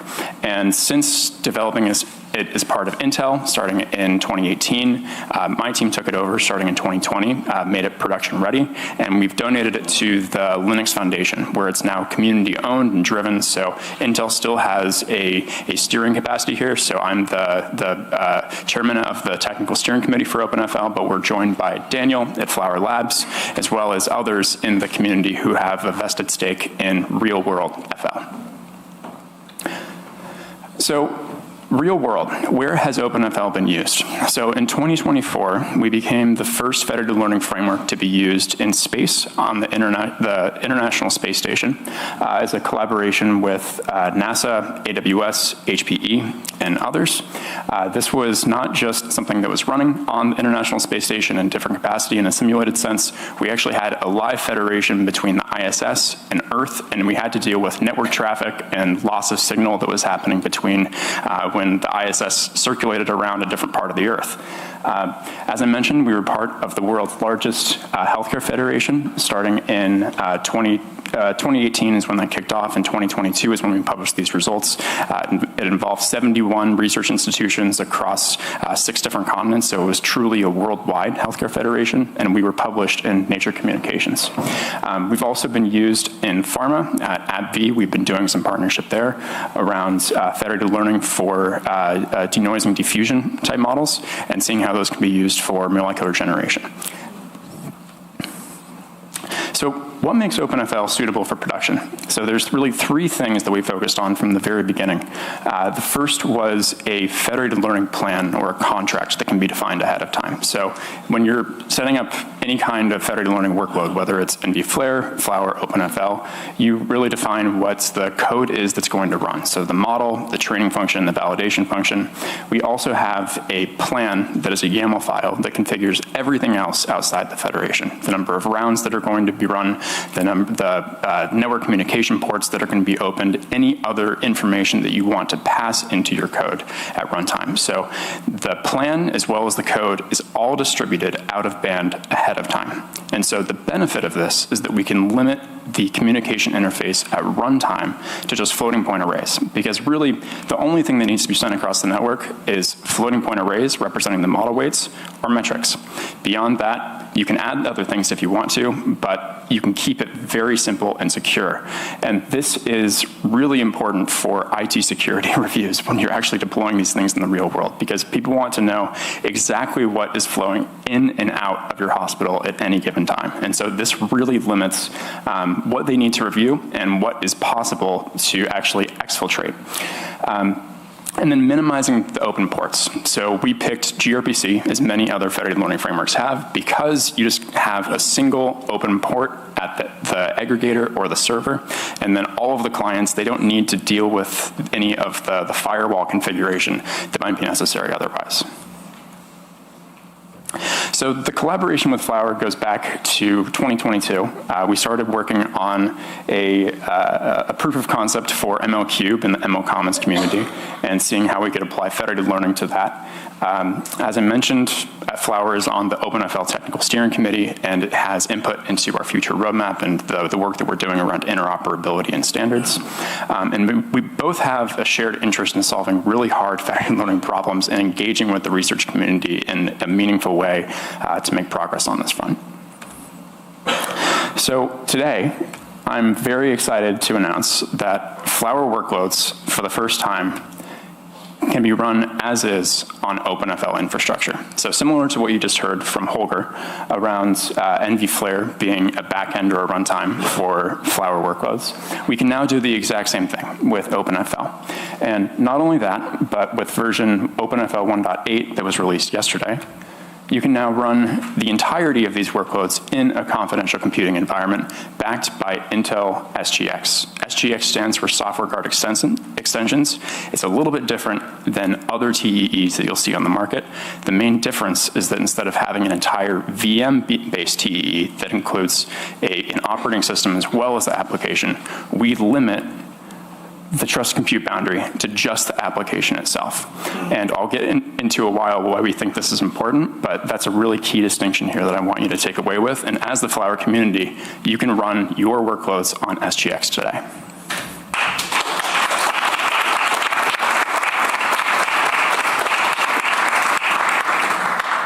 So as far as the design goes, we as I said, we're very committed to interoperability. We actually followed Nvidia's and Flower's lead in terms of what they built for NV Flare last year and announced it at Flower Summit 2024. So we have Flower workloads that can be sent to OpenFL and then transmitted via our communication layer, still over gRPC, and then translate those workloads back into Flower at the server side and just run your code exactly as is. So I had a demo that I was going to show for this today. There are two issues that I ran into. Wi-Fi is down here today, and the second is that our VPN is also down. So I will be able to show you a video later on, but that I want to stress that this is something you can download just by doing pip install OpenFL, and I can talk to anyone here after the break about exactly how you would do that and get you set up and running. So there's one more thing that I want to tell you about today, and it's not just about OpenFL. We've been working on a secure extension to OpenFL at Intel for the last 3 years, and we've recently built up a service around these capabilities. So this makes it much easier to deploy these federations in a real-world case, which is an area that we have quite a bit of experience with. And because we also have the expertise of confidential computing, that is a core part of our platform. We've been thinking about issues like governance, confidential compute, and how you can securely run your workloads and deal with the things that people really care about, which is how you protect your model IP. How can you prevent these data extraction attacks and model inversion attacks? This is what we want to be able to solve for the wider community, not just OpenFL, but Flower as well. And so today, I'm announcing, and this was actually just announced 3 weeks ago as a beta product for Intel, but the Intel Tiber Secure Federated AI Service is now available, and we are proud to show here for the first time today that Flower workloads can run on the service that we built.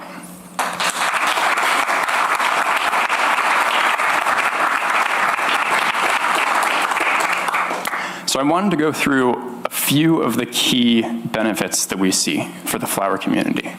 The first of these is secure governance. So we have a centralized way of tracking identities, of tracking assets, and tracking workloads across everyone in the Federation. We want to enable not just a single party to come to the table and deal with their cross-silo use cases within a single company. We want to get to the point where we can have cross-pharma use cases. We can have competitors that have mutual benefit of working with each other, but they have no neutral platform that can be used to actually provide that conduit to actually collaborate. So that is one of the key capabilities that we have in this platform. We call it the governance service, and it's built on a secure distributed ledger. And one of the key things that we see as a differentiator is we don't want Intel to be inside the trust boundary in any capacity. Your workloads are your workloads, and we don't want to see them. Respectfully, we just don't want to see them. So this is an area that we are very excited to be working on and being able to deliver here for the first time. The second aspect is this is a turnkey service. So this governance aspect that allows for this neutral governance across all of the different aspects of the platform is something we provide, but we want to make it easy to set up as well. So we have the governance service as well as the centralized server or aggregator that is set up and we operate for you. All of the workloads at the edge, that is, we don't want to move your data. That is the point of federated learning. And so you run everything at the edge. We provide a compute agent to make that a little bit easier to actually spawn those workloads and do the coordination, because one of our experiences from running these worldwide healthcare federations is you don't want to be on the phone at 2 in the morning. And so this is the way that we have of trying to better manage that. The third is mitigating the most advanced federated learning threats. So I talked a little bit about model poisoning, inversion attacks, and the fact that those are the things that need to be prevented. With trusted execution environments, this is how we do it. So we have the governance service, the aggregator, and for your most secure workloads, we recommend running them inside of SGX and coming in the future, other TEEs that run on the client side. When you do that, there's a number of benefits. you can't make modifications to the workload at runtime, so you have workload integrity.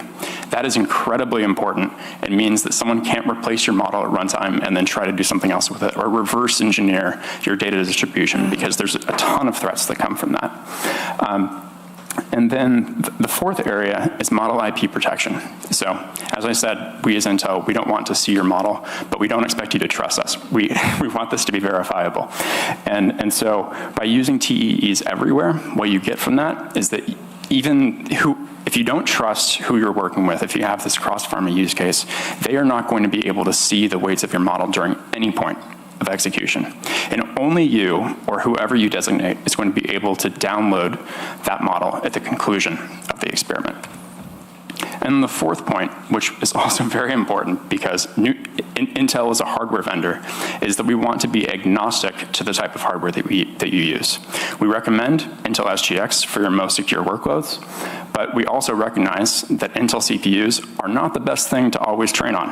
And so NVIDIA GPUs is where that is really important to be able to use, and we also enable AMD or whatever else you want to bring in. As long as it's supported in a machine learning framework, we will find a way to work with it.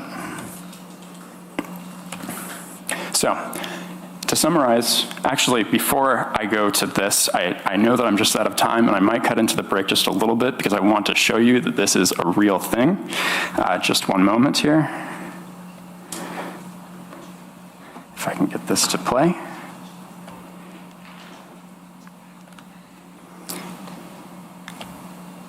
Can you see what I'm sharing?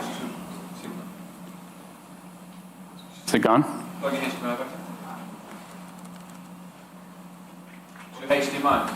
Oh. Oh, it's there.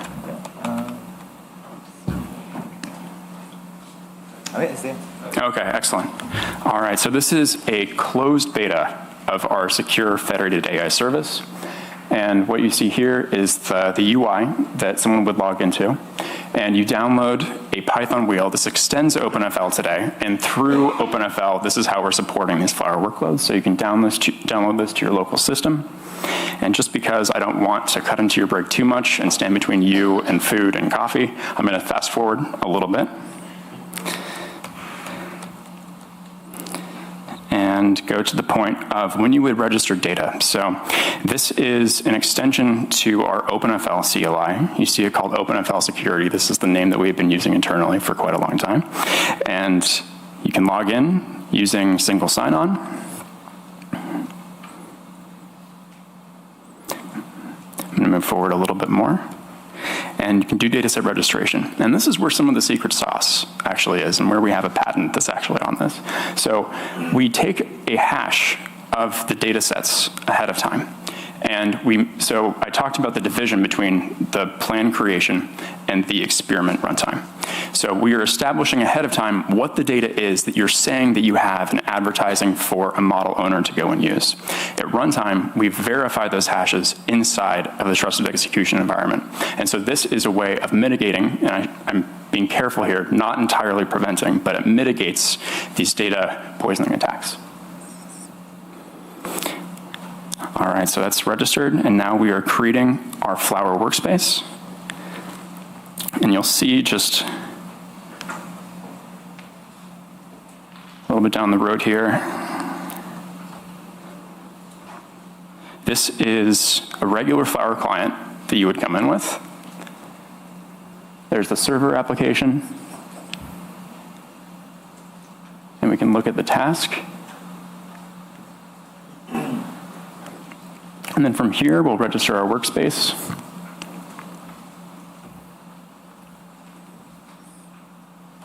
Actually, before we do that, this is another important point that is about trusted execution. We are creating an enclave key. And so this allows you to sign that workload and verify that this is truly your workload that you are building and the enclave that's being built. That's what you see highlighted. I'm going to move forward just a little bit here.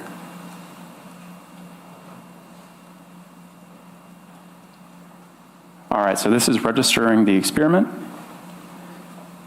And then we go to the UI. And we can see that that image has been pushed to the service. At this point, we can actually define what the experiment is that's going to run. So the model image, it just has your Flower workload, but you can define anything in addition to that that you want to as an extension to that. So the list of data sets that you're going to use across all of the people in the Federation, who should be taking part, who shouldn't. And then you'll notice at the very bottom of this page, an attestation capability. So in the case where you have SGX or trusted compute, you can select that you want to use that at the edge. If you select none, it won't be used. You can go and use Nvidia GPUs. It's totally up to you. But the important point is that the aggregator always uses SGX. The governor always uses SGX. Intel is outside of the trusted compute boundary. All right, so we've registered our experiment. There's an unmentioned point here in the demo where people have the ability to optionally, so if for the most secure workloads where you don't necessarily trust the person who's defining the model ahead of time, you can review the workload and agree to it. So this is a policy that we can actually enforce. For some cases, you might have this prior trust relationship, a one-on-one relationship, a PI that you have worked with for a very long time. Other cases, that might not be the case. If you're two different pharma companies that are working with each other, I want to see what you're doing on my data. But here, you can see that this Flower workload has actually just completed, and we can see the loss, the accuracy, anything that you want to actually see as far as the Flower metrics. This is exposed through our UI today. And then finally, I mentioned the model download piece. So using the FX CLI in OpenFL, you can go and download the final model and then decrypt it locally using a private key that only you have.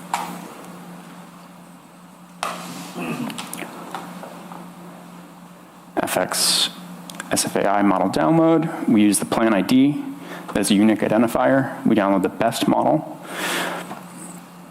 That is the one with the highest accuracy, and that can be configured. And then we get our final model downloaded here in model weights. All right, so I have taken up a bit too much of your time, but I do just want to briefly go back to one final slide. That is OpenFL 1.8 is available today. You can go and download this. You can run it. You can run your OpenFL or your Flower workloads on OpenFL inside of SGX. Intel Tiber Secure Federated AI Service. That is in preview in closed beta. So we have preview support for Flower today, and it's available today. It is a closed beta, so if you go to this QR code, we would very much like to work with the Flower community. We have a limited number of slots, but we want to prioritize the work that you're doing because we think that it's very important. And full support for Flower is coming in late 2025. And just finally, I want to credit Kevin Ta, who is a senior machine learning engineer on my team. He's been doing a lot of the work around the integration of Flower, both on the OpenFL side as well as Secure Federated AI. And I want to broadly just thank the Flower team, OpenFL team, and my internal team at Intel who's building this service. Thank you very much.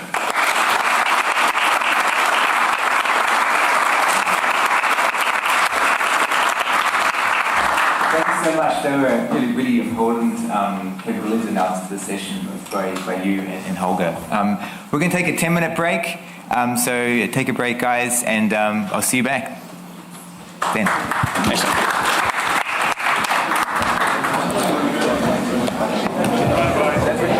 Yeah. Thanks a lot. Thanks a lot. That was Patrick from Intel, and before that we had Nvidia speak, and before that there was a bit of a fireside chat, Nick and Thomas Wolf from Hugging Face. Really cool speakers. Hope that everyone enjoyed the presentations and the chats. There were a bunch of great discussions, and they are all, of course, very interested in this decentralized AI space. As we saw, they have their own frameworks, but they are compatible with Flower. So you can think of Flower as the kind of the core central component that connects to the other frameworks. So if your project right now is built on one of the other ones, you can of course migrate this simple and easy to the Flower framework. But we have people tuning in, we have people stopping by here in the studio, so feel free, come in. Hi, how are you? I'm very fine. William, nice to meet you. Petrus, nice to meet you too. Nice to meet you. Maybe tell the online community a bit about you, what you do, and yeah. So I'm a machine learning engineer working for net company Intrasoft, based in Greece. So we're here today. Earlier today we presented a new peer-to-peer SMPC protocol for federated learning using Flower. It is a protocol securing the federated learning process and making it less vulnerable to inference attacks. So we have had a lot of people ask about peer-to-peer federated learning and decentralized federated learning. And in your experience with Flower, what went well? What can be done better? What do you think? What is your experience when it comes to this? So the thing that makes Flower the proper tool to use, the way to go for federated learning is, for me as an engineer, it was a huge help that it offers a significant level of abstraction that I do not have to code by myself. I take many things, let's say, for free. I do not have to struggle about networking issues or about parallelism on simple federated learning applications, because most of these tasks are handled by the library itself. Yeah, and if we do a bit of a deeper dive into the core components, which is maybe the super link and the super nodes, and these are like, what is your experience when it comes to setting up? Because in peer-to-peer learning, it's a different sort of notion than the traditional. To be honest, it was one of the questions I would like to discuss with the Flower team. Okay, currently, apparently there is no direct support for peer-to-peer communication, or for communication between the clients. So this is one thing that I had to do manually. So I started a gRPC server at its client manually, being responsible for waiting, listening for the rest of the clients, etc. So I think if Flower in the future probably wants to develop something like that. Yeah, I think the community, we all agree that it would be very nice to, I think we're moving towards at least extending the framework to this sort of peer-to-peer communication. Because when you implement this, you would then, how does it work with the aggregation in a peer-to-peer network? What is communicated between the nodes? So in our implementation, let's say what travels in the network is still the weights learned, the parameters learned locally. But what we do in an SMPC scenario is that we split the shares, we split the parameters into multiple shares, specifically as many as the peers of the participating in the network.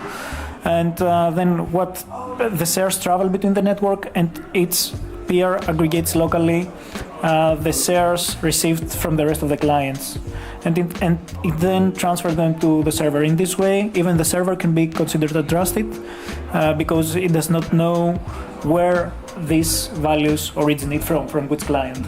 And what type of model were you using in this case? In this case, the examples that we executed were on a simple neural network classifying the MNIST dataset. Okay. But on the context of the project that we developed, this solution was in the context of Synthema project, which is a project funded by the European Commission, specializing in generating data for rare hematological diseases. So in the project there are still neural networks, there are still generative AI models.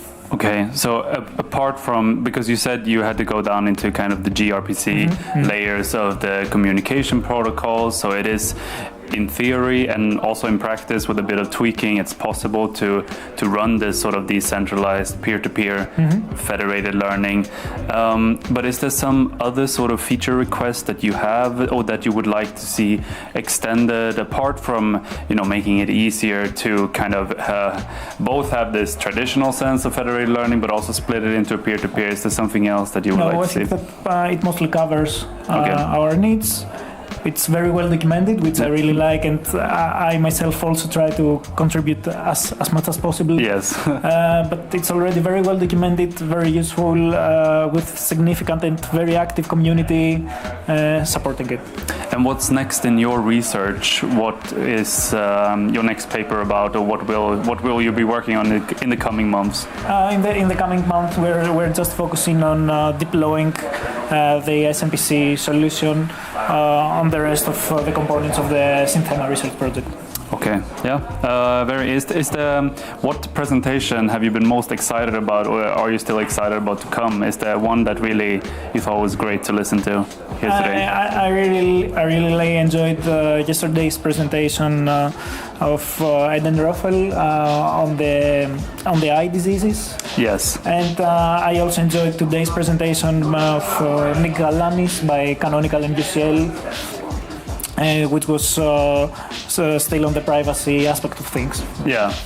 No, I mean, now we had some big tech speakers, but we'll also go into more industry-related stuff at the end of the day, and I think there will be a panel at the end of the day, but I'm happy that you stopped by. I see that we have some more people lined up, so I will thank you very much for coming in, and I will see you around. If people want to chat with you, where can they connect with you? Yes, of course, I will be right outside. No, the online community, I mean. You can find me on LinkedIn and connect with me, and I will be more than happy to answer. We'll put your name down in the chat, and then people can talk a bit more about it. Okay, thank you very much. Thank you. Let's see who's the next one coming in. I see, is it possible to customize the aggregation model in OpenFL? I'll get to that one in a bit. I get back to that one. Let's see who is the next one coming in here. Hi, how are you? Hi, good. How are you? Good. Hi, William. Pleasure. Sean. Please tell the online community who you are, what you do, and why you're here, maybe. Yeah, absolutely. Hi, community. Great to meet you all. My name is Sean Chang. I'm a partner at Consensus Mesh. We build and invest at the intersection of all sorts of new technologies, primarily in the Web3 and crypto space. But excited to be here at the Flower AI Summit here in London today. What's the presentation that you've been most excited about, or were you here yesterday, by the way? I was. Yeah, okay. Well, we're just coming off of a fantastic presentation from Patrick at Intel, talking about decentralized governance using cryptography, and then also probably Anna from Vana yesterday in decentralized model training. There's maybe 3 or 4 people in the room at the conference over the last couple of days that are coming from Web3 and crypto, and I think it's underexplored, the intersection of both federated learning, AI generally, and crypto. There's a lot of conversations around those topics at crypto-related events, but not necessarily at AI events. And I'm coming from this past week going to GTC and also GDC, and am excited for continued collaboration between the industries. Definitely. We've had a lot of presentations about medicine and healthcare, but I think there are some in finance coming up, so maybe that's a bit of an intersection, you could say. If there's, I know that we're soon actually going over to the next talk, but I want to give you the opportunity to, is there anything that you would like to highlight? Yeah, it's our fundamental belief that the impact of shared model training as well as aligning of incentives will probably be intersected at agents. And we believe that both the training of these models and the contribution of compute and data, as well as the incentives themselves, programmatically can be accessed through agents. And so with fewer and fewer humans in the loop, agents, when we ask ourselves the questions, who will use these blockchains and who will use these models, we believe that it will be agents.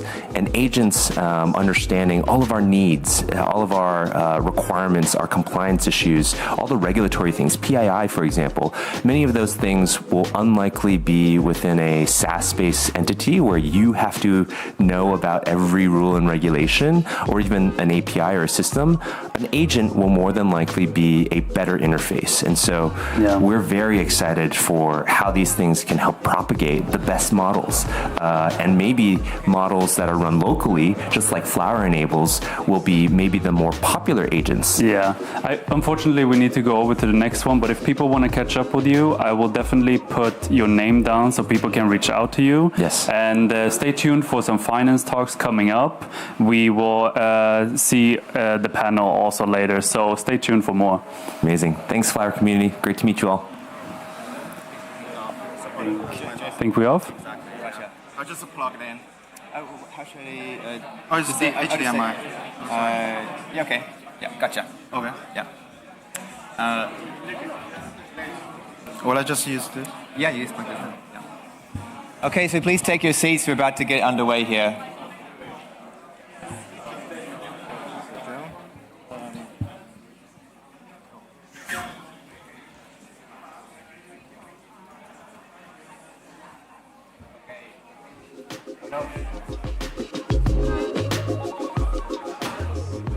Sorry. This one? Okay, let's get things underway with our next session. So in this session, we're going to have a number of talks that span different industries. They span banking, healthcare, more collaborations with Flower and other companies. But we're going to kick things off with a group that we've been working with for quite a long time. They're called Blood Counts. They're doing revolutionary work in how you can process tabular data related to blood, and then you can make diagnostic models from that data. So I'm happy to hand things over to Joseph Taylor, Daniel Kruger, and Fan Zhang, who will be telling us all about the work that Blood Counts has been doing with Flower. So over to them.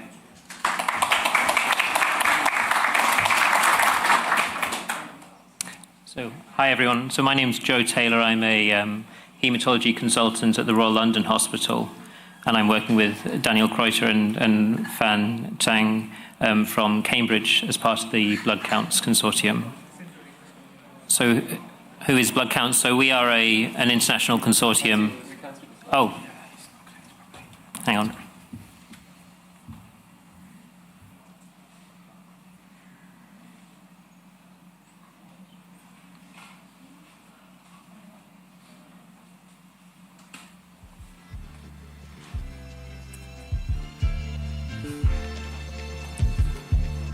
Still not there.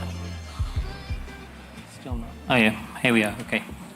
So we're an international consortium, and we're focused on the development of machine learning models in order to improve diagnosis and management of disorders that you can detect signatures for in the full blood count.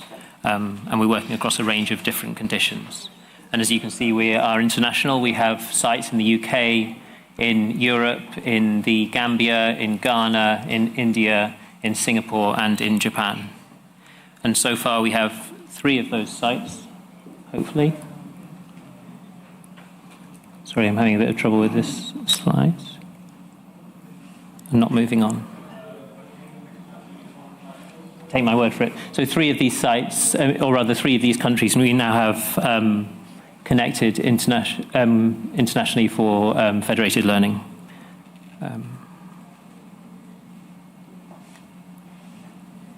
Oh, yeah, sorry. Okay.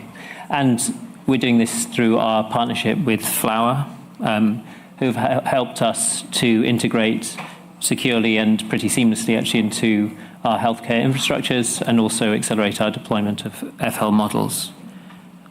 I'm just going to talk very briefly. I know it's been touched upon in other talks as to why FL is so important, particularly for healthcare. And one of the reasons is ethical. There's been a slightly unfortunate history of extractive research where institutions from richer countries move into poorer countries and ask for their data, and then they lose control over that data and don't necessarily see the benefits from that research translate back to their own patient sets. And so one of the advantages of FL is that the individual institutions in our network retain the ownership over their data and control of how it's used. And closely related to that is data privacy, because as a result of this, we've seen very different and quite strict rules regarding the transfer of data for healthcare research out of different nations, and so FL allows us to stay within the legal restrictions. We've touched upon already the large data scale in healthcare, so the physical barriers to transferring massive amounts of data between institutions is a challenge. I think another talk has mentioned how we're dealing with often rare conditions, and these rare conditions are siloed amongst different sites, and so it's difficult to train models that are that can capture rare diseases.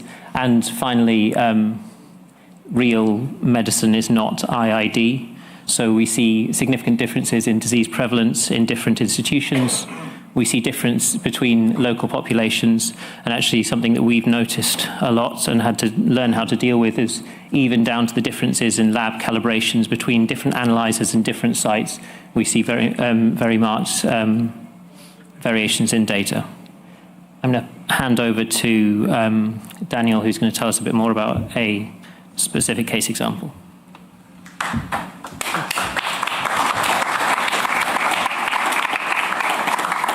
All right, thanks very much, Joe. So hey everyone, I'm Daniel. I'm a PhD student in applied math at the University of Cambridge, and also part of blood counts with the other two. And I'm going to be talking about a little more specifically the results we want to show today. So we've been talking about this blood count test, but what actually is it? So the complete blood count, or the full blood count as it's known in the UK, is the most commonly used medical test. At 3.6 billion per year worldwide, that's 10 million a day. And as such, it's essential for decision-making in any kind of medicine, really. And the way that it's done is that normally, a doctor sees a patient, then they want to get maybe bloods and vitals. If you've ever heard that before, they will do a blood count.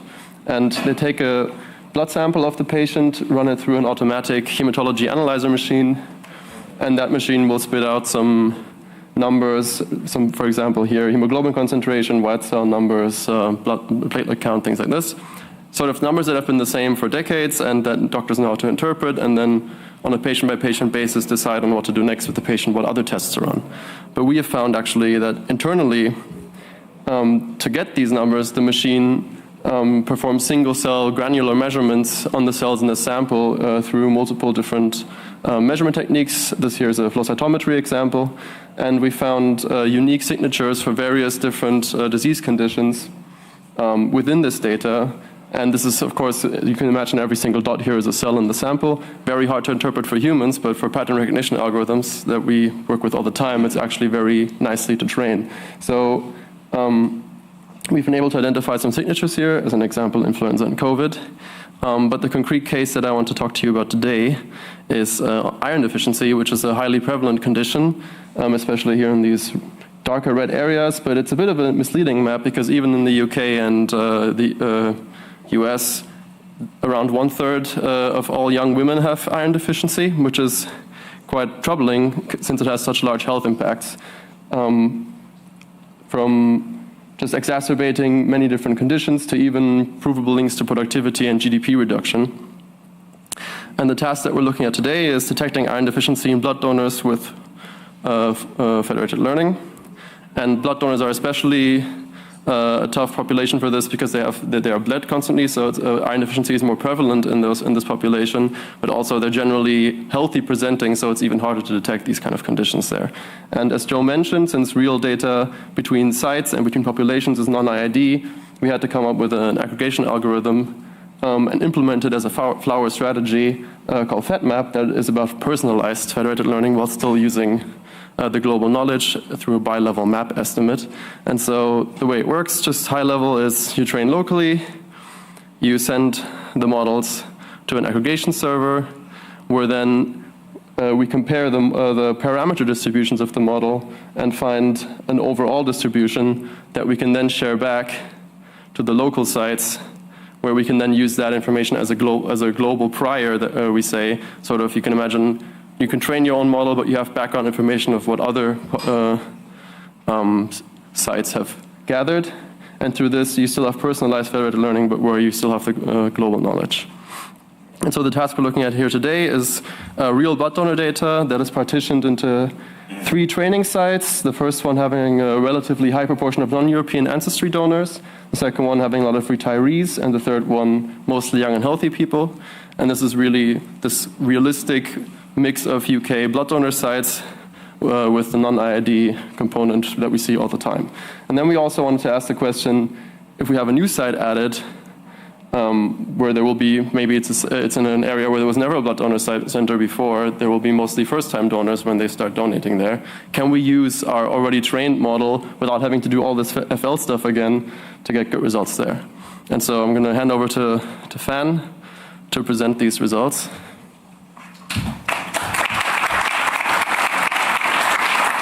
Hi, everyone. I'm Fan. I'm a PhD student from the Maths Department, University in Cambridge, and I'm also a software engineer on blood counts as well. So today I'm going to show you the blood counts federated learning dashboard. We're built based on the Flower platform. So I'm going to just click. Oh.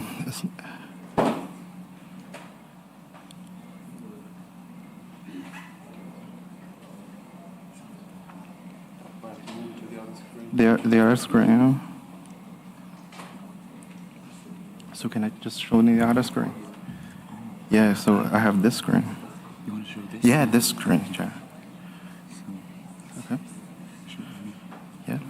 Brilliant. Cool. Thanks. This platform we designed and developed for like different types of users for blood counts. We have clinicians, we have machine learning scientists, and we have software engineers. So for different users, they have different requirements. So this is a unified place that you can visualize and manage your federated learning tasks. So the first section, connected sites, that'll give you kind of a bird's eye view of what sites are currently connected. So the moment we deployed a Flower onto the 4 sites across 2 continents, you can see, and if you hover over on those sites, and then gives you an idea where they are, and also gives you an idea of the sample size and and the primary care samples and the secondary cares, and then the second section gives you kind of insights of site-specific federated learning task, how they are going, how they're how they perform. So you can see from the overview. I will be quick. So give you the overview of each site and how they perform, and also like more granular performance, and also hardware like usage also that. And then we're going to show you the results for the tasks that Daniel just mentioned. So by clicking here, that brings you to this page, and then you can see the 3 sites, how they perform, and those 4 performance metrics, they're more important for clinicians to see what's kind of a performance for the federated learning, and also the grain brackets shows you the difference between the federated learning and also individual training. So we use the individual training performance as kind of baseline, because all the sites, they are more care about how much performance I get if I use this federated learning, or the improvement, and also if you just click on one of them, it shows the specific performance. And then if you scroll down here, and then here is very important, is as Daniel just mentioned, we use the global prior. So when we built the global prior, so we can actually use that global prior to train and validate on a new site. So if you just select the one that's trained, and then that's the new site, and then you click in here, soon as this running is just train and validation on the new site, and also train on the individual training as well. So this give you the performance metrics on the new site. So, and you know, if you look at the numbers, they're all like, you know, the fed learning approach, they outperform than the individual training. So then I'm gonna just, cool, thanks.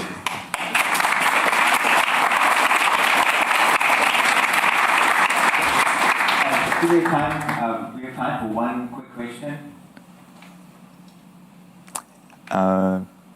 Okay. Well, thank you, Fan. That was amazing. Thank you. Thank you.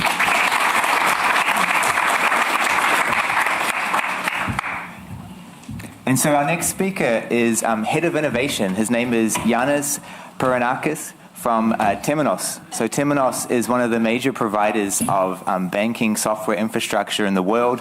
They provide banking software from all the range from lower tier banks all the way to Metro Bank and more. We've been working with them for most of this year on integration with Flower, so to bring some of these federated learning capabilities to the financial sector. And it's really been a pleasure working with them so closely to enable these types of features. So with that, hand over to Yannis. Thanks, Nick. Hi, everyone. I'll just maximize this. Okay, cool. All right, so I'll get right to it. So a couple of words on Terminos very quickly. So as Nick said, so Terminos is the market leader in banking software, what we call core banking in the main. So basically everything that runs a bank. So if you have an account, if you have a credit card, a loan, a mortgage, etc., that's what we underpin.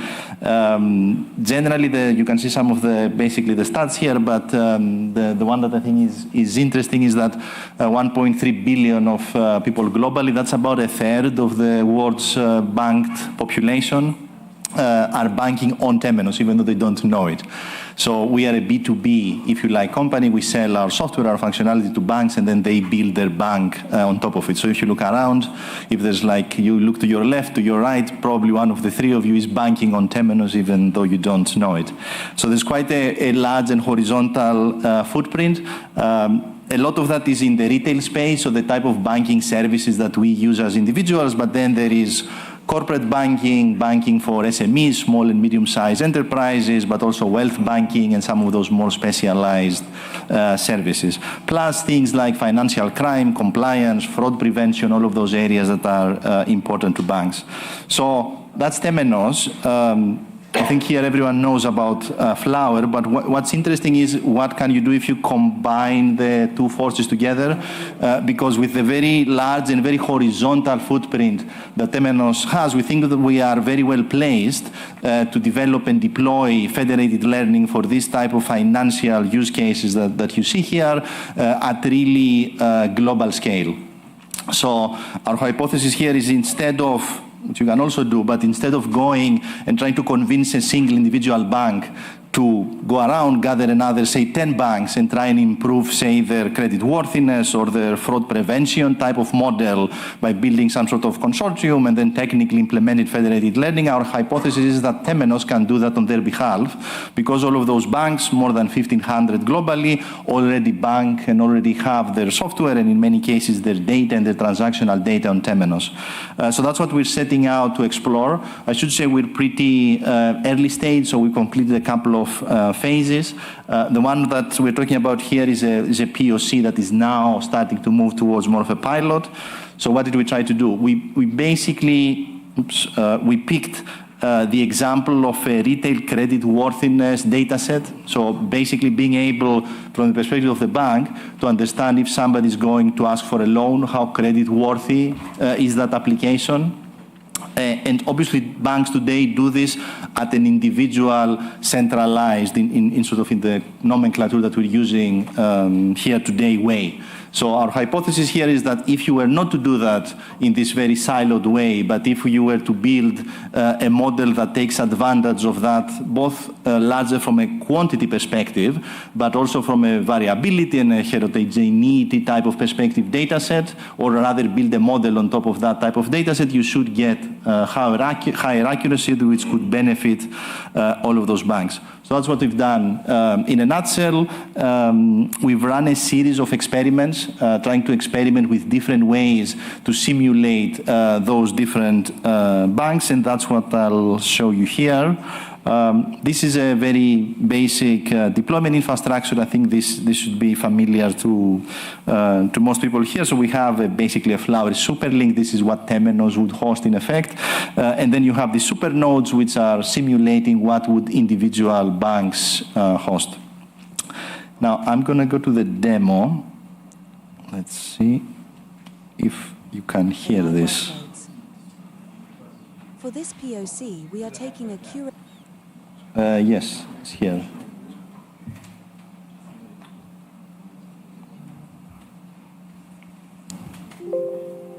Okay, so that's Rated Lending Club dataset from XAI for creditworthiness in retail banking. The dataset will be split.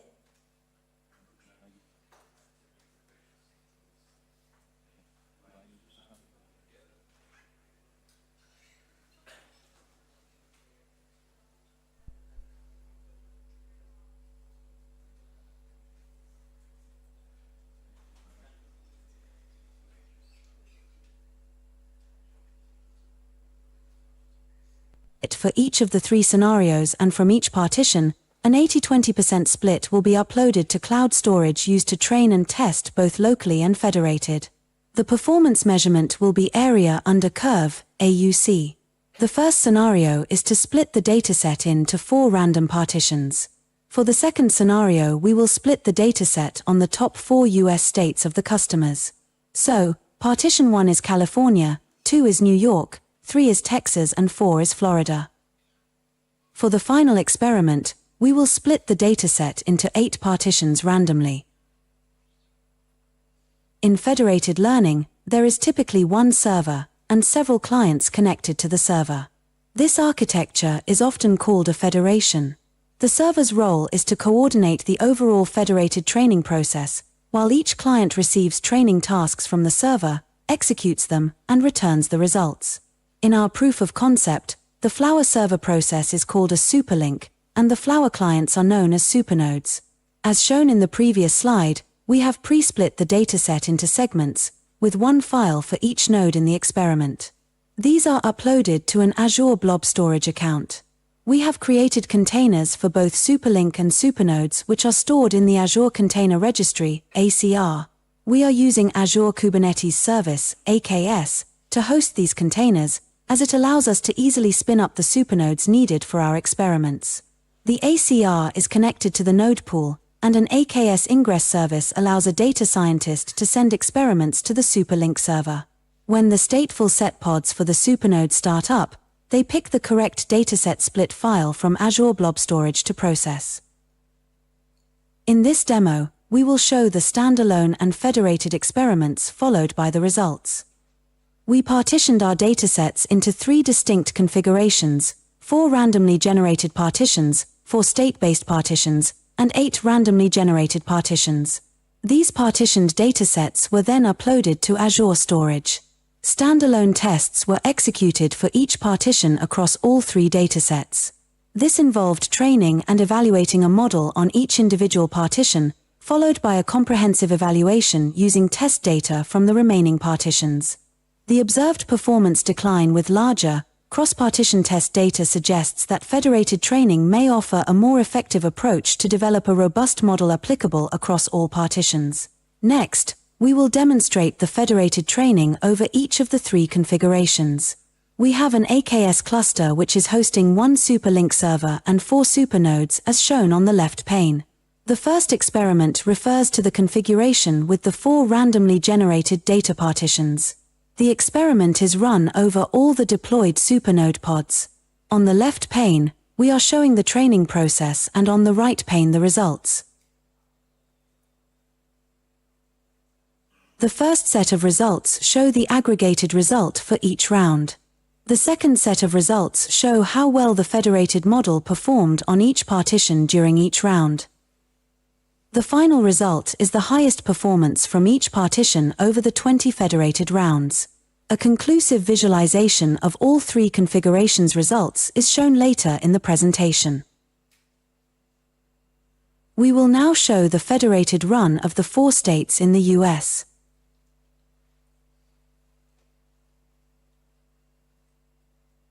As previously, we have the 2 sets of results. For the 8 random split, we first need to add the 4 extra pods in Kubernetes.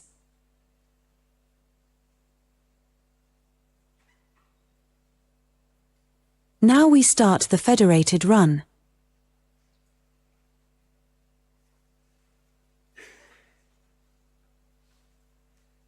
Here we can see the results. As you can see in the second section, we have the 8 results. 1 per partition per round, with the highest performance for each partition shown in the last round. Here are the results from the 4 randomly generated partitions. The red column shows the best AUC score of the standalone model against each bank's test data, and the green column shows the best AUC of the federated model against each bank's test partition. As you can see in this scenario, the federated model demonstrates the best performance. Here are the results for the 4 US state partitions. Again, this shows that the federated model exhibits the best performance against the test set of each state. Here are the results from the 8 randomly generated partitions. In almost all cases, the federated model outperforms the local model. The AUC score of the red column represents the slightly optimistic scenario where all banks can share and gather their data into a centralized repository and train and test a centralized model. The green column shows the best AUC score achieved by the federated model for each configuration. As it also evident here, the federated model performs better or on par with the centralized model, demonstrating the capability of federated learning to efficiently learn in highly constrained, private and secure training environments, where data needs to remain private. Back to the presentation. So yeah, so as I said, let me...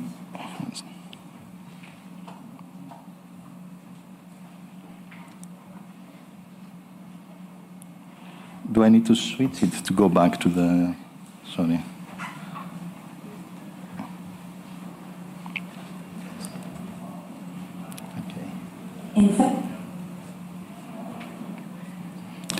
Okay, yeah, so as the video showed, as I said, it's still early days, but I think the results are quite promising. So what's the next step here? So beyond doing this with synthetic data sets from what Terminos already has, so our next step is to now start testing out and experimenting around this with some of our banking customers. As part of this, Terminos does also have a large partner exchange. So these are Terminos partners, and there's more than 120 active partners and almost 200 products now in the exchange. So we're happy that Flower is going to be joining the exchange, and together we'll be able to go to some of our banking partners and explore this in more depth. I think in the long term, the potential here is very large. As I said, Terminos is probably the most horizontal company in the world today in terms of banking software, and the hypothesis is that federated learning can benefit pretty much our entire customer base ultimately. That's it from me. Thanks for watching.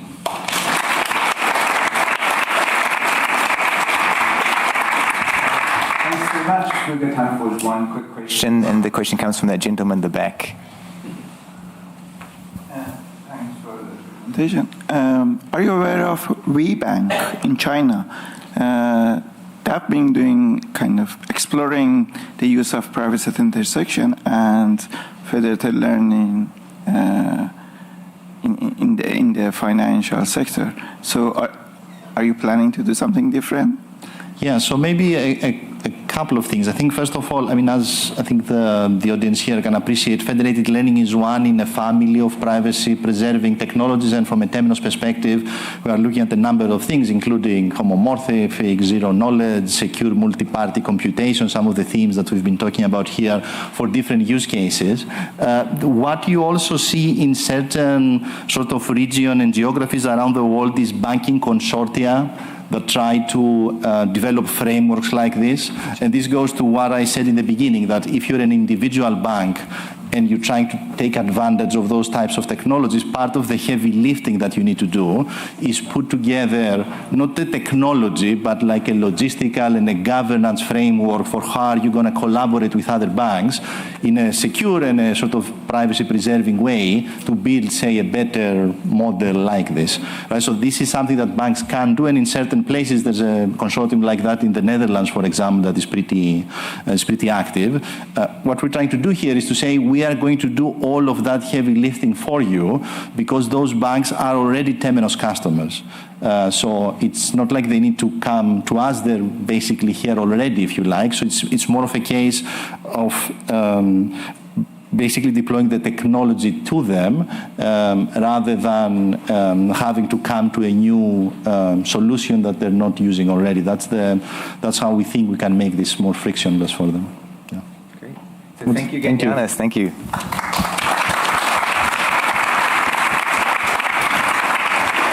So next, I'd like to welcome to the stage Tal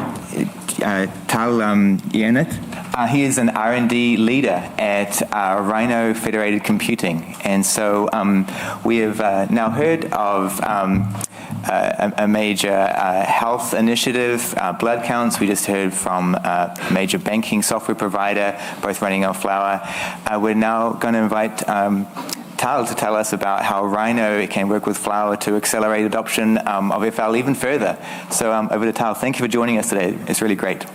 Great to be here. So hello, everyone. Let me just set up on screen for just a moment. Why is this not...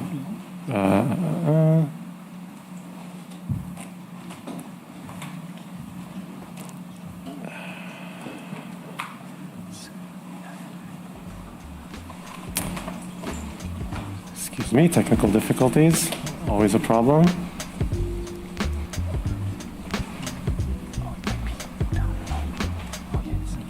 Oh, there we go. Okay, great. Oh, that's hard to see. Great. Okay. So I'll just move this over here as well to be ready. All right. So I'm Tal. I'm a lead engineer at Rhino, and what we do is we build a federated learning platform. What do we mean when we say that? Since we're at Flower Summit, gross simplification would be to say we do take care of all the boring enterprisey stuff that needs to happen to make federated learning practical at scale. Our federated computing platform, or FCP, is a distributed system comprising a cloud and many clients distributed around the world. And it provides graphical and programmable interfaces, manages the clients, orchestrates workflows, enforces permissions, tracks all the actions to provide auditability, and much more. And of course, it never stores any row-level data in the cloud. So why have we built this? What does it actually take for federated learning and compute to be enterprise grade and scalable? So we've learned this by doing it, where today our platform is used by dozens of healthcare organizations around the world, many leading biopharma companies and large global financial services. And the table on the right shows some of the things we've found need to be done differently in an enterprise setting. So for example, you need flexible managed installation of the clients in various environments. You need to address governance concerns, first-class support for automating workflows and integrating them with other systems. You need support for many different types of federated compute workloads, such as data preparation, federated inference, federated analytics. You need to address scalability, and you need to support the needs of many different kinds of users, not just research scientists, and the list goes on. So we provide an end-to-end solution for the entire federated computing projects and workflows. And you can use any component individually or use several together for a powerful combination. So here's one example workflow. To begin with our harmonization copilot, you can use a GenAI-enabled federated tool to harmonize data from disparate data formats into a single common format. So we have out-of-the-box support for common models in the world of healthcare, such as FHIR or OMOP, but you can also harmonize to any custom data format that you need. You can also take data from several sites or just one and create data catalogs, which others can browse in a federated and secure way to perform feasibility analysis, understand where there's data that's relevant to my project as a data scientist. This uses federation and privacy preservation, making sure the underlying data and access to the analytics are protected by our permissioning and adheres to the principle of federation, where the underlying data stays at rest at the original site. Once you have the data, you want to actually run your federated project. Now, federated learning is awesome. We all love it. That's why we're here. But usually you need to start much before you're ready to train your model. You need to analyze your data, perform exploratory data analysis. You need to pre-process your data. So you might need to annotate your data, and you can do that on our platform too, either with built-in annotation tools or bringing in whichever annotation tools you're already using and use them on the platform. When you finally do get to modeling, you'll likely need to run a bunch of experiments to try different models, different model combinations, hyperparameter tuning, and so on. And all of these are supported out of the box, where specifically for federated learning, of course, you can use our integration with Flower, which we're big fans of, and you can use Flower to train your models in a very seamless way. Then once you have your model trained, you will want to evaluate it, and you can do that on platform too. We have a wide library of federated analytics tools built into the platform, which you can use to analyze data, again, in a federated and privacy-preserving manner, including some novel federated implementations of common metrics and statistics.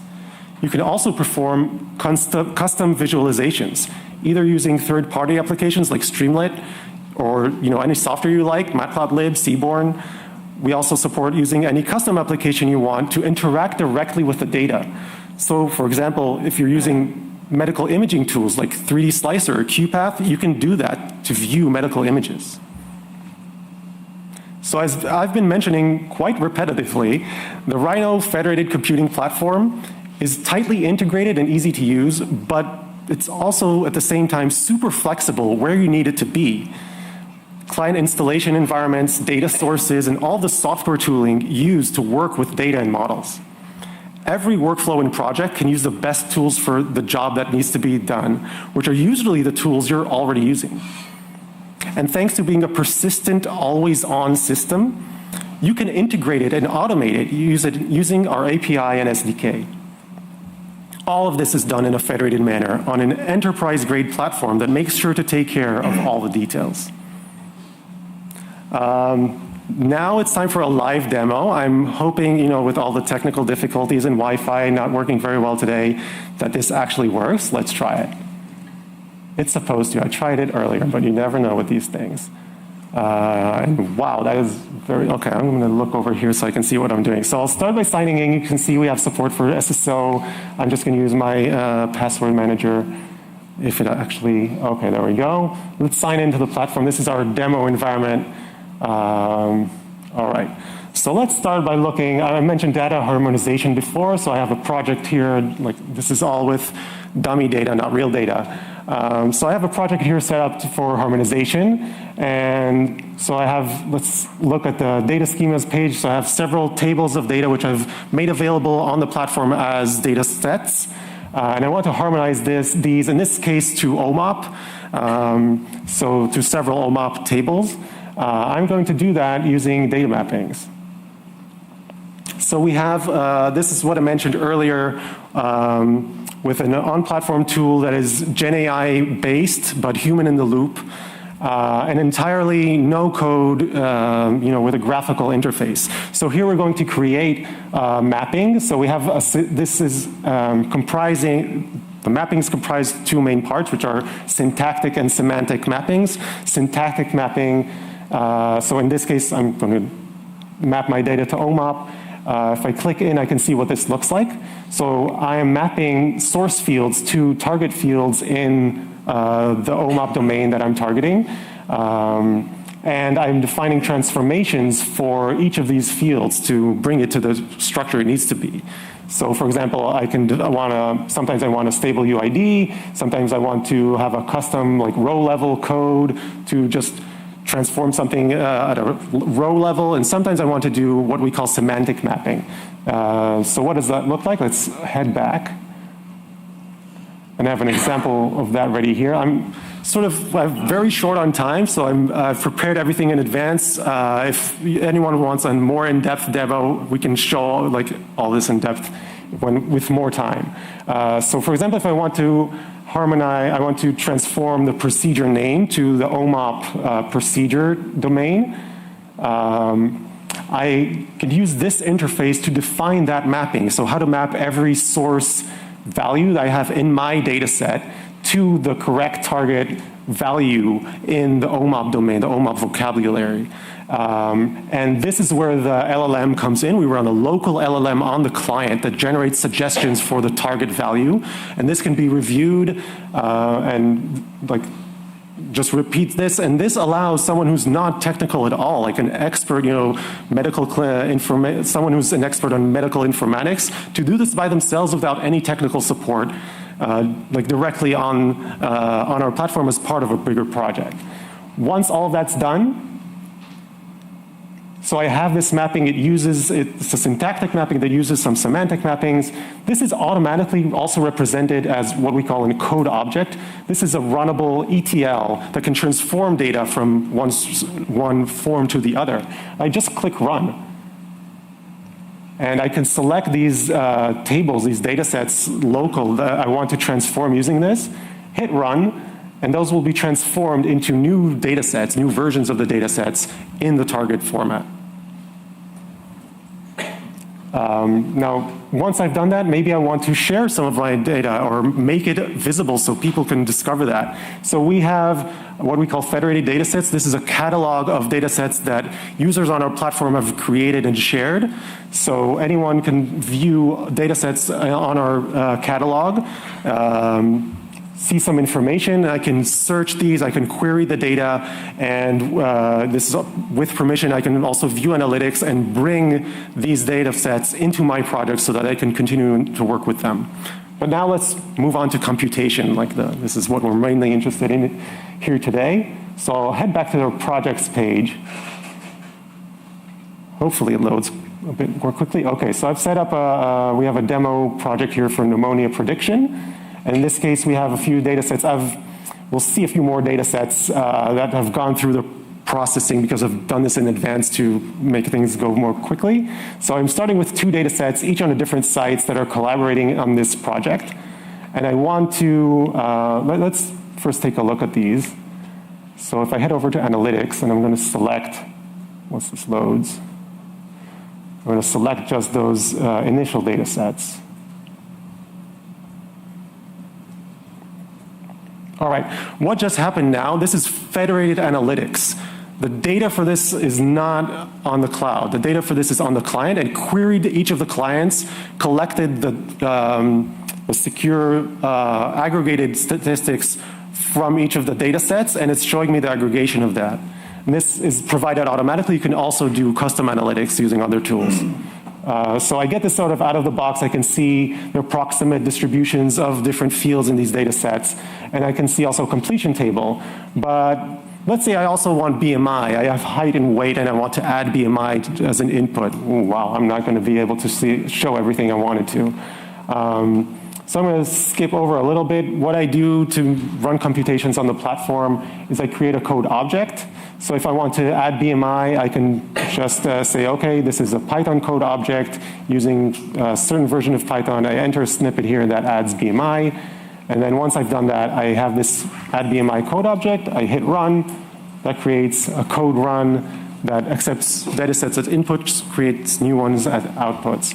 And the same way I can do imputation, I can convert images to other formats, and I can create a code object for training a model using Flower or NVFlare. In this example, I used NVFlare, and in a very similar way, I would just click run, select the input data sets that would trigger the training. I can click into, like during or after the training is run, I can view all the configuration details. I can view the logs from the server and from the clients. This is also done federated, protected by permissions. The client-side logs are stored only on the client. And then once I have my model ready, so again, during or after the run, I can open TensorBoard. We have a special integration of TensorBoard on our platform that is also federated and privacy preserving. And I can see details. In this case, these are TensorBoard logs from the clients, where I can see and I can compare data from different runs, different training runs, or from different clients in the same run. I have all the power and flexibility of TensorBoard at my fingertips. And then all I need to do in my code is, like, I just use TensorBoard as usual, and I get this out of the box. So yeah, I'm over time. I'm going to summarize and just say, this is not just a single workflow that we support end-to-end. Like, you can combine these pieces, and like we were just scratching the surface, there's a lot more. To combine them and to do whatever, basically anything you need in a federated way that is enterprise grade and scalable. Thank you very much.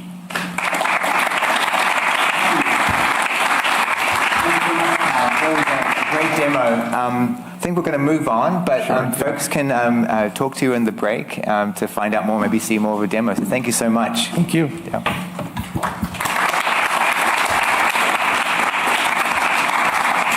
Next, we have Robert Norville. He is a senior data scientist at Banking Circle. And so this is the third example of Flower being used in production we've seen in this session. We saw blood counts, we saw Terminos, and now we're going to hear from Banking Circle. All of these three organizations are using Flower to do meaningful federations in production. So actually, this is the second time that Robert's presented at Flower AI Summit. And so I can't wait to see how things are going at Banking Circle in the world of federated learning. Thank you. Over to you. Should be. We should see it right there.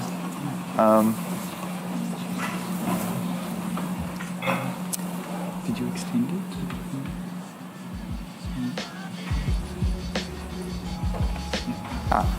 Yeah. Thank you. Hi. Thank you, everyone, for taking the time. My name's Rob. I'm going to take you through what we built at Banking Circle. I'll start with kind of a use case and why we think federated learning is a good fit, and then move on to what we've built and how it works. So it's a federated learning for anti-money laundering enhancement system, or FLAME for short. I'll start with who we are as Banking Circle. So if you haven't heard of us, it's because we're a B2B bank. So all our clients, all our customers are other banks and other businesses, payment service providers and things like that. So we're an international bank. We process millions of payments every day, which is what's interesting for today's talk, because banks have to do AML. If you don't know what that is, just so we're all on the same page, AML is essentially what banks have to do to be sure that all the payments they see are not nefarious. So there's no money laundering, nothing illegal happening with those payments. Because we process millions a day, we have to check every single one of those and make sure that it's above board and nothing bad is happening. Clearly, you can't do this manually. So what we do is try and employ machine learning to make this happen. So we have various stages to this process. It's a multi-model, multi-stage process. And when I say model, I mean machine learning models. But the one I'm going to focus on today, which is our main one, or one of our main ones, is a TensorFlow neural network. And all it tries to do, it's a binary classification system. It's trying to score payments with closer to 1 being more likely to be risk, bad payments, and closer to 0 being more likely to be no risk, so a clean payment. Features it takes as inputs is all the data we have about payments. So the value of the payment, who's sending it, who's receiving it, country it's going from, country it's going to. There's a lot more than just those. We have maybe 60 for every single payment, and a lot of those are kind of calculated fields and proprietary things we do. But to give you a flavor, it's information about payments in and a score between 0 and 1 out. And then the ones that are closer to 1, so the ones we think might be risky or potential money laundering, are sent to analysts to analyze manually, and the result of what they tell us is fed back in, so that's our ground truth.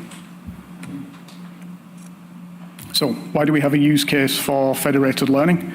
Well, we recently got a banking license in the US, which means we now have a sister bank in the US. And it's very difficult to move data across borders, particularly from Europe to the US. So we need fast and efficient and accurate anti-money laundering, as we have in Europe for our US sister bank. But because it's a new bank, it starts with no payments. So we don't have a body of data to learn from, and it's difficult, if not impossible, to share the body of data we do have. So here you naturally have a case for federated learning. There's someone we want to learn, and we don't want to share the data, or we can't share the data. So the solution is, can we train a federated model between the two continents, between Europe and the US? So we have two goals when we're looking at doing this. The first and foremost is to be performant in terms of our anti-money laundering machine learning model in the US. And secondary is, if we can get that working and that works well, is there anything from the US that Europe can learn anti-money laundering wise? And what we want to do is train a model in the US without enough data. And when I say enough, I mean not enough data to train a standalone machine learning model in the US. So even when we have very, very little payments data in the US, can we use federated learning to do something smarter than just dropping the European model into America? So I built Flame to kind of test this and see if it works, if we can get federated learning to do something here. For us, one bank is one supernode in terms of the framework, the latest Flower framework. The reason we do it that way is so we can have custom settings per bank. So the supernode level settings, which can differ across banks, which is a requirement depending on how you're storing data and what metrics you want out, things like that. For us, it's all containerized, so we use Docker, and it all runs in our Kubernetes cluster.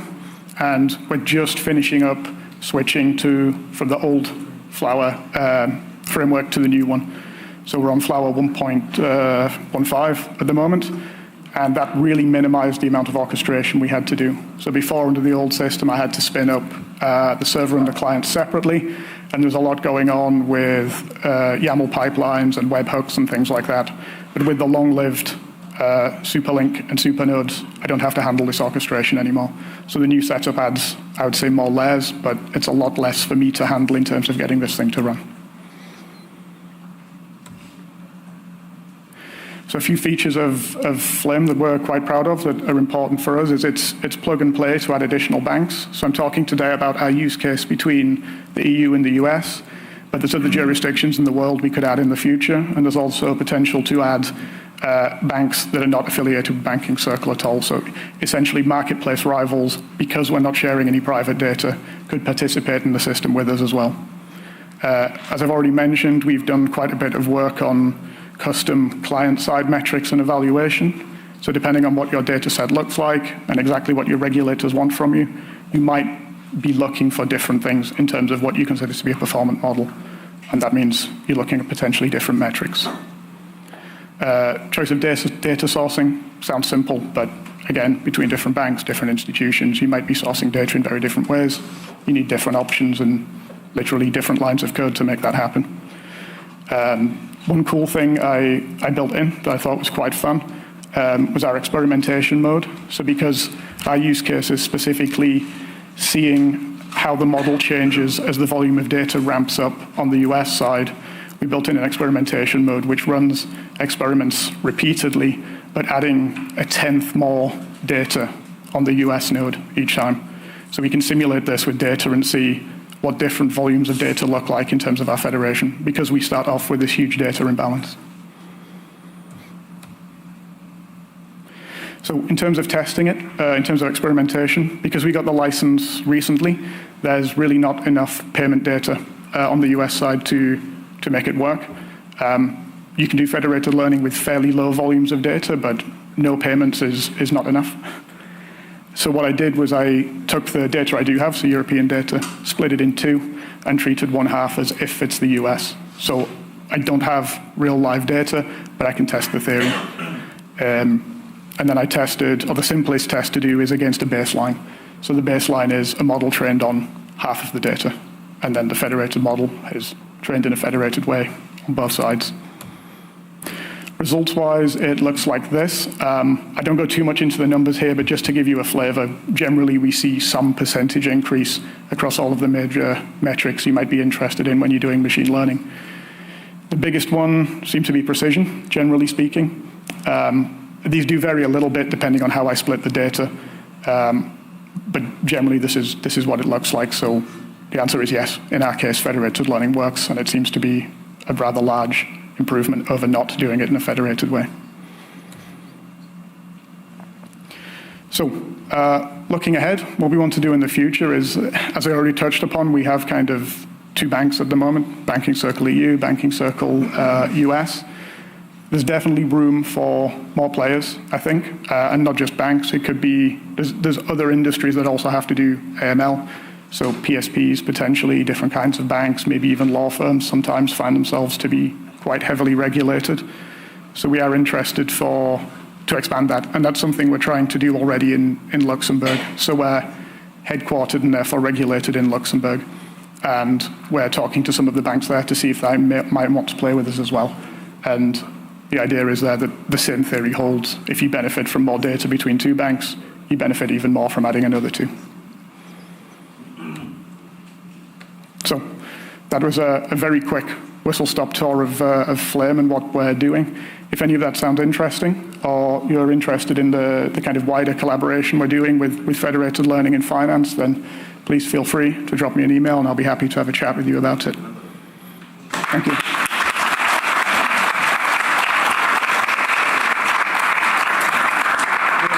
We have time for one quick question just from the front here. Mike is coming to you, so very good. Hi, thank you for your presentation and interesting task. I'm wondering, as you have, let's say, your European model, which is quite performing well and mature, if I understood well, and you have the US model that is less performing because of the data. Have you considered knowledge distillation instead of a federated learning approach? Sorry, could you repeat the... Yes. Have you considered knowledge distillation rather than a federated learning approach, as you have the US model that is quite immature and, let's say, the European model more mature? The short answer is no. So because the US entity is fairly new, the first thing we tried was federated learning, and we got good results with that. But that's not to say there aren't other approaches that might also benefit. Okay. Yeah. Thank you. Well, thank you again, Rob. Thank you. Thank you.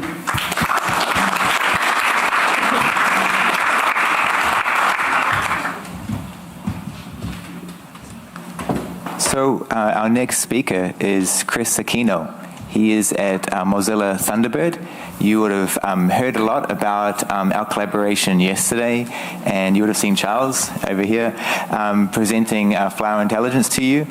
So an interesting piece to this launch has been working very closely with Mozilla Thunderbird to see how we could stand up powerful new AI features in a very privacy-preserving and efficient way.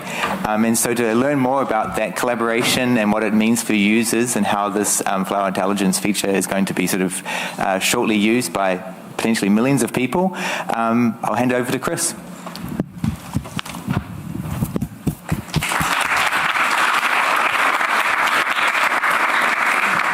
Hello. So I'm Chris, as you just heard. I work over at Mozilla Thunderbird, and I would love to tell you about Assist. So if you haven't been told yet what Thunderbird is a platform-agnostic, privacy-respecting, free and open-source email client for the desktop. And our users care about basically three things. So they love open source, they care about their privacy, and they want control over their data. And Thunderbird gives them all three. So sadly, the only thing that Thunderbird cannot do for its users, we can't read and write your email for you. Or can we?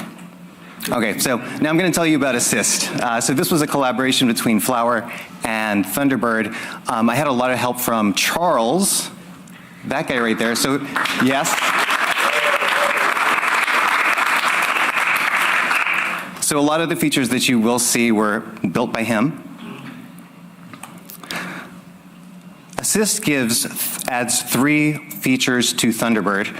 One is email summarization, the other is reply generation, and then the third is the daily brief. And I'll show you each of those. No live demos.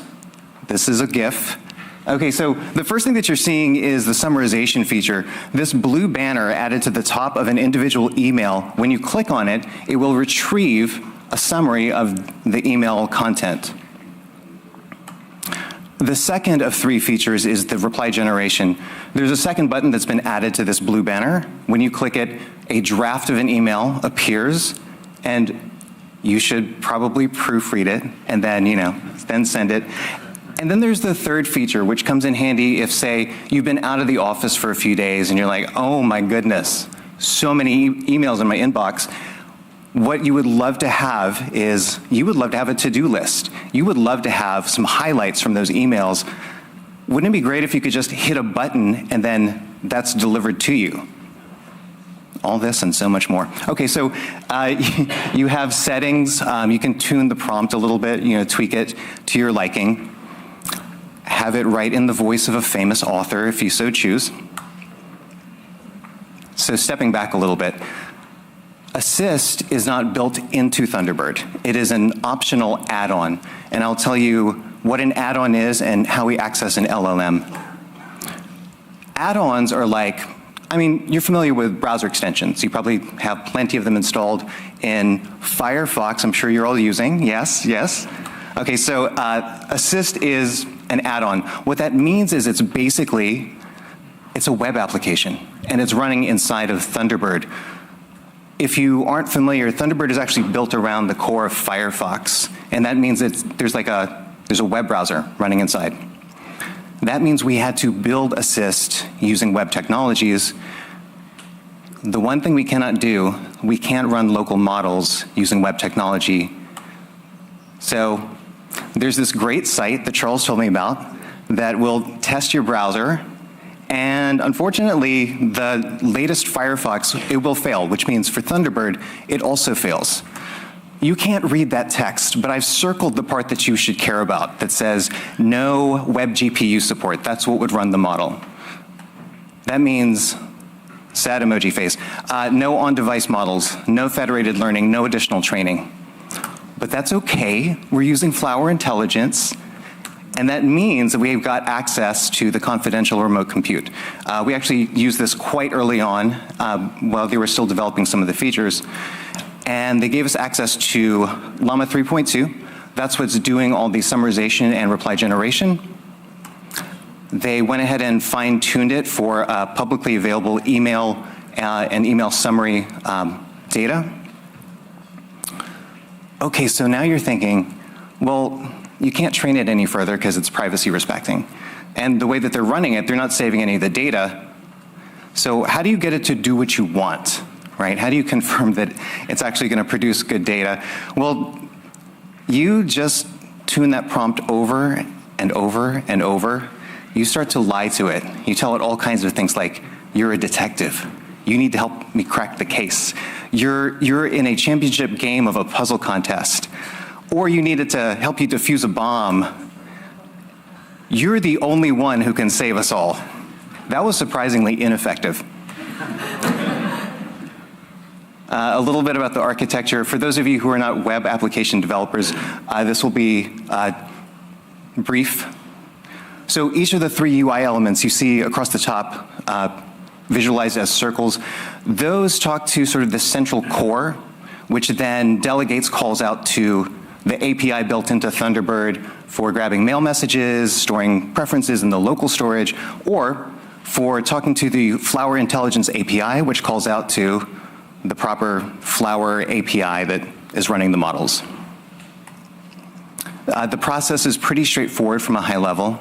You've got your 3 pieces. You've got Thunderbird, you've got an accounts server, which lets you log in, and then the Flower API. First of all, you log into your account, which exchanges, makes an API key request from Flower API. returns a key, which then goes back to the client. And then we can talk directly to the Flower API, where we exchange public keys. At that point, all communications are encrypted. So end-to-end encryption between the client and the model. The replies are also encrypted, so anybody snooping in on the conversation, they see gibberish. And I almost included a screenshot where recently I introduced a bug where I didn't properly do the key exchange, and gibberish was getting sent, and I didn't know why the AI features had stopped working, because the server was like, I can't, you didn't send me anything I can read, like I can't read your email data, which was great. Okay, so the next question you're asking yourself, you're like, wow, you got it to summarize an email and generate text. Have you heard of LLMs? That's like what they do. Okay, so not groundbreaking, I get it. But, so Mark Surman himself, yesterday he told me, he's like, no, the web GPU stuff is coming soon. So you'll have it, and then once we do, we can build so many more features, like cool stuff, when we can have models running on device. The most requested feature is like, can it just like categorize and tag my emails for me? Can it file them for me, please? Another one is semantic search. You should all use Thunderbird. I highly recommend it. Just don't use the search yet. It's not very good, but it will be amazing. But another thing people don't know about Thunderbird is it does a lot more than just email. Do you use RSS? It's really good. It's still really good.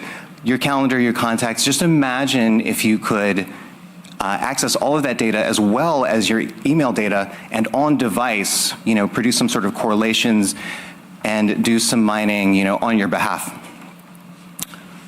So that's Assist. That is but one of a suite of services that we'll be releasing later this year as Thunderbird Pro.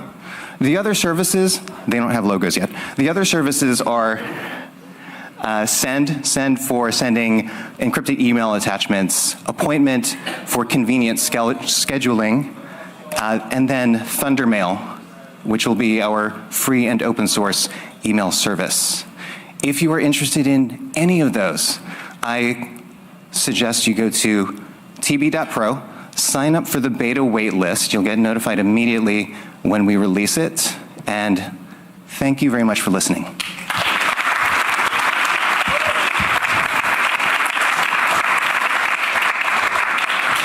Thanks for that great talk. We've got time for one or maybe two questions. Anyone who want to ask something? Let's see. Yes, the gentleman just in the front there. Oh, Mike's coming. Sorry. Thank you. If I recall correctly, Thunderbird acquired K9 Mail to develop an Android client. Will some of these features be coming to that? We would very much like that. They are not yet. So Assist is currently in a closed alpha, but because the way we've written this as sort of a web application, we cannot yet run it in K9, but we've already started, collaborating and brainstorming on how we could bring these features to Thunderbird for Android. Cool, thank you. One more quick one. No, let's thank Chris again. Thank you so much.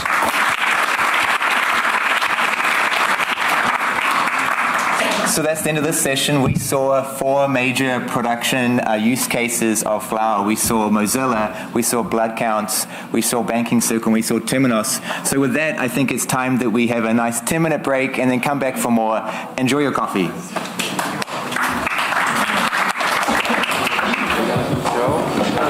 Yeah, I'm going to try to find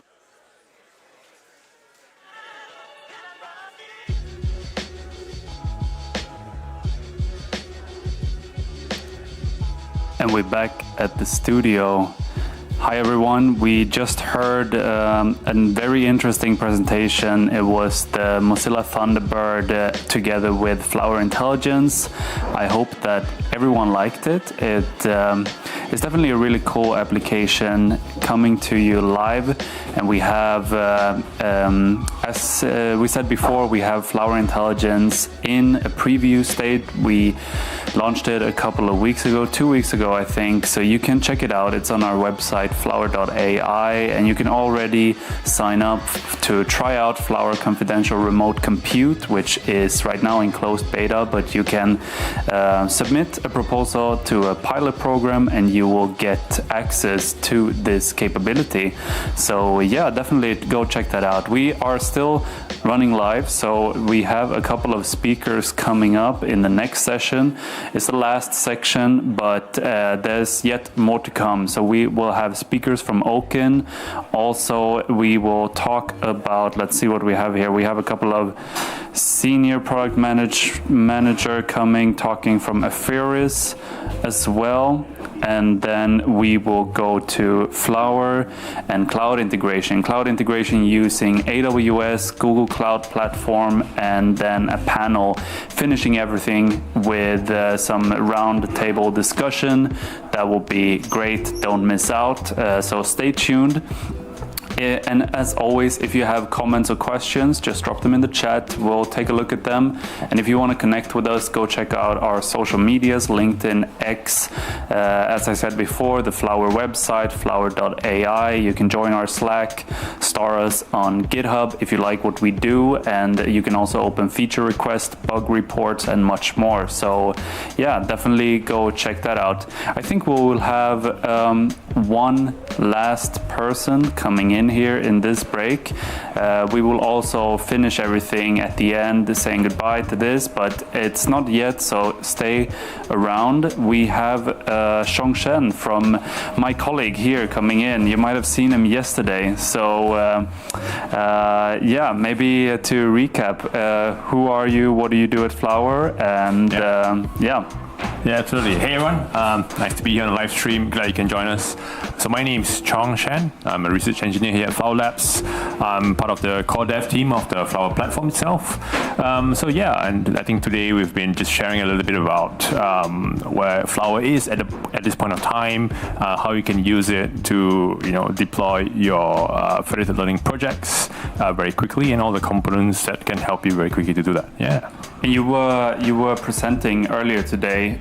Maybe you can do a quick recap what it was all about, because I think that's a very practical type of presentation where you show what people can do with Flower. But yeah, you can tell it better yourself. Yeah, absolutely. I think there are four takeaway points from that, right? So firstly, 9 releases ago, we introduced the Flower CLI, and that really started to seamlessly allow you to not only run your code for research or for simulations, but also actually to run your code in deployment in the exact same way, right? You don't have to do any if-else statement anymore.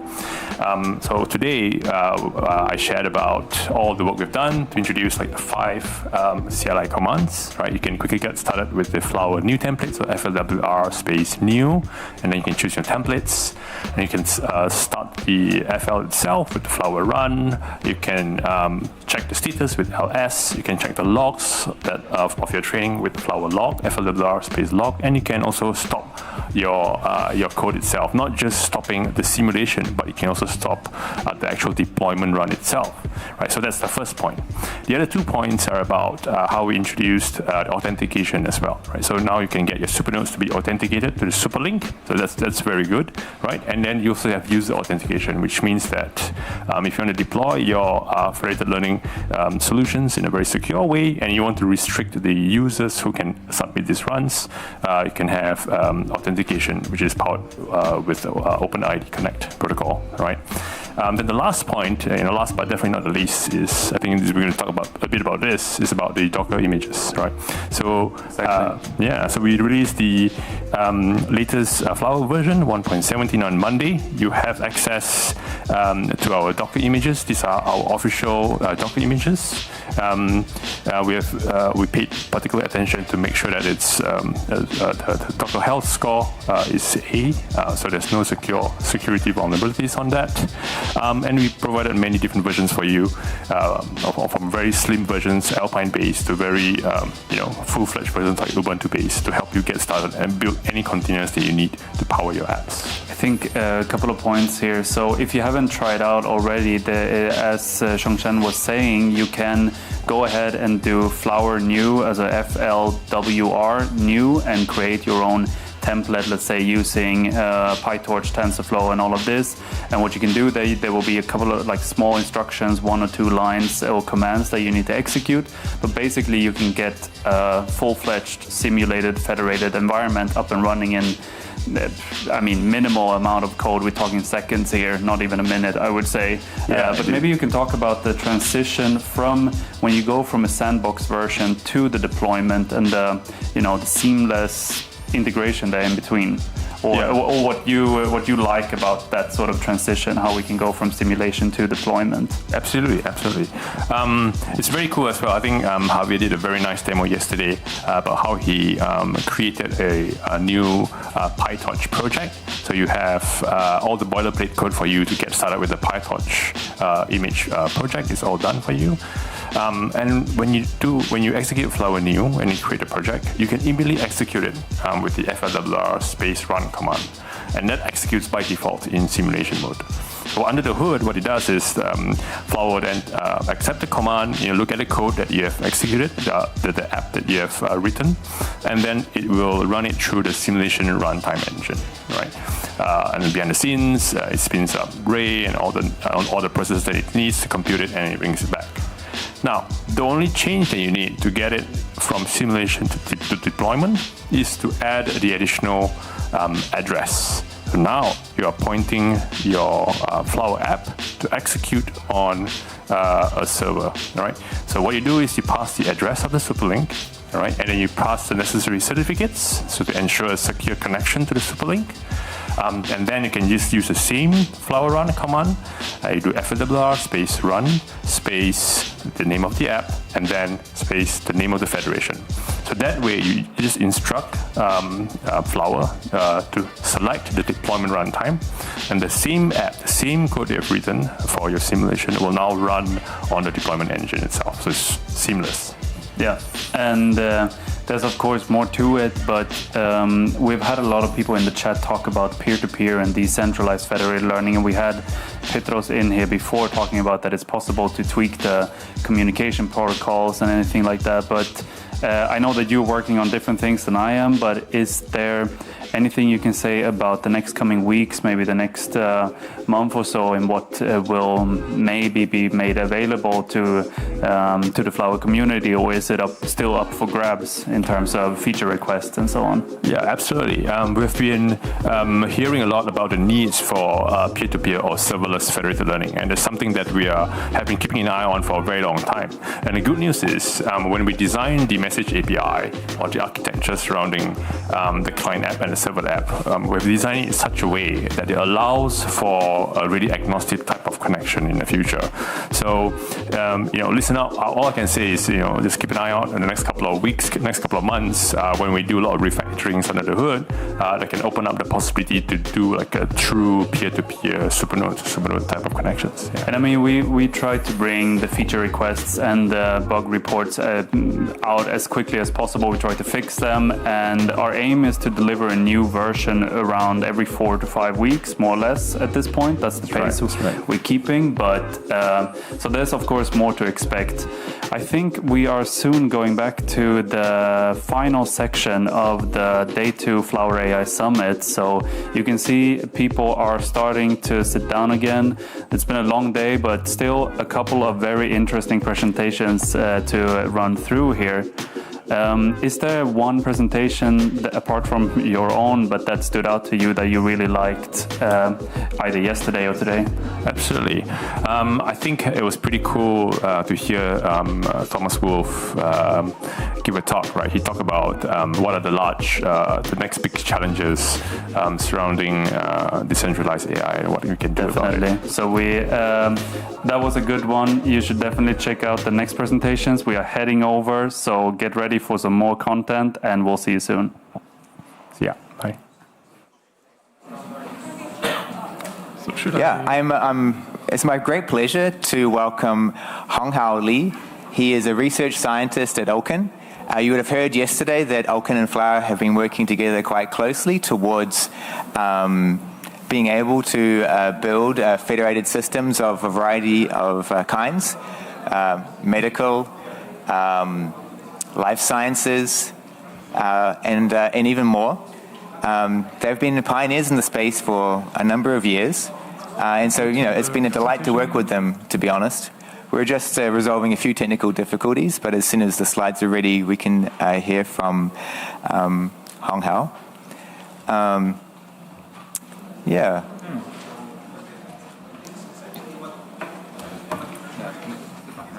Should we try Google Slides instead? Sorry. No problem. Just bear with us, guys and girls. We're nearly. I have a PDF or Google Slides. Oh.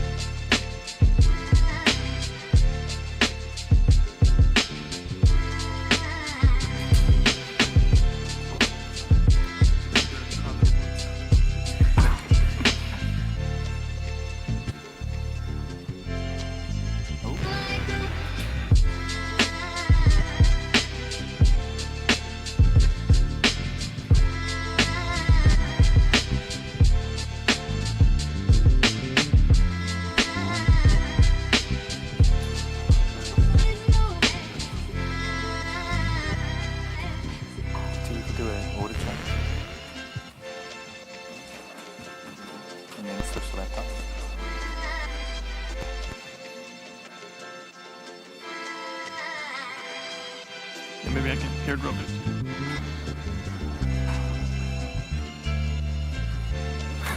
I don't know.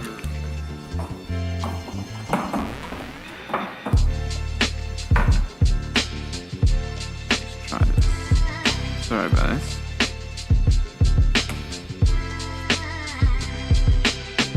Anything there?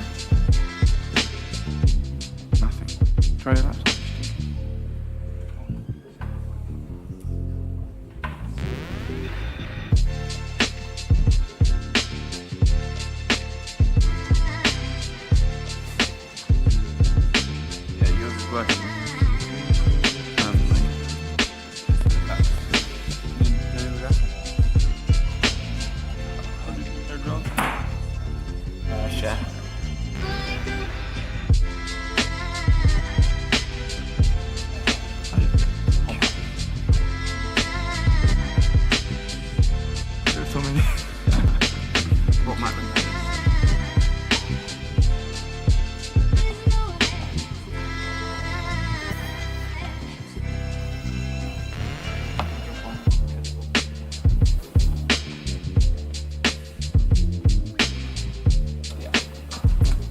Sorry for that.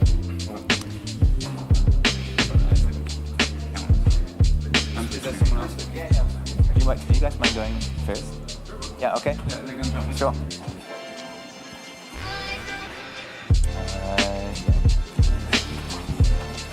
Okay, so slight change of plans. We're going to kick things off instead with Chris Woodward and Jan Stuckel. They are both PMs, senior PM and PM at Aferis. Aferis is one of the leading proponents of federated learning in life sciences, and we've been working with them now to bring the Flower community and Flower apps to their platform. We couldn't be more delighted, and I can't wait to see what they have for us today. So thank you very much for coming.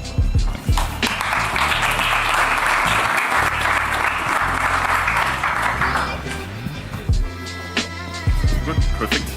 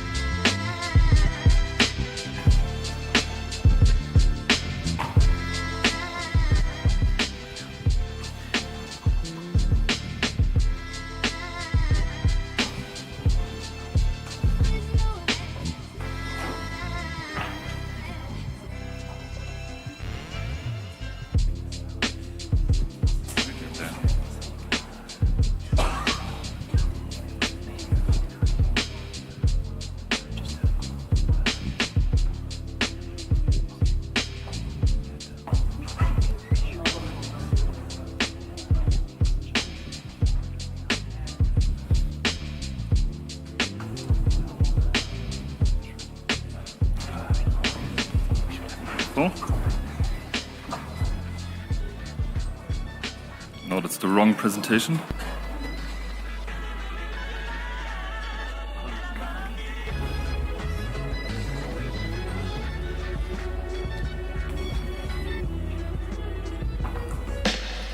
Can you help us one more time, because that's the wrong slide deck? We'll get there.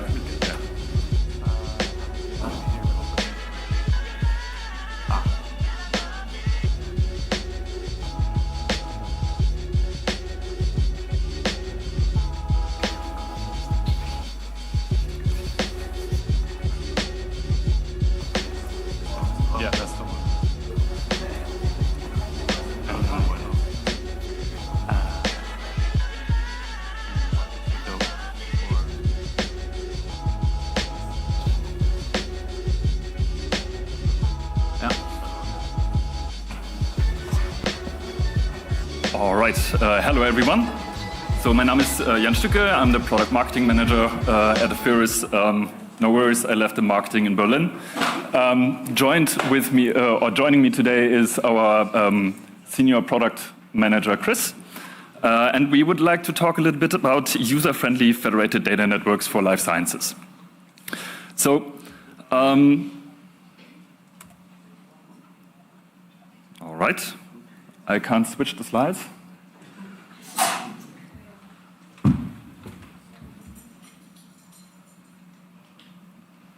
Here we go. All right, perfect. So I will give you a quick introduction to Ferris and also introduce you to one of the key concepts that we follow at Ferris to make these data networks and data collaborations happen. Show you 3 examples that we currently have for data networks and how we power them. And Chris will then explain a little bit more about the architecture and how we make this whole thing Flower friendly. On the upper left graph, I think this is one of the most amazing graphs that I've seen in a couple of years. This is the growth of the amount of papers that have been published on arXiv about federated learning, and it shows the growth of a lot of the growth that we see there.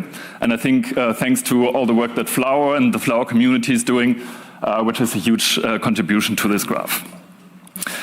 We are specializing on life science and healthcare, and what you can see in the lower graph is how many papers have been published on PubMed on federated learning. So also there's a huge growth in federated learning usage for those use cases. As you can imagine, life sciences and healthcare is highly regulated or highly sensitive data.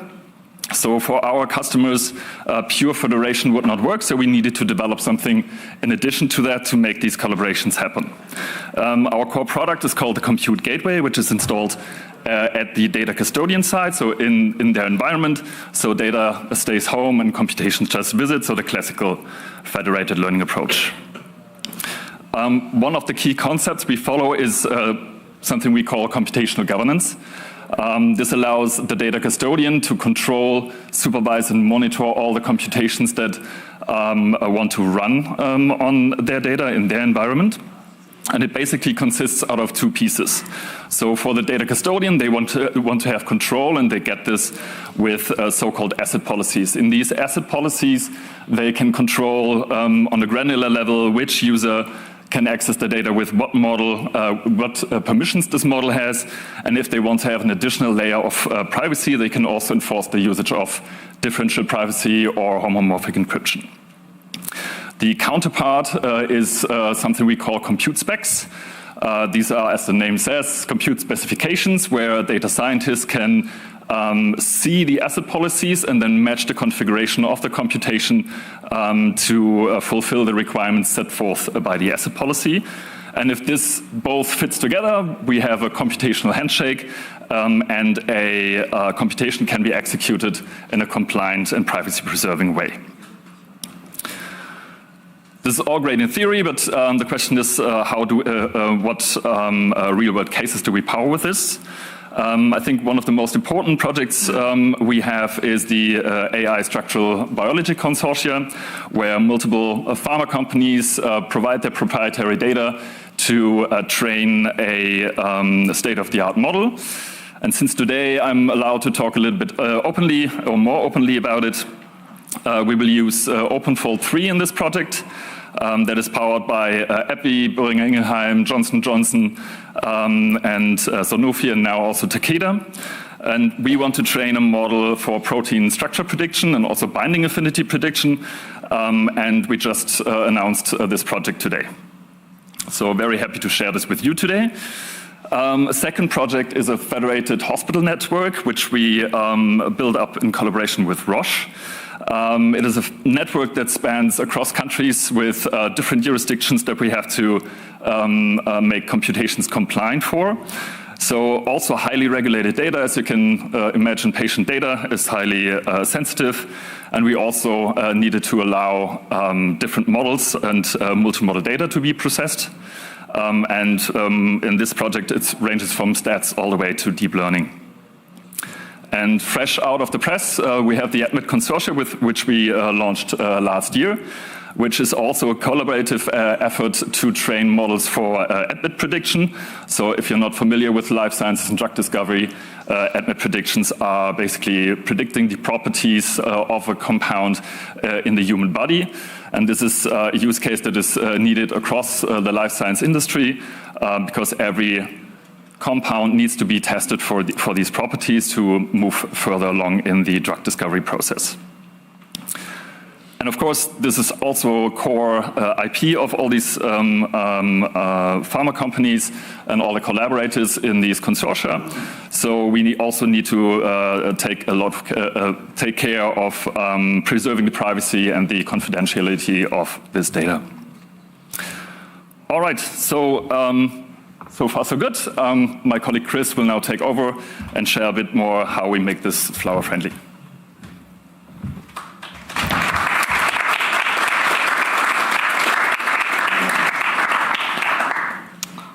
Just kind of continuing from what Jan was talking about with these consortia and some of the partners that we have, more on the technology and architecture side, we have a lot of challenges, especially in getting these bigger pharmas to work together in a situation where they're willing to share their proprietary data, essentially.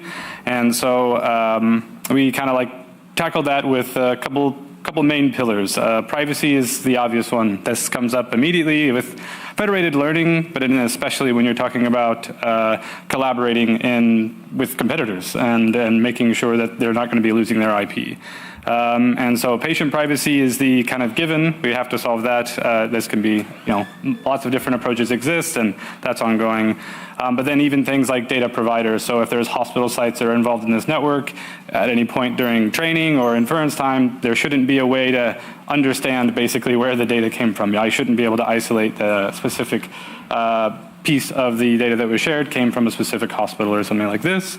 And then the model IP privacy is always an ongoing concern, especially as these collaborations get more interesting than the person providing this model wants some assurances on that front. And I think this is already a big known problem with some of the secure compute talks from Intel and Nvidia, and these are something that we're always working with these partners on with as well. So, but the biggest one and the regular challenge that we always see for us is this data IP. Now, the sharing of data from one pharma to, well, never sharing from one pharma to the other, but instead existing in these collaborations and making sure that, yeah, your direct competitor isn't getting your really valuable IP.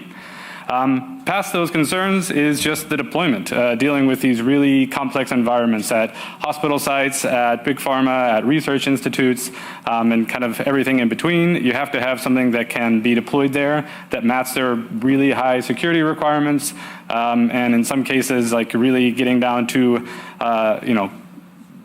historically sites that just don't even allow any form of internet access, and still kind of working with them to be able to participate in federated learning, which is always kind of an interesting challenge, and we've been able to work with them on that.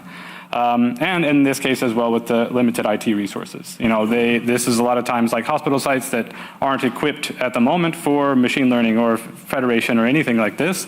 So we have to have a team or a product that can work with them on that. And then in the end, of course, still being flexible enough to fit unknown workloads that are coming.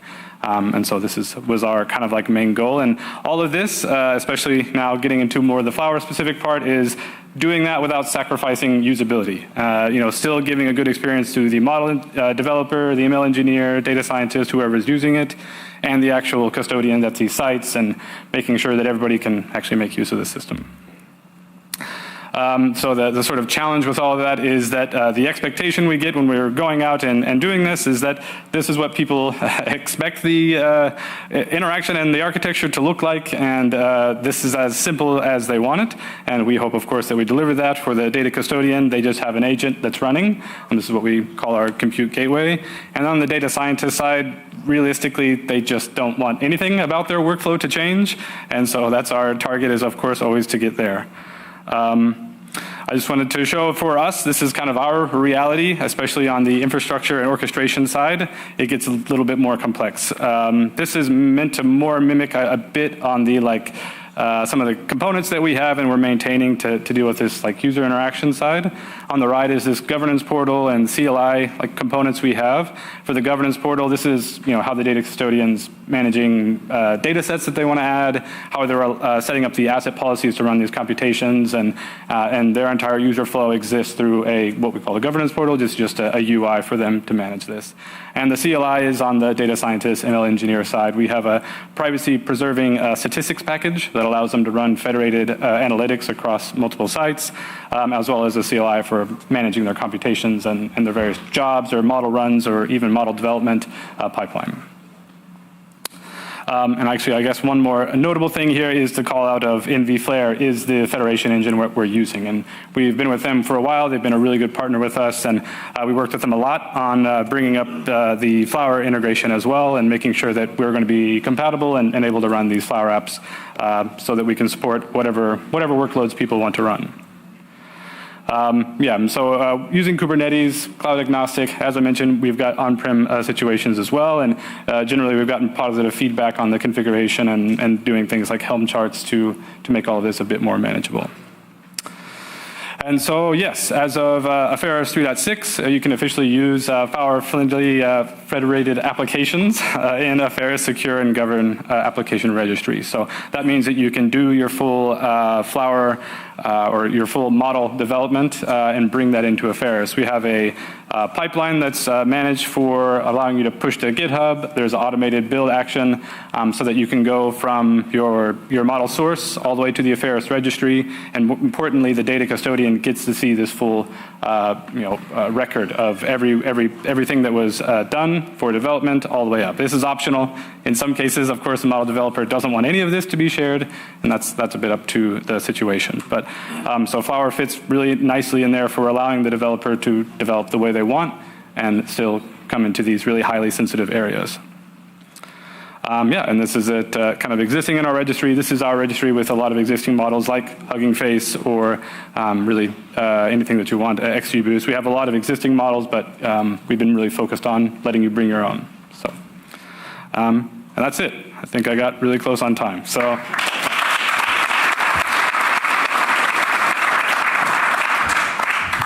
Time for a question? In the room? Yeah, right in the back. I'm going to run the mic to you. Thank you. Hi, my question will be about the way, if you are doing already, how do you measure the value of federated learning in the context of the pharmaceutical companies? Is it, for example, do you see it should be measured that you bring the molecule faster to the market, or like how do you, because the consortium can be a great way, but then to keep these companies using federated learning and showcasing the value, I wonder like what kind of hypothesis, if it's possible to share, you run internally to measure the value of federated learning. Yeah, exactly. So with specifically with some of the newer initiatives that we're working on, the approach we take is to that point, like how do you know after the end of these rather expensive training runs that it was worth your time? And so throughout it, we start with having each participant running their individual workloads, so running the training on their individual data sets. And as like, especially with the ADMIT consortium that we're working on, you run this and each pharma or each participant comes away with understanding how well their model is performing on just their data. And then throughout the process, they begin to understand if it got better or worse as we added in other participant data, and especially for the sake of like just making sure data integrity is there. You know, if pharma B said they were going to contribute their data and they kind of, you know, contribute maybe not so valuable data because they just want a free ride or for lack of a better term on it, we have to be able to keep track of that. And that's a lot of times where we come in, is making sure that everyone's playing by the rules that we set out and making sure that that's represented in the product as well. So I think if that was answering your question there, but that's our approach is kind of individually and then adding in participants and then evaluating the performance along the way. Thank you. Thanks to speakers again. Thank you.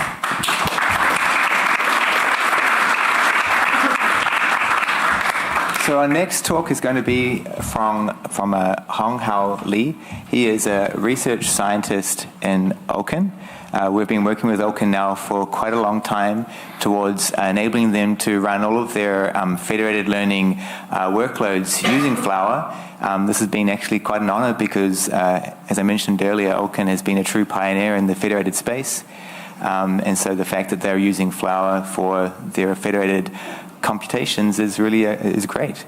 Are you okay? Should choose this option, which you cannot. Yeah, I guess. Yeah. So I don't know. Maybe just click this. Cancel. And section maybe. Okay. Maybe just click that. Okay. Oh, and then maybe. I have to move it somewhere. Maybe get rid of this again. And let's do this. Okay. No. So Charles told me to choose the other option, but since I cannot. And then this? Yeah, I should be using this. Having it not? Yeah. Can already click on this. Yeah. Can't pick it.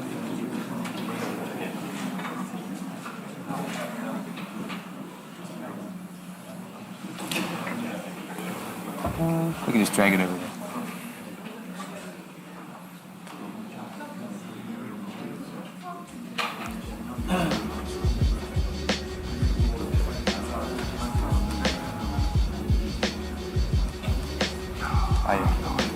You good? You can just do, yeah, you're good. Okay, over to you. Thank you very much. Thanks a lot, Nick, for the introduction, and sorry for the delay. And hi, everyone. I'm Hong-Hao, a research scientist from Oken. So as you have already heard probably yesterday and just now from Nick, that we have been working closely with Oken to try to implement a federated learning method. And the method is called FedECA, which stands for Federated External Control Arm. And I assume that not everyone would be familiar with the topic, so I would start by a brief introduction of the method, and then I will give you an example of how it was used in a real-world application. So first, to give you a quick visual impression, let's look at this diagram here on the right. So here we have two treatments, A and B, and we have the treatment can be given to a patient, which after receiving the treatment can be either healthy or thick. So the question we want to know is which of those two treatments is better. So a simple way to answer this is to recruit some patients and divide them into two groups, and then give each group a different treatment, and then we will simply looking at their average treatment effect. So in this simple example, we observe more healthy patients in group A, so we conclude that, okay, treatment A is better. It's just that simple, but it's only working for this simplest case. So if you want to be a bit more realistic, let's assume that in addition to treatment and outcome, we also observe the age of patients, which can be either young or old. And then we also assume that maybe younger patients are more likely to receive treatment A, and also that younger patients may in general be healthier than older patients. So now, if we want to still compare the treatment efficacy between A and B, we will no longer be able to do the simple average comparison we did just now, because now everything that we observed will be biased by the age variable. So, for example, the fact that we have more healthy patients in group A can simply be the fact that there are more younger patients in that group. So this is an effect that we call confounding bias. So to deal with this confounding bias, a classical way is to use this method called randomized control trial, or RCT. So the main idea of an RCT is to just randomly assign treatment to each patient. So visually speaking, if you go back to this simple diagram on the left, on the right, the effect of this randomization would be to cut off the link between treatment and the age, so that after the randomization, each group will have roughly the same number of young and old patients. So RCT is actually considered, as all of you might already know, the gold standard when it comes to assessing treatment efficacy. However, in practice, there are quite a few challenges. And as you might already guessed, those kind of randomized control trials are extremely expensive, and also it comes with a high failure rate, especially in the field of oncology. We're talking about failure rates at around 50%, so pretty much like tossing a coin. So that's why so people have been thinking of different ways to improve the success rate of this kind of trials. And one of the proposed approach is called external control arm analysis, or the ECA analysis.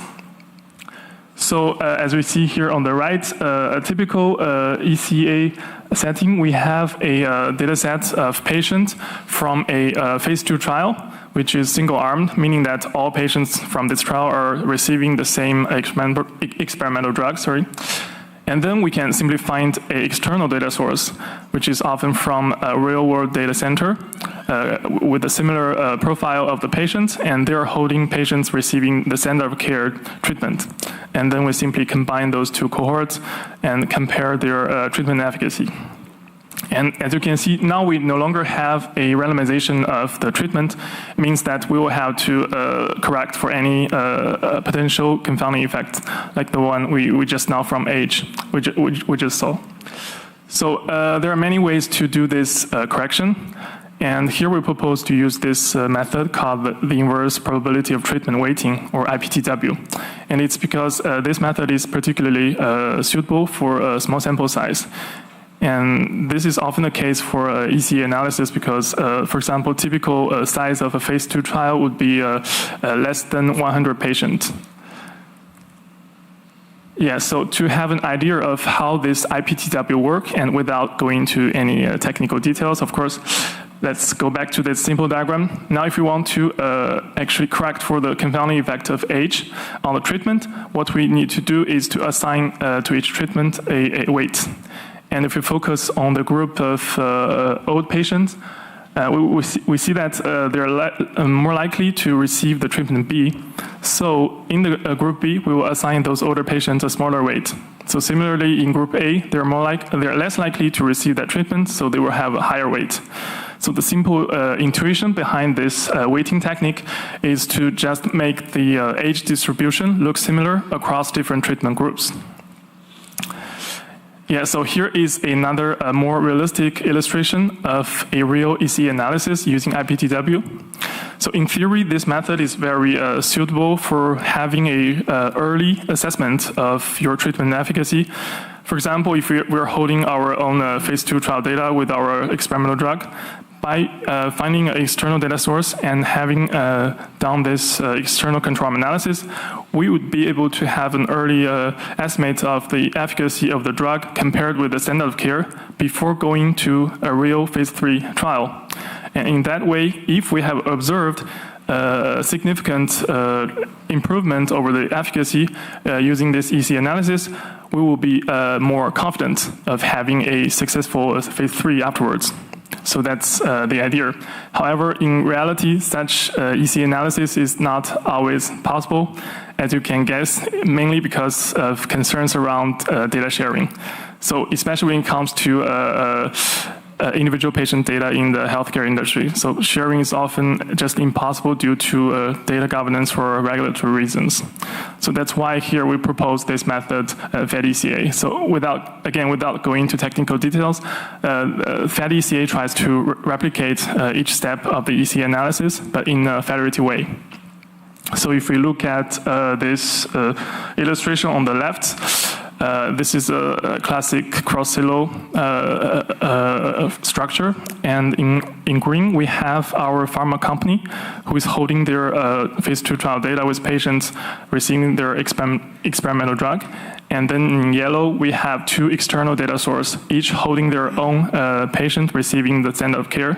So using FedECA, we'll be able to combine the 3 cohorts to do this EC analysis so that the pharma company can have an early estimation of the efficacy of their drug. Of course, all this without pulling any data together. So one of the advantages of FedECA is that it is both theoretically and numerically equivalent to the pooled version. So here the numerical equivalence is demonstrated here by our simulation experiments.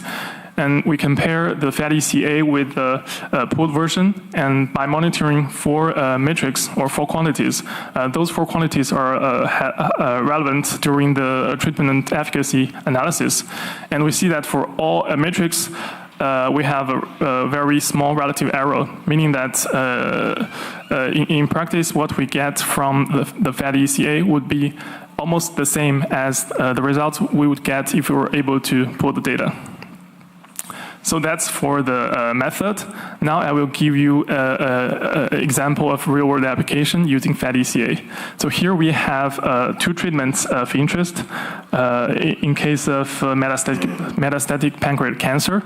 So the first treatment is FOLFIRINOX, and the second is gemcitabine plus nab-paclitaxel. So both of those treatments have been proven in the past randomized controlled trials to be superior than an older standard of care treatment, which is just gemcitabine alone. Yeah. However, there is no randomized controlled trial that actually compare the efficacy of those 2 treatments.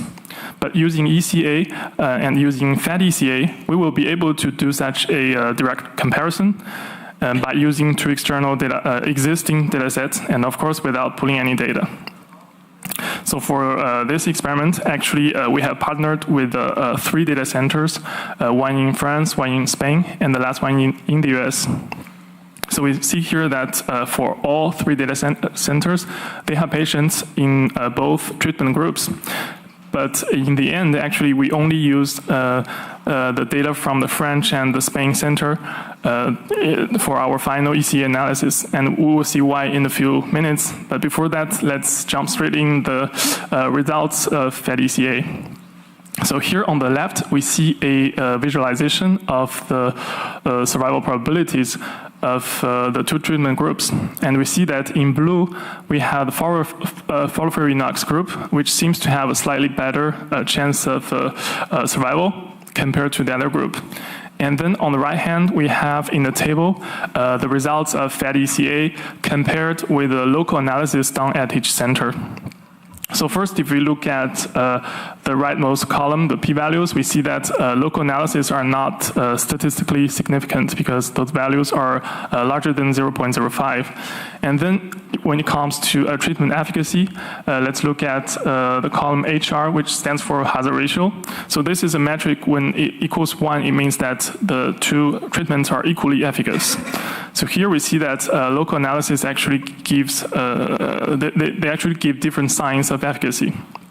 And then if we look at the results of FedECA, we see that it's still not statistically significant, unfortunately. But when it comes to the treatment efficacy, we see that the confidence interval is now narrower compared to the local analysis. And also this sign of efficacy we see here is actually consistent with another result that we found in the literature on the same indication, but using data pulled together from a real-world data source. So that's the results of FedECA very quickly. And now let's go back to the US center. If you still remember, that's the center that we excluded in our final analysis. And now we will see why. So the key word here is called exchangeability. So when we say that two centers are exchangeable for the EC analysis, what we mean is that if we were to measure or to compare the efficacy of the same treatment between the two centers, we should have observed a result that is not statistically significant. So we do this experiment for all 3 pairs of centers and for both treatment groups. And on the right, in the table, we see that only the French and the Spain center are actually exchangeable for this analysis. And so we actually share this result with the PI of the US center, and indeed, those results are actually confirmed by intrinsic selection bias, which is called immortal time bias. So to give you a bit more detail, all patients involved in this dataset actually must have done at least 1 biopsy. It means that for all the patients that died before having any biopsy, they will not be included in the dataset. And that's why, in the end, patients in this result, in average, will look like they will survive longer than the other 2 groups. And that's why we excluded in the final analysis. Yeah, so that's pretty much everything I'd like to share with you. And again, Oaking and Flower, we're working closely together to have this method implemented using Flower. And soon we hope to have something that can be put into real application. Thank you.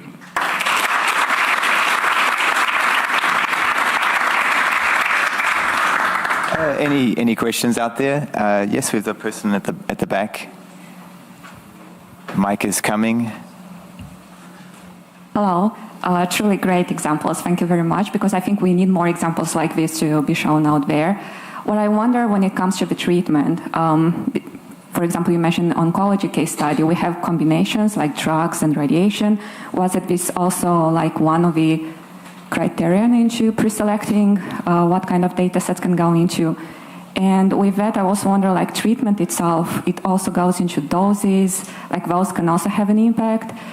And I also wonder if by any chance you looked into drug repurposing, because I think this would be like as well a great application of your work. Yeah, that's a great question. Actually, what you just described is directly related to what we call eligibility criteria. So when we do this EC analysis in terms of data source, we need to make sure that those patients have a similar profile. So the most important thing is that they should have received the same treatment. So you mentioned that there can be drug combos indeed. So in this example here, FOLFIRINOX is actually a drug combination of 5 chemical therapy drugs. And the other treatment is like a combo of 2. So in this case, those are well-established treatment regimen. So it's not just having the same combination, but also even for those, we will have a written like rule. So for how long and for how much. So this kind of thing is, so in practice, we will have this kind of confirmation before we conduct this kind of analysis. But more importantly, what we have to make sure is that we will not have the distribution of patient profile too far away from each other. Because we know that we should be correcting for this kind of confounding bias using the IPTW technique, but it will not work if the distribution simply just are too far away. So that's why we insisted on having all the eligibility criteria matched. So I hope that answers your question. Yeah, about drug repurposing, I think that would, if we look at the whole pipeline, it would be in an earlier phase. Because when we come to EC analysis, it would be really to have something that can give us some quick, I can call it quick win if we get a positive result. But when we talk about repurposing, it often comes to studying the drug, different combinations and using, for example, omics data and proteomics data, for example. And this will involve more complex modeling, but not at this step. It will be the step before, or even several steps before. Yeah. Yeah, thank you so much. Thank you.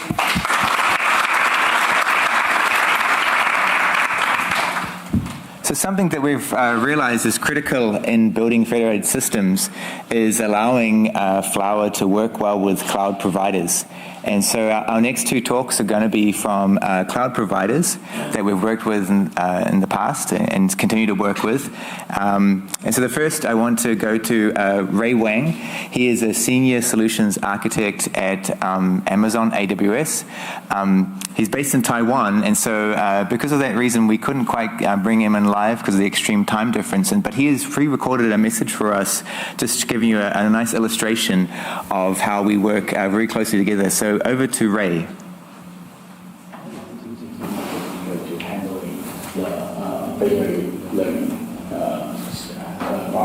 So we start from the right side.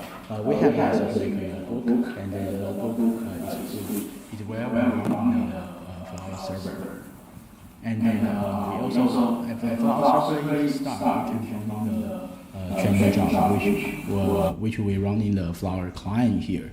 And the Flower client can read the private data set and train a model and update the gradient to the server side. And the server side will aggregate and either communication through the VPC query.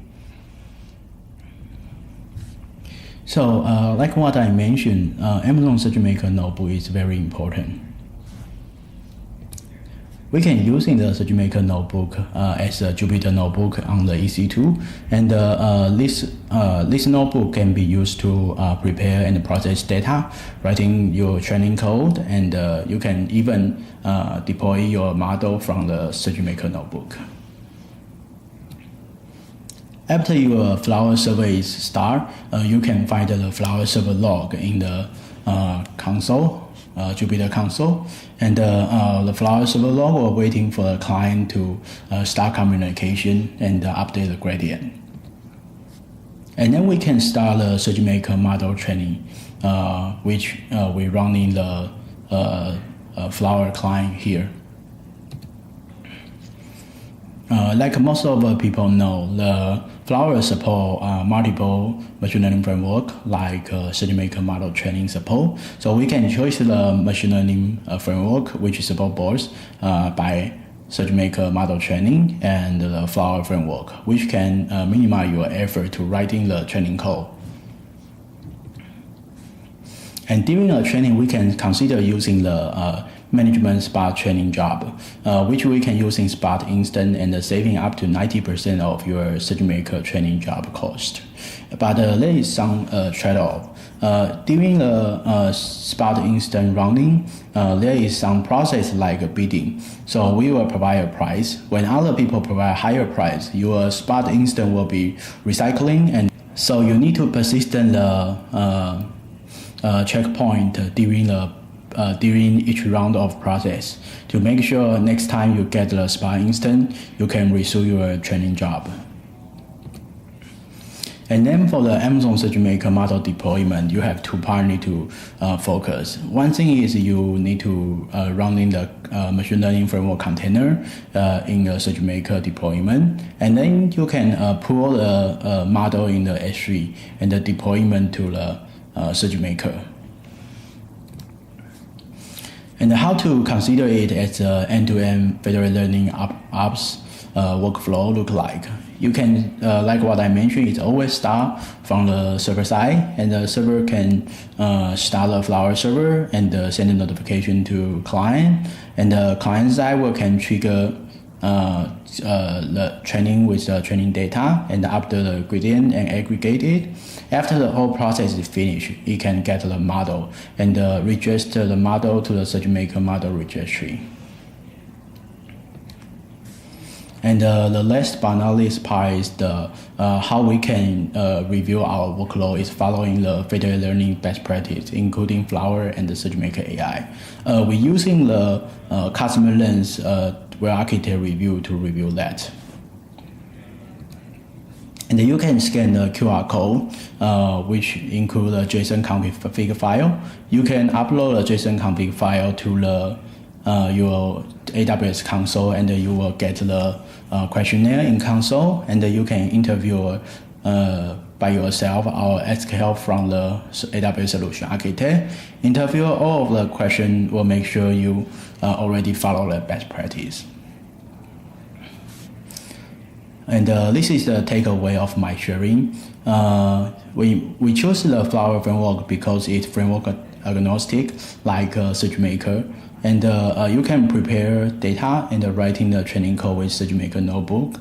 And when SageMaker model training, you can consider Spark Instant. And you can follow in the federated learning ops guideline, which you mentioned above.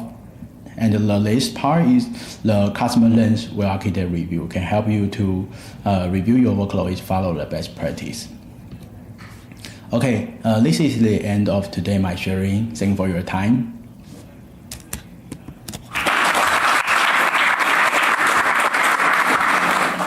We've worked with Ray to deploy to a number of institutions in Taiwan, in Europe, and the US, and they've all used things like SageMaker, Flower, and the AWS infrastructure more widely. So it was really great that Ray could show you the kind of the workflow that he runs through to build these things so quickly. We're now going to go to Prashant Kulani. He is joining us live from the West Coast. He is a Gen AI security engineer at Google Cloud. Big fan of federated and privacy preserving and security methods as they pertain to Gen AI and the whole AI revolution. And we met him about a month ago, and he was showing us all the fantastic things they're building over at Google Cloud. So thank you for joining us live, and we're delighted to see what you can show us today. Thank you very much. Sounds good. Can you guys see me? And can you guys see my desktop? Yeah, we can see you and hear you fine. Can you hear us? Yes, I can. Great. Hello, London. I'm Prashant Kulkarni. I'm a lead AI security research engineer here at Google Cloud. I'm passionate about building secure, scalable, and responsible AI system, and that's what I'll be talking today. I wish I could be there with you, but I'm happy to be able to share the idea right from here, Sunnyvale. All right, so as you know, we are witnessing a revolution right now, a transformation that's going to go far beyond just the text. So think about it. AI has already revolutionized the field, like protein folding with AlphaFold, as you guys know, right there in London, dramatically accelerating drug discovery. Nvidia's Earth 2 platform is pushing the boundaries of weather prediction, giving us unprecedented insights into climate change. Google Cloud and Swift have teamed up to develop a secure privacy-preserving solution aimed at helping financial institutions combat fraud. And I just chose these three examples, but to truly realize this transformative potential of AI, we have to address certain fundamental challenges of accessing and utilizing data. Do you guys know, you probably know, 90% of the world's data is private, right? So we are sitting on a goldmine of data, but it's locked up in silos, blocking progress and innovation. Typically, regulations and privacy concerns are at the top that restrict access, stalling scientific breakthroughs and creating competitive disadvantage. Now imagine how much faster these breakthroughs could have been. With more accurate and personalized this application could be if researchers could have tapped into diverse private data sets without compromising security. So that's what we are doing, federated learning on steroid, right? So we are seeing an opportunity and a challenge. The explosion of distributed data creates immense potential for AI, but traditional method of training raise significant privacy concerns. Google Cloud see the need to provide solutions that enable innovations while safeguarding data. How do we reduce the friction for developers and organizations? We need a way to make it secure by default. To support a safe cloud journey, we provide extensive range of security tools that can be represented as policy as a code, as well as directly configured. Now, let's be honest, like all the technical jargon and all the product names that you saw are just difficult to remember. You forget about reading them, right? So what everyone cares about can be summed up pretty easily as far as Google goes.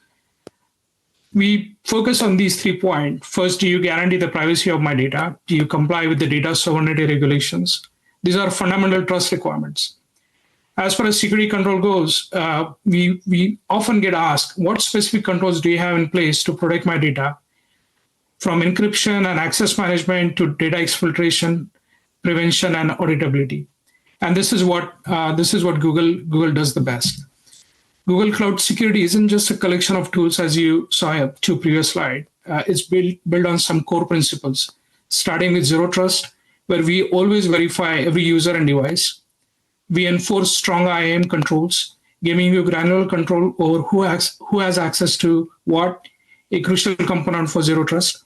And finally, data is encrypted by default, both in transit and at rest. And we provide Security Command Center for comprehensive threat detection and vulnerability management across your environment.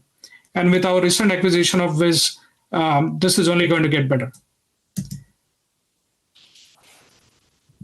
All right, so now let's talk about federated learning options on Google Cloud. We are focused on building scalable and secure collaborative AI solution. First, we have Rhino Health. We just saw Rhino Health's amazing presentation. Love that product. They're doing some great work with us in healthcare space, leveraging federated learning to train models on sensitive patient data. Then there is Nvidia Flare, which you saw all day today. Amazing presentation from Holger. As you can see at the bottom of the slide, both Rhino and Nvidia actually support Flower. And this highlights Flower's versatility and its ability to act as an unifying layer across different platforms. That's what we like the most about Flower. Flower makes a natural choice for Google with its open source capability. And Google Cloud customers want a flexible and powerful federated learning framework. Now let's take a look at how we work together. This is a slide that shows GKE, Google Kubernetes Engine, a managed Kubernetes service on Google Cloud for our federated learning setup. GKE is a top choice for training many LLM labs on Google. On the left, you see Google Managed portion. So this takes away the pain of managing GKE. Google does that for you. Now on the right, we have the customer managed portion. This is where your federated learning workloads run. You will see 3 GKE nodes here. These nodes are where the pods run, and importantly, in this case, those pods are our Flower modules. Now think of these pods as individual Flower worker. Each pod is responsible for running a part of federated learning process. Now this can be scaled out further, so let's take a look. This slide shows a global architecture for Flower on GKE. These are GKE clusters running Flower client that run in various geographical regions of Google Cloud. Flower server is hosted in North America, coordinating all the training. Now, sorry, this is a very busy slide, so now let us zoom in. Now here you see 2 main things. There is a VPC peering from a North America project to an EMEA project. The peering is only done at a project level for the purposes of training. As you know, Google Cloud typically has a structure of a Google Cloud org and a project underneath. So we are only peering the VPC at a project level.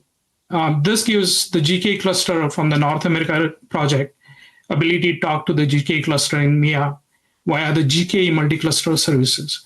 The MCS feature of GKE extends the reach of the Kubernetes beyond the cluster boundary and lets you discover and invoke services across multiple GKE customers without compromising security.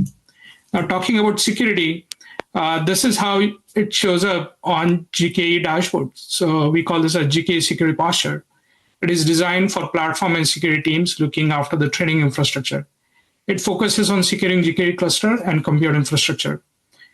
It does not replace the need of application security and network security. Those are that are part of the solutions, overall security solutions. Here you see a security dashboard of various aspects of GKE cluster and federated training workload. I love this for the reason that it makes the job of security engineer supporting the fine-tuning team and training team so much easier. All right, so before we jump on the demo, my plan is to show you guys a recorded demo. I chickened out on a live demo and show you Gemma 3, which is one of our open source model that is actually making waves. We're going to fine-tune this on Flower, on GKE. So the core value proposition here is federated learning without compromising any of the user data privacy. So this essentially lowers the barriers to entry for fine-tuning large language model, making it accessible to a wide range of developers and organizations. Now let us go to the fun part. Let's see Gemma 3 fine-tuning in action. I'm going to use Maxime Lebeau's fine-tune dataset. Who's Maxime? Check out his beautiful book on LLM Engineer's Handbook. I'm sure you'll be a fan of him too. All right, let's see the demo now. Let me know if you guys hear the demo properly and see it. All right, okay, let's dive into a quick demo. Yeah, we hear it. We hear it. Okay. Federated fine-tuning Gemma 3 using Flower. We are leveraging parameter efficient fine-tuning to make this process efficient and scalable. So here is the setup. We are working with Gemma 3 4 billion instruction tune model, quantizing it to 4 bits for memory efficiency. We are using LoRa with a rank of 32 and alpha of 64 to focus the fine-tuning. We're going to tune 7 layers of the model. I'm going to quickly walk you through my GKE cluster configuration. Here is my cluster for fine-tuning Gemma 3. This is the cluster dashboard. This is the cluster dashboard showing various aspects of GKE. Let us check the security dashboard as well. Here is a quick shot at the overall security posture of my cluster. There you should see top 3 concerns in the workload configuration. If I scroll down, you will see threat detection. This cluster is a standard cluster as opposed to a GKE enterprise cluster being a POC. So you don't see much, but you get the idea. Now let us go command line because that is the best way to work. Am I right?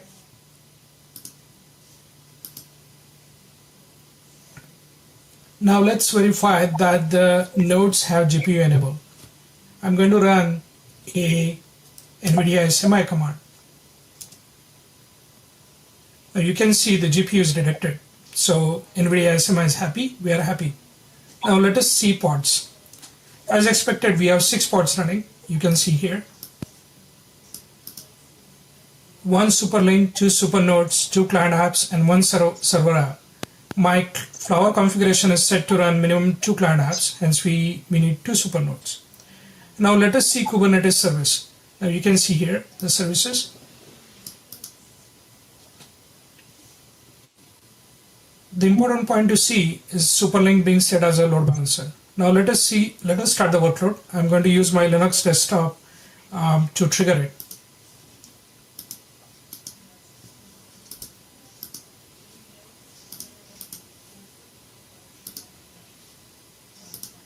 Here, so let's trigger it. So this is now starting a Flower run to fine-tune Gemma 3. Now you can see we are streaming the logs from the container. So now let's go back and see what the client app is doing. This command gives me logs of client app. So client app is still waiting. So let's go see the second client app.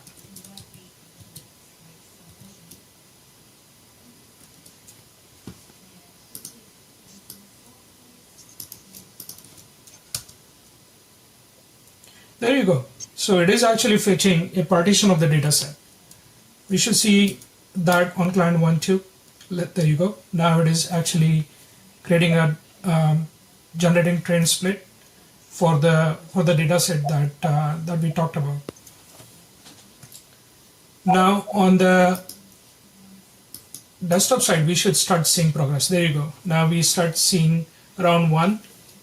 So Flower is doing its magic. And you can actually see here that the target module 1, 2, 3, 4, 5, 6, 7, 8. Actually, in fact, we are doing 8. We are targeting 8 modules for performance fine-tuning. Now, at some point, this will finish. So we'll come back and see this finished. 10 rounds are finished, and you can see now the summary of the rounds. Now let's go check on the server app where we should see an aggregated model from the clients. So let's log into to the server.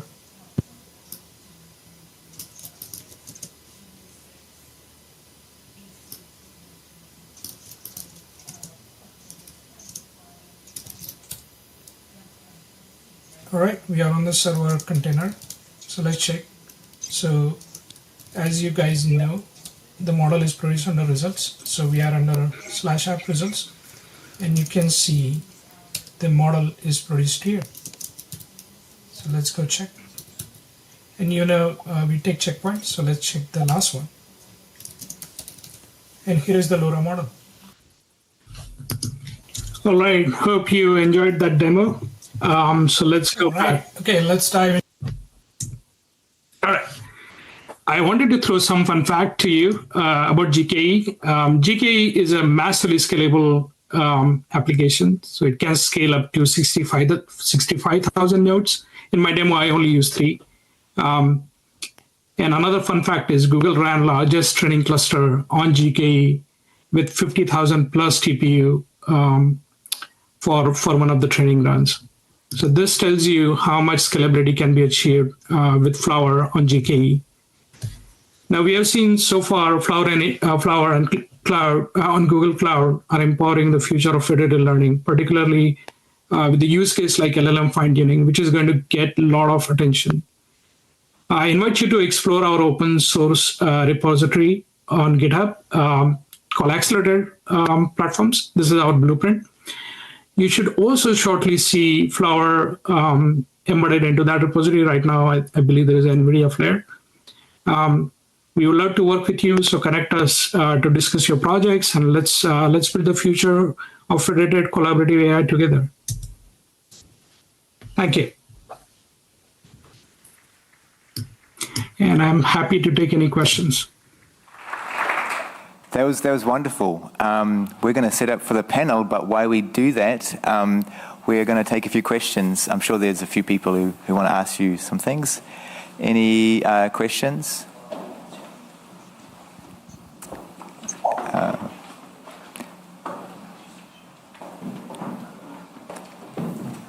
I had one. I was wondering, what would you be most excited to see someone fine-tune Gemini to do? Assuming you have access to all this private data, you mentioned that 90% of the world's data is private, right? So it's a lot of data. What strikes you as an exciting possibility there? Yeah, so recently I visited my doctor, and my doctor told me, hey, some other doctors are using this AI, but I don't trust it yet. And that's what I would like to be changed. With fine-tuning, you actually get really trustworthy and grounded answers. And someone like doctors, who traditionally have not used AI to do any of the work they do, I would like to see that mindset change. Any other questions out there? No? Okay. Well then, yeah, sorry. Hey, thanks a lot. Thanks for the demo and the talk. I'm wondering, you mentioned the 50 plus thousand TPUs. Sounds cool, but that kind of triggered a question in my head. What would be the cost model? What is the cost model of let's say the demo that you just showed, right? So how does it work? Yeah, so I use on demand basically. I was using A100 40 gig, and they're charged by hours. But typically, when you have a large infrastructure, you do a commit per a year for 3 years, that kind of commit, and that actually brings down your costs substantially. So rather than using hourly pay-as-you-go model, you actually do a commit. You also have an option to use spot instances on Google Cloud, so that reduces further the cost. We're just getting started with what we can do together. I think your presentation is a great reminder that the best is yet to come. So thank you so much. Thank you.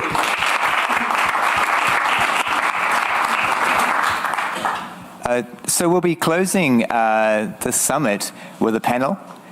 This panel is going to be comprised of Adrish, Andrew, Patrick, Rob, and Chongshen. So if you just please come up, I can give you a better introduction once everyone is up on the stage. The topic of the panel is about how do we accelerate adoption in federated learning? How can we? What experiences have our panelists had so far? And we can also take questions from the audience. I think we're all pretty excited about seeing federated learning take off. And so I'm going to do one thing, and that is I'll tell you a question, and then while you're thinking about that question, I'll introduce you. So I know all of you are passionate about federated learning. And so I was curious to hear from all of you about if you could change one thing in the world that would radically accelerate adoption, but what would that one thing be? And it could be anything, right? It could be policy, could be technical, could be data, could be anything. So while you ponder that, let's just run through the folks we have here, because we have Adrish Sanashi. He is VP of Rhino Federated Computing. We have Andrew Sultan. He holds appointments at the University of Oxford and the University of Oxford Hospitals NHS Trust. We have Patrick Foley. He is the OpenFL lead architect and engineering manager at Intel.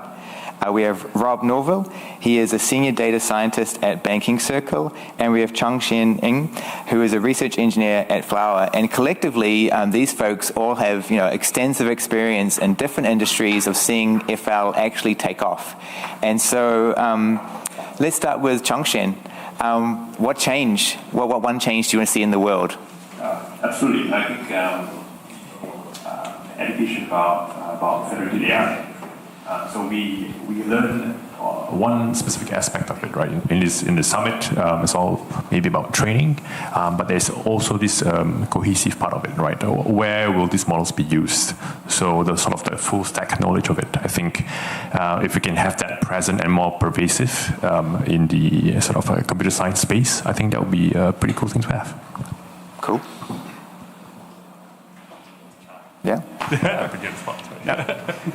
Yeah, no, it's a great question, and keeping the scope to what I would change in the world for federated AI, I think that there's two really big aspects. The first is data standards and how we can move the bar forward on that. There was a great talk yesterday from Anna about certain areas that you can exfiltrate data and then bring them into these data DAOs. I think that's a really good first step and something that's super interesting.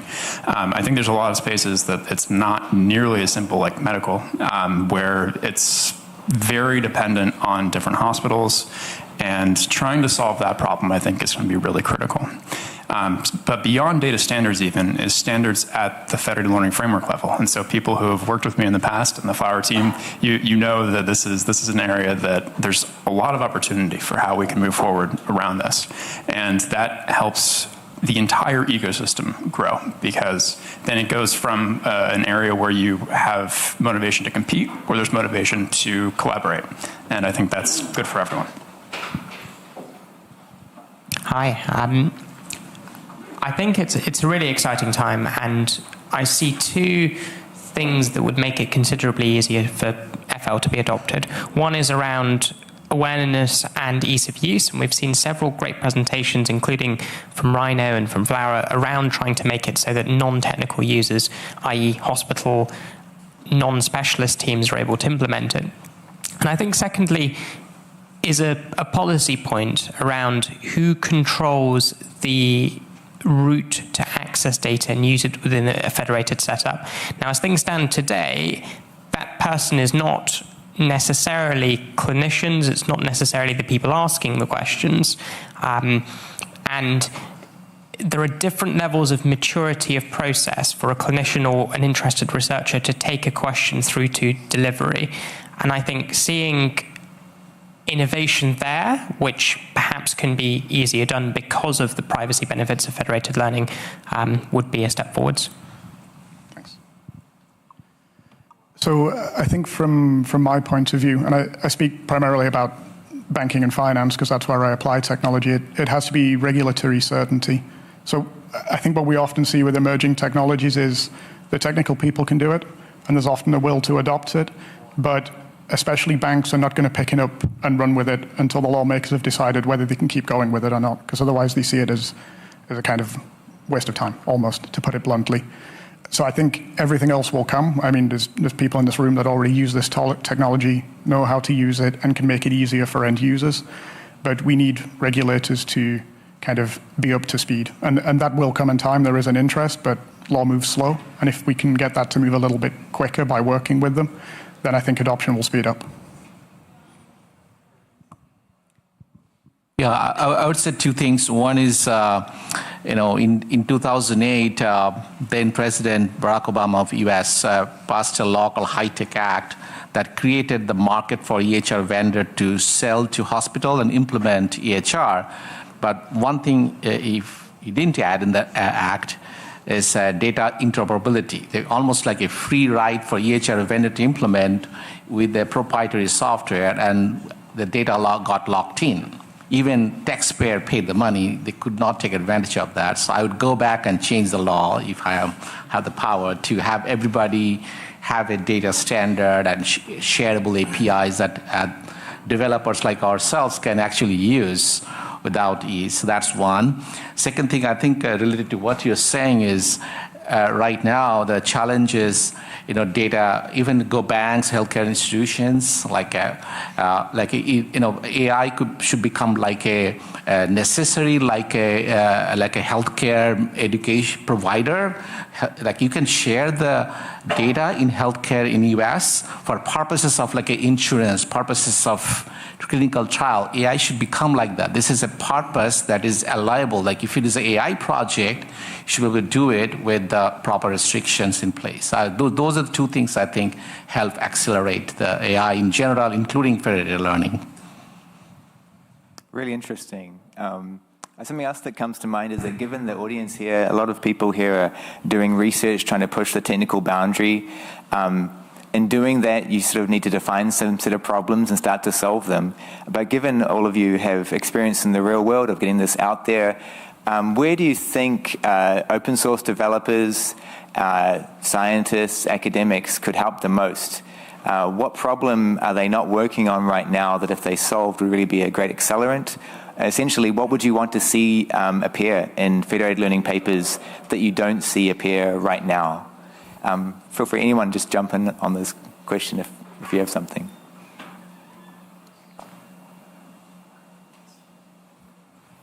It's a super interesting question. And as I look at a lot of posters at different conferences that are focused on federated learning from the academic world, a lot of them focus on simulation first, and then they talk about, as a next step, how do we bring this to the real world? But there could be more considerations about that from, I think, the outset.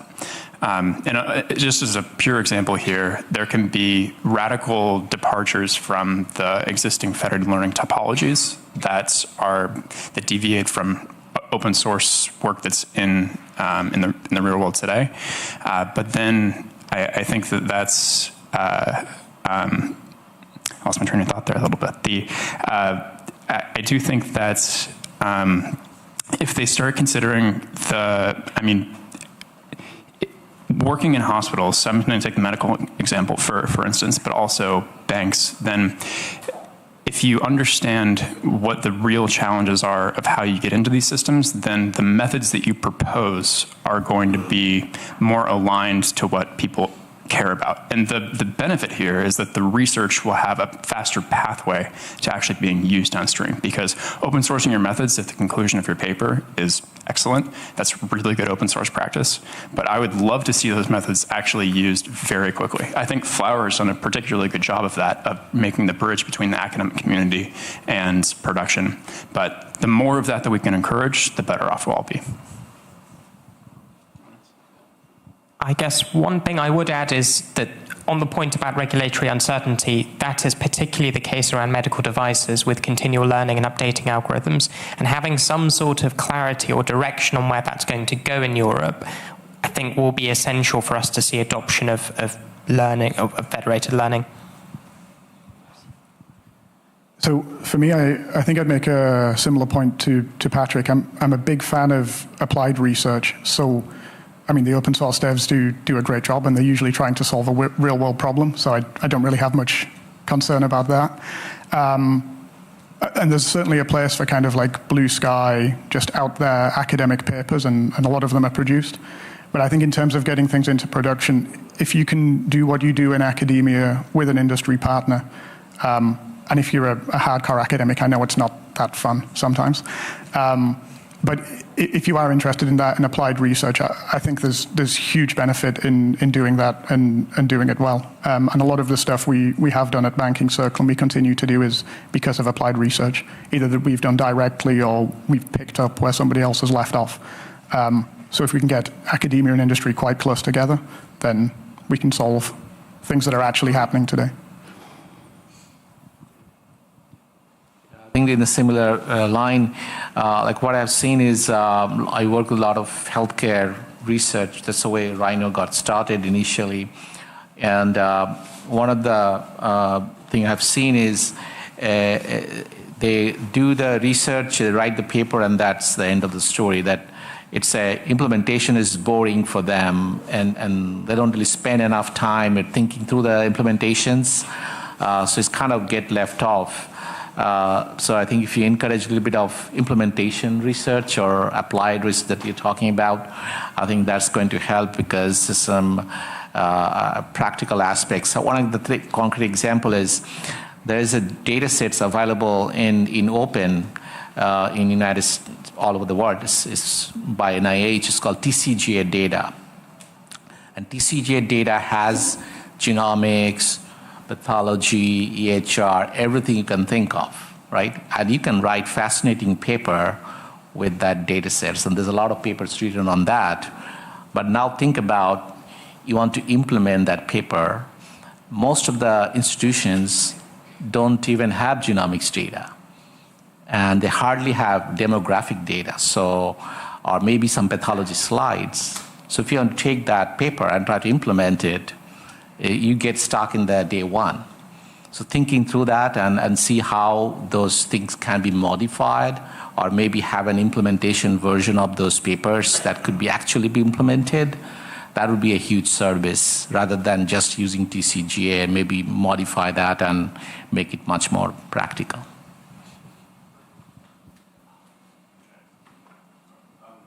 I hope this works. I think, I just want to add that I really agree with all the points. It's super valid. I think one of the key points is, just put it very bluntly, is like don't be afraid to fail. I think if you want to really apply the research, right, build something very quickly, you would need to start off in a simulation mode, because the data is always very sensitive. You need to be careful about how you use it, but don't be afraid to put it to production, or convince the partners that you work with to get set things in motion, get it deployed, and then you need to work out in parallel all the other requirements like data governance, data stewardship, what other components make it work. Then you would uncover a lot of unknowns along the way. So I think this is my sort of broad take on it. Yeah. I'd like to invite the folks here in the audience and also online to, if you can think of a few questions, we'll come to you momentarily. I'll ask one more, but just start priming the pump a bit. Another question I'm kind of curious about. What do you think, if any, are some of the main misconceptions about federated learning and related technologies that are out there that you've encountered? Can be, there's a lot of privacy, obviously, is a very integral part of the equation. So it could be in that domain. It could be about federated in general. I was just wondering if you had any examples that came to mind, misconceptions.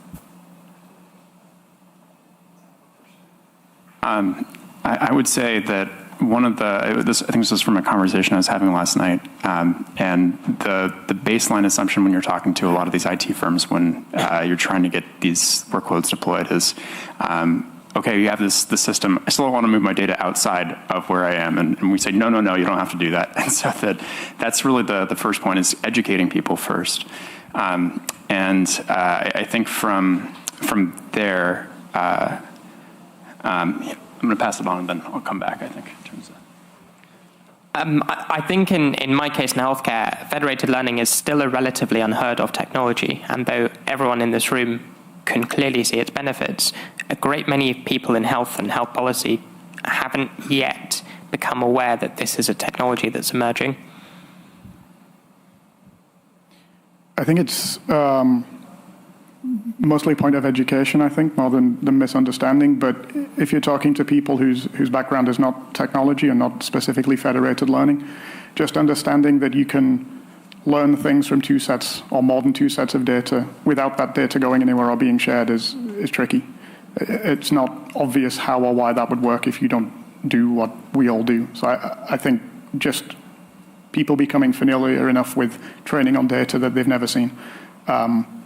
And I think it will come in time, but right now I'd say that's a potential bump in the road. Yeah, I think the most important part is this awareness. Maybe you have to do more marketing, I don't know. Or maybe include federated learning as a part of the machine learning courses. Like if we look at machine learning courses, they don't really include federated learning. So most people haven't heard of it. And there is also perception that federated learning may not give them the evaluation or the metrics, the accuracy metrics or other metrics they're looking for, similar to a centralized model. So one of the things we do as a part of our pilot all the time is prove that, create a centralized model, and we also create federated model and show them that, the federated model is as good or sometimes better than the centralized model. So I think understanding that, because especially around the deep learning and other models, those are highly parallelizable, and it works very nicely with federated learning.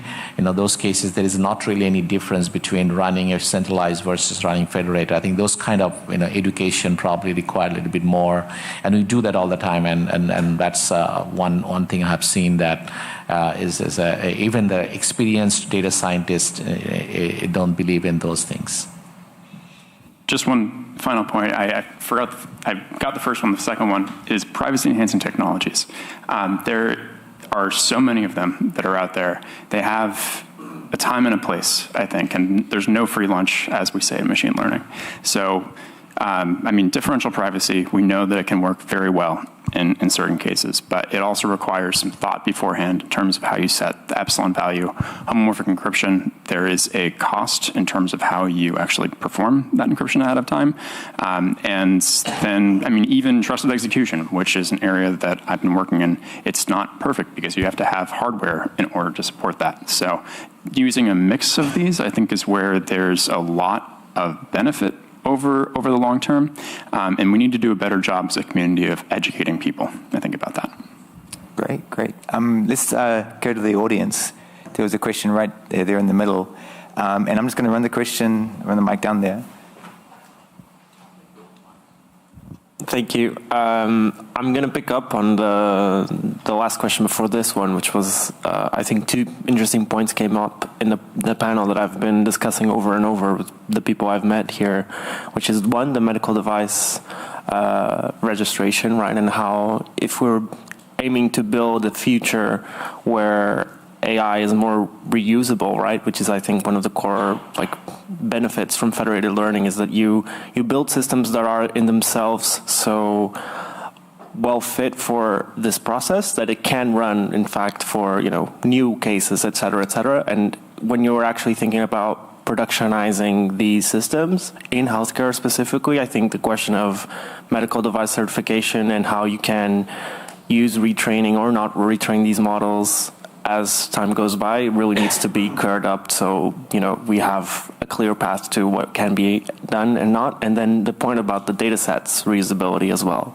It's something that comes up, especially when you're talking about getting projects through to hospitals. It comes up a lot that the system is so set up for things that are one-time use that whenever you want to set up something that is reusable, you repeat so many steps of the process in doing this. And I think there needs to be really kind of an organizational change also in these institutions, which comes through education and comes through them being more familiar with the process to understand how they can achieve governance over federated data sets. Because it's not the same as, for every research question that my doctors have, I will, have an ethical approval form, request the data points that they want to analyze, right? I have this different thing. It can be used in a different way than my current data sets can be used. How do I control governance here, right? And I think FedRAG does this great work in trying to do this. And of course, we see many approaches to something like I think many people are working on this problem, but I don't think it's a solved problem yet. And I think it's a really big one. I think if we want to make systems that are production ready. Sorry for the huge question. Sorry. Who wants to take that one? You touched on a very interesting point, actually, and it applies not just to healthcare, but actually in FL in general. It's in the broader topic of machine learning operations, right? MLOps. There's this aspect of, and also the misconception question that you raised earlier, right? Like FL, might want to think about it's like a one-time deploy, you train it, you run a bunch of experiments, and then you're like, okay, let's make use of the model. But in reality, right, the data keeps flowing.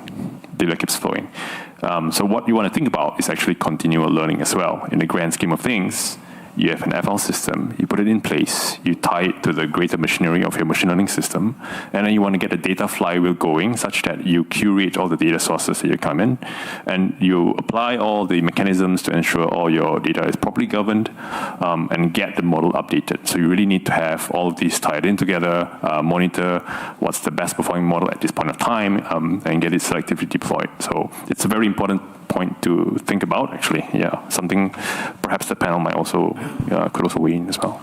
Yep. So I think these are the problems exist in ML in general, AI in general, not just in But before this role, I was at Google, and we had exactly very similar problems. Like continuous learning is a notion that a lot of centralized AI system hasn't implemented yet. Forget about federated learning doing it. So I think we have to implement the same ML ops and ML engineering best practices that centralized AI uses into federated learning from the beginning. That's why we're building tools to make it easily accessible and make it exact same tools available for the data scientists and ML engineers, like evaluations, inference, and this continuous training. When you should do the training. Training cannot be. Nobody does continuous training. It's like you do every couple of months, maybe once time a year, depending on the various triggers. Even Google doesn't do training every day. So I think those are the things we can establish. I think those exist. Those kind of tools exist today to, you just have to implement as a part of federated learning. You have to make it easier to do it. And the second question is around the getting data in a continuous basis. That's actually a bigger problem to solve. Like instead of getting data, dump of data, that's what people are used to in healthcare organization. Rather than can I connect to a data warehouse, can I connect to a data lake, and then have a continuous data pipeline from there as a sharing mechanism rather than a CSV file or a SFTP. I think those are the types of problem that we're solving as part of it. Let's take another question here in the audience. Thanks. You have just mentioned differential privacy, and my question is around that. So compared to encryption-based methods, this kind of statistical-based methods to preserve privacy seems to be ineffective against most of the attacks, but still there are a number of researchers working around this. And my question is, how do you see the future of differential privacy in the federated applications? And Thanks. It's a good question. My view is that so differential privacy is really interesting because you can, if you get it right, it can work very well, and you're not going to harm your end accuracy that much. So I think that if it's used on a case-by-case basis and you really understand your data sets quite well and the distribution of the data, then it makes quite a bit of sense to use. It's not always applied that way, and that's where I think it can be a little bit dangerous because people think that they have more privacy than they actually have. But I see it as one of the methods that mixes with other privacy-enhancing technologies that are out there. So it's not a silver bullet, it's a piece of a puzzle. Are there any other questions that folks want to raise? I'll put one in. Oh, there's a gentleman just here. Hi, thanks for the discussion. I have a question about, again, the privacy enhancing technologies, not specifically about differential privacy, but in general about these techniques. So from your point of view, what's the interest that you see from people you work with or customers about privacy, about federated learning and privacy, not only private because you don't share data, but also because you use some techniques like differential privacy over homomorphic encryption. Do they ask you to also apply these techniques, or do they just think that not sharing the data is enough? Great question. A lot of them ask about it. They don't know the details. And so I think there's a general consensus that you need more assurance than just having your data kept locally on site, because there's all kinds of risks. Like, I mean, you can have data information that gets embedded inside of model weights, and there can be ways of extracting that. You can mitigate that to some extent with how you've set up your federations, how many rounds you're training for, and then who the model ultimately gets distributed to. But it's again, not perfect. And so people are starting to see, and the customers that we're working with they're asking the right questions. They have the right concerns. I don't think it's necessarily a solved problem, and this is why my view is that it's going to be a mix of technologies over the long term. And an area that I really want to work more closely with other hardware vendors is on confidential compute standardization, because the more that we can get towards confidential computing on heterogeneous hardware, that's going to be able to meet the data owners and the customers in the hospitals where they're at already with what they have, because we can't assume there's going to be Intel CPUs with a specific feature or Nvidia GPUs that cost a ton of money everywhere.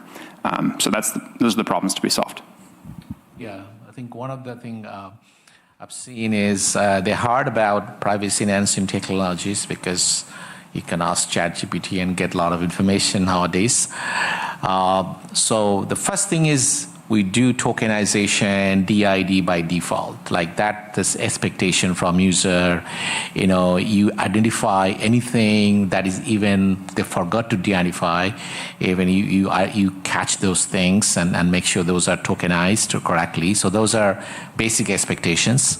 Second thing is they heard about differential privacy, but as you mentioned, there's a lot of nuances to the data. You have to really know the data and apply, level of differential privacy to make sure that you're not really balancing between accuracy and privacy.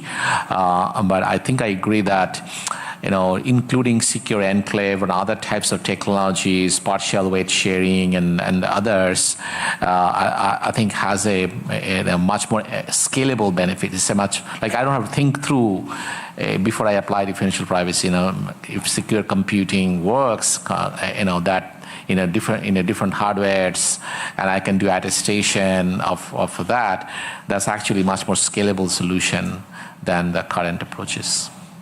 So I'm going to land the plane on this panel. I was just asking one more question. And so then the question is, when will we achieve an AlphaGo ImageNet style result in the domain of federated learning? Will it be in 3 months, 6 months, 18 months, or never? And optionally, what will it be? just optionally. Just give us a number, or if you want to say what is it going to be, feel free. We can go around the circle. I'll err on the longer side, perhaps towards 18 months, only because that requires more sites to be set up, and that process of engaging people, I think, is what's going to take the time. Okay. Yeah, excuse me, sorry. I agree. I think on the longer side, around 18 months. I think as technologists, we can be pretty optimistic, but to actually get things right the way through and functioning fully and as well as we'd like can take some time, especially when there's many, many different players and stakeholders involved, which we always have in federated learning, I would say.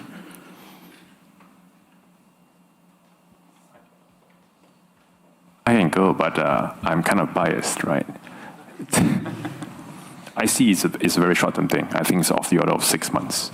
And it's going to be multimodal. Multimodal not because you mentioned it, Nick, but this field is moving faster than we know of. And everything is changing. Every single day, every single week, something new is coming up. And we're not lagging behind, right? The FL community, they're really on top of things, and they're really monitoring things. So even as we speak, there are teams just thinking about building or solving the next problem. So yeah, multimodal foundational models. It's super hard to estimate the time frame. These innovations come slowly and then all at once. I really think that in terms of what it's going to be, it's also hard to say. I think that Flower is doing some really interesting work here on decentralized AI and how you train these foundation models in a distributed way. That's really innovative. But I think that's how you can verify in LLMs specifically that you don't have privacy leakage is once that gets solved, then I think this takes off in just a massive way. So that would be my guess. But timing, it could be any of those numbers, honestly. Okay. Yeah, I think in my mind it's probably somewhere between 6 to 18 months or like because and I think it will come in like there's a lot of interest right now. As previously, only Google and OpenAI knew how to do transformer, how to do language models, and really the recipe, not just reading the paper. It's like really doing how to do eval, etc. As that becoming democratized, I think there's a huge opportunity for federated learning in creating the language model or like using transformer types of model for solving very specific use cases, like the tabular data that we're working with, a lot of tabular data, and like a protein sequence data, and etc. So applying those similar technology to solve a vertical problem, I think people will realize that in order to do that, you actually default is federated learning, because as a healthcare or life sciences or organization or banking, one organization doesn't really have a lot of data. They're not Google. They haven't collected data for forever in their life. Now they start realizing that this is really important, and not one single organization has 100 records of maybe experiments. So how do they create language model with 100 records? I think that's going to drive, I think, the future of federated learning. Is that not single organization doesn't have data, but they really will benefit from this collaboration to create the good language model or the models for their vertical use cases. Great. Well, thank you so much for being a fantastic panel.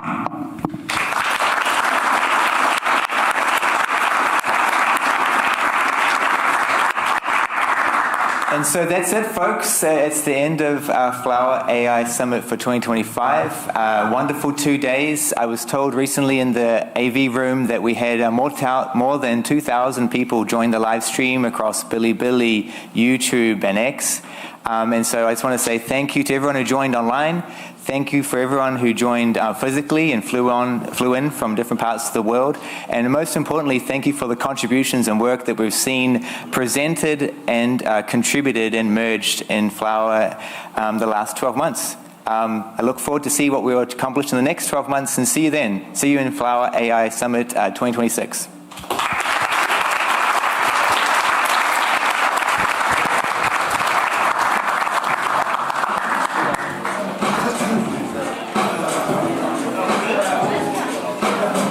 That's it, folk. That's a wrap. That was Flower AI Summit, 2 full days of amazing presentations, speakers from all around the world using Flower and Federated AI for their projects. A big thank you for everyone who tuned in online. We appreciate your attendance, and we appreciate all the questions and comments that we have gotten throughout the 2 days here.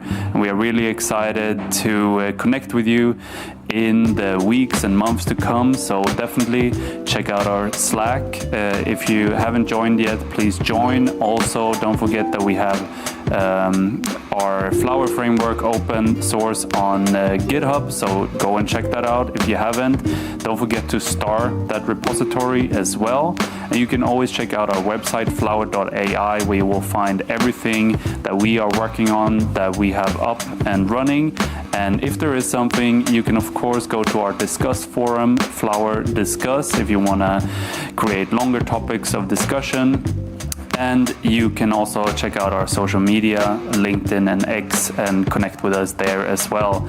So thank you again for tuning in, and we will be back next year for Flower AI Summit 2026. Thank you very much, and have a good day.